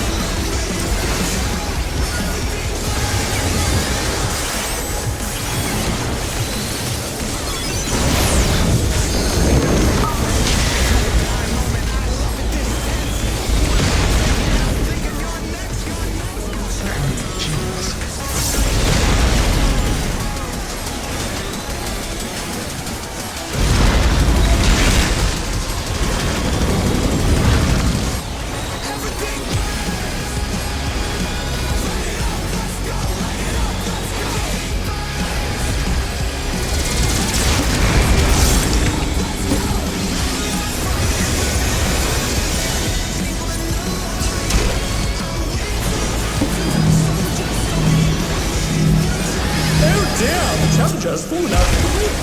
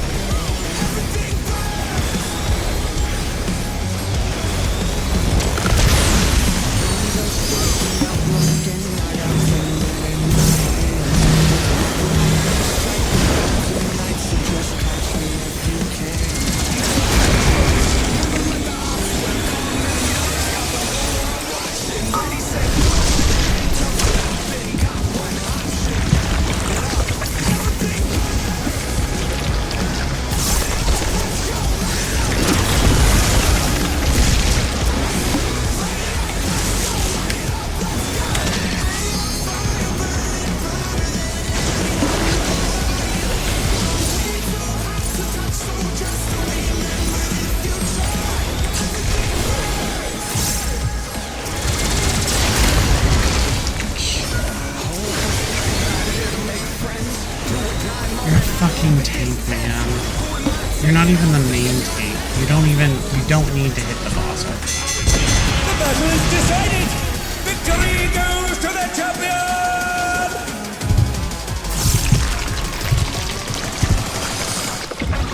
What the? Could the Linworm's regeneration be out of control?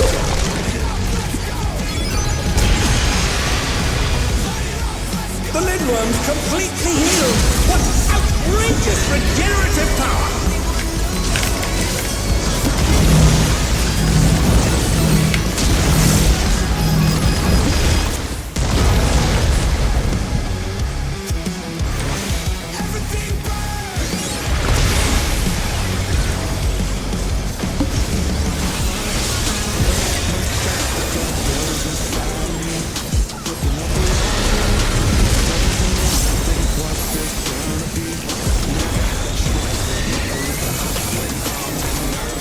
Is there no limit to its regenerative capacity?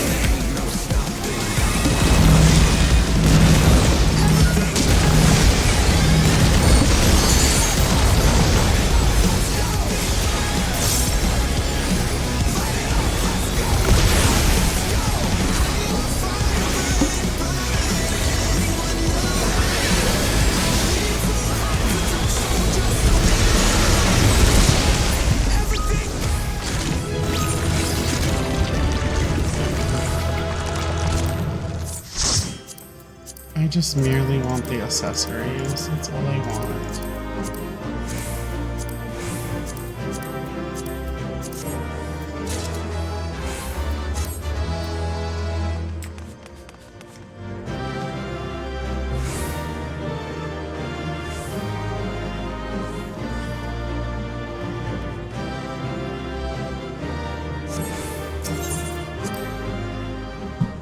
I got one. That's progress.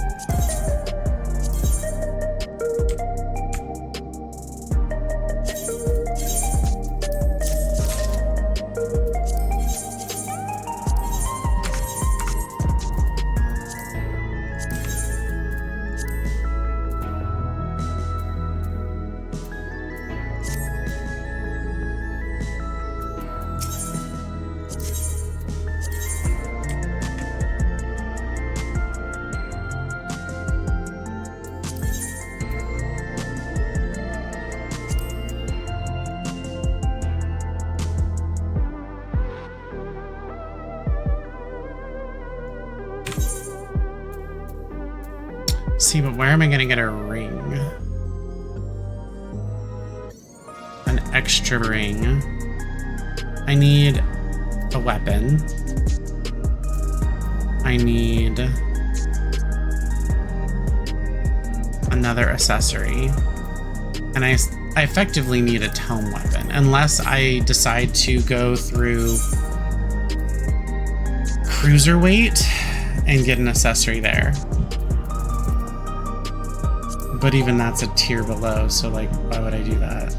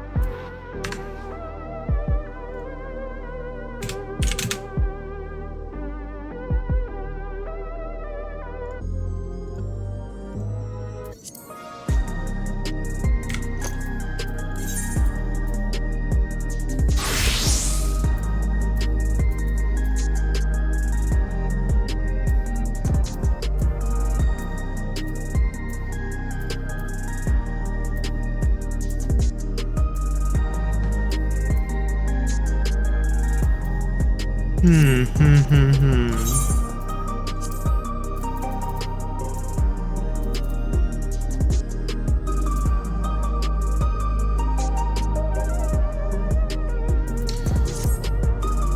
I could get a 745 weapon by completing that,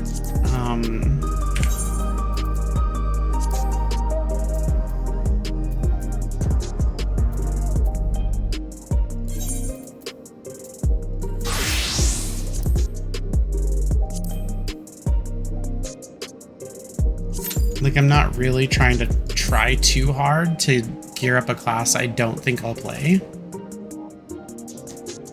But at least I can get to 745 in the meantime while I work on getting the phantom weapon, and then just discard that when I get a phantom weapon, because like I said, practically it's the easiest weapon to get. Granted, you have the mathematics for it, the tomestones for it.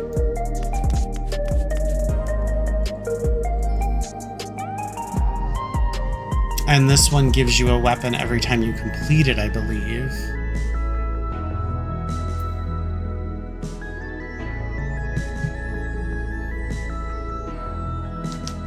Since you can't get any of the weapons, or you can't, like, earn these shards, or scales, rather. Guardian scales. For the weapons, because there's a whole bunch of like other things that you can purchase or trade these for.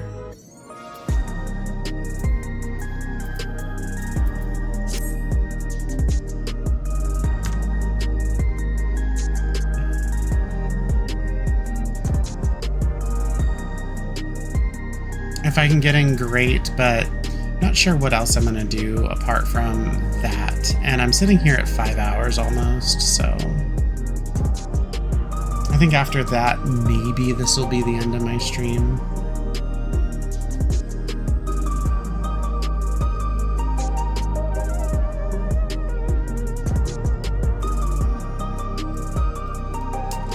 And then I can try to find an accessory.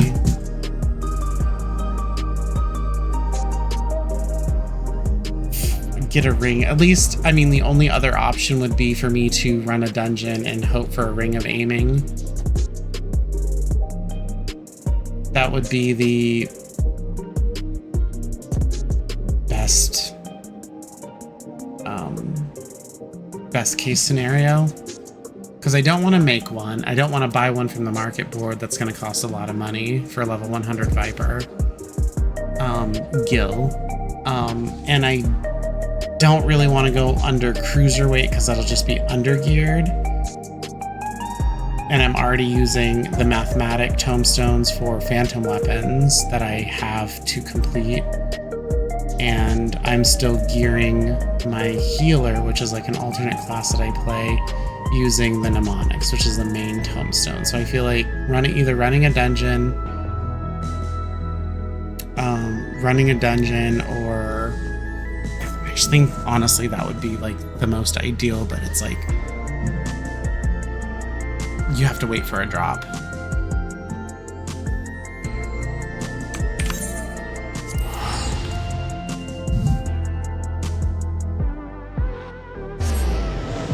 Let me check the market board just to see where gear is. I mean, there's probably some like other, but I just don't want to spend any gil on a class I don't really expect to play very much. If I was to get something from Cletium, that would be awesome. The Cletium.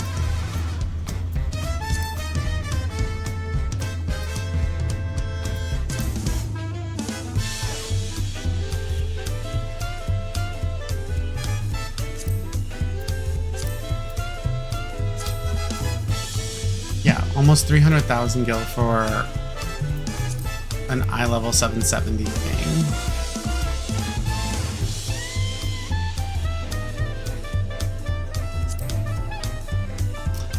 For an even lower eye level, the ceremonial ring of aiming crafted, sure, and you can advance meld. They want more than that. Almost like it's 360,000 gil.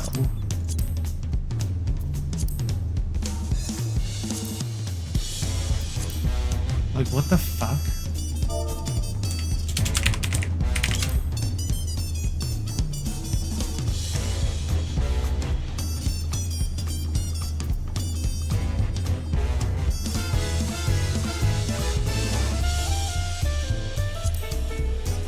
$21 million.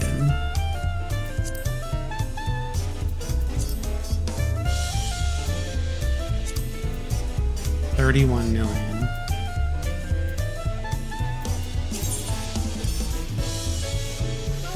Wow, look at someone got a freaking hell of a deal. 300,000 gil. I would have paid that in a second.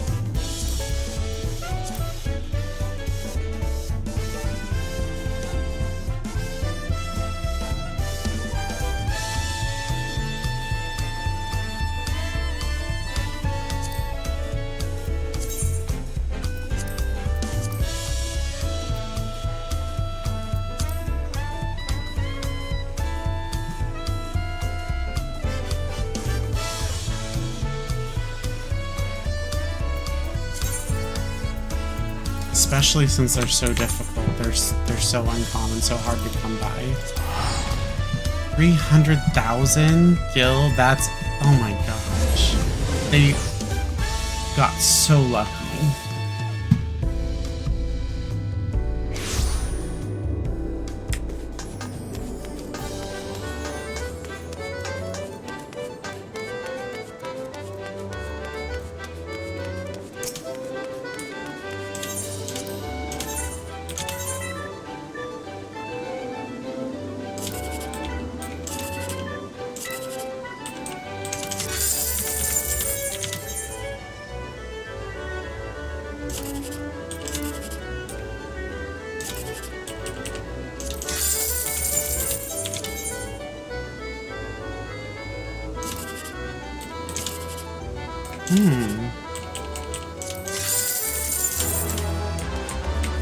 That was a nice little payout.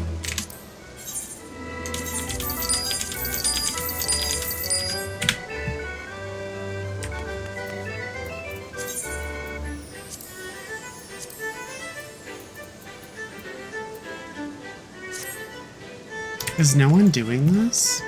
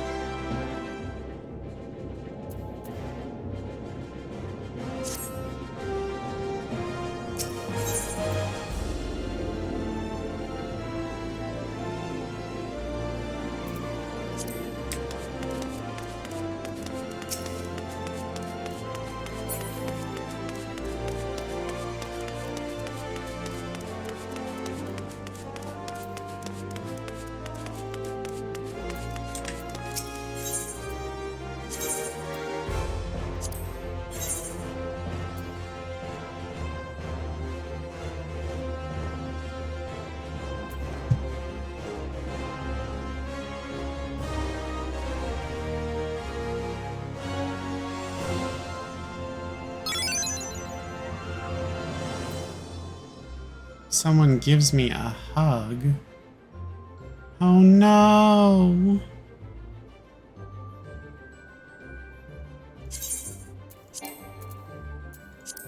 Damn it. I mean, I guess I can just throw this shit away.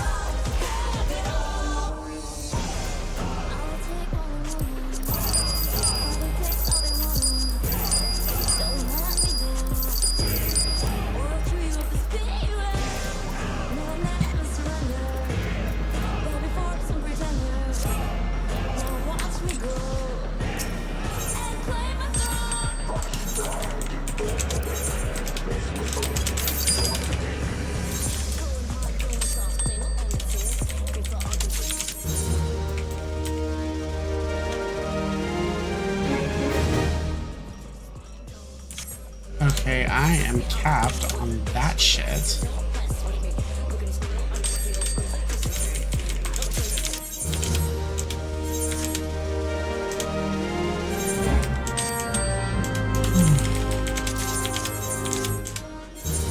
I don't know why I keep getting white pepper, but whatever. I have like a million, like... Oh, of course.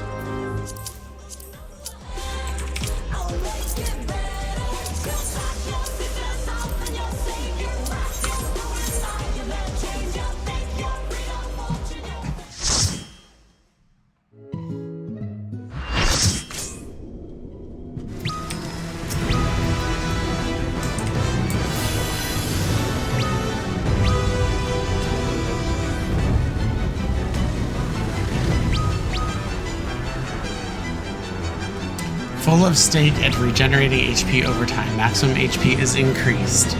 Well done, steak.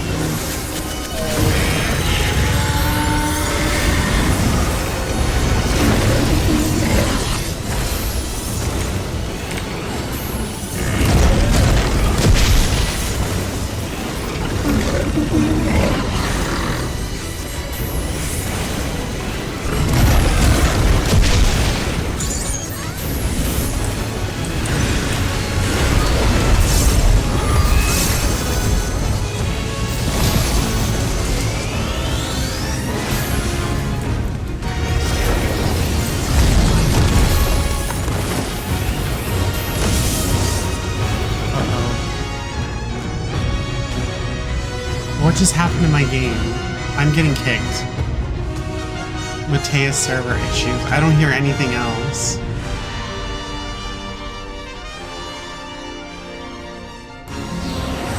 What the hell? Oh man. Fatal Direct X. Oh, that's crappy.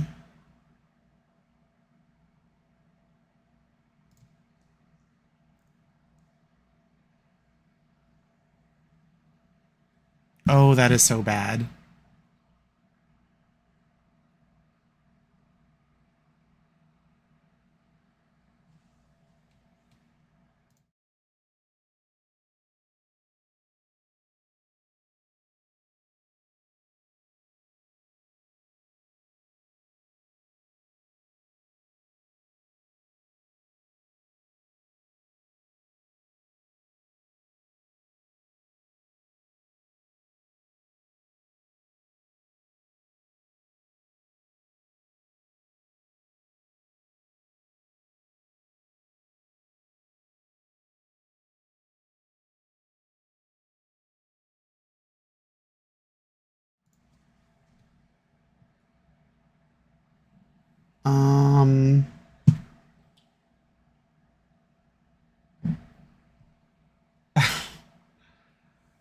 So I have, for some reason, there was a fatal DirectX error. And it like kicked me from the game. So I'm trying to get back in. Like, why is Windows such shit? I'm not saying Mac is any better, because it's fucking not. But like, why can't everything run off of Linux? Why?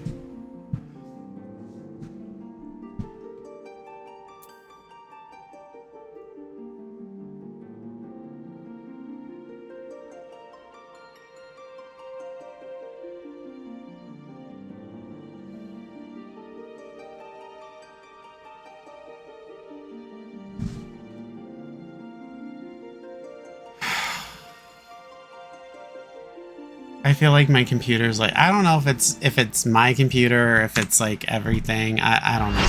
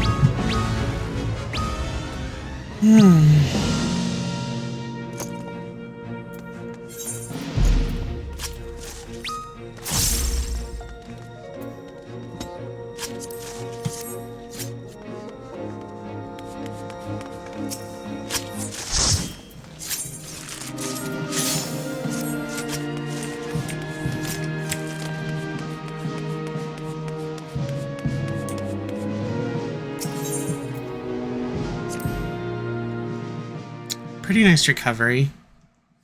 I ended up overall doing second place damage, 19% of the first place, who's doing 27%, and the person below me was, oddly enough, the tank, the Dark Knight, 16%. That's a skilled Dark Knight player.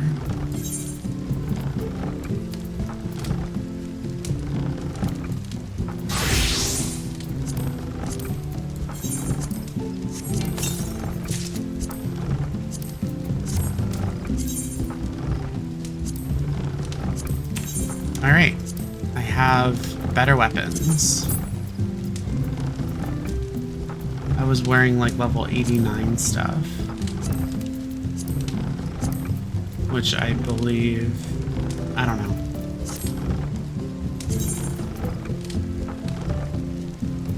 Twin Fangs, yeah, level 89. But I have a better weapon now, and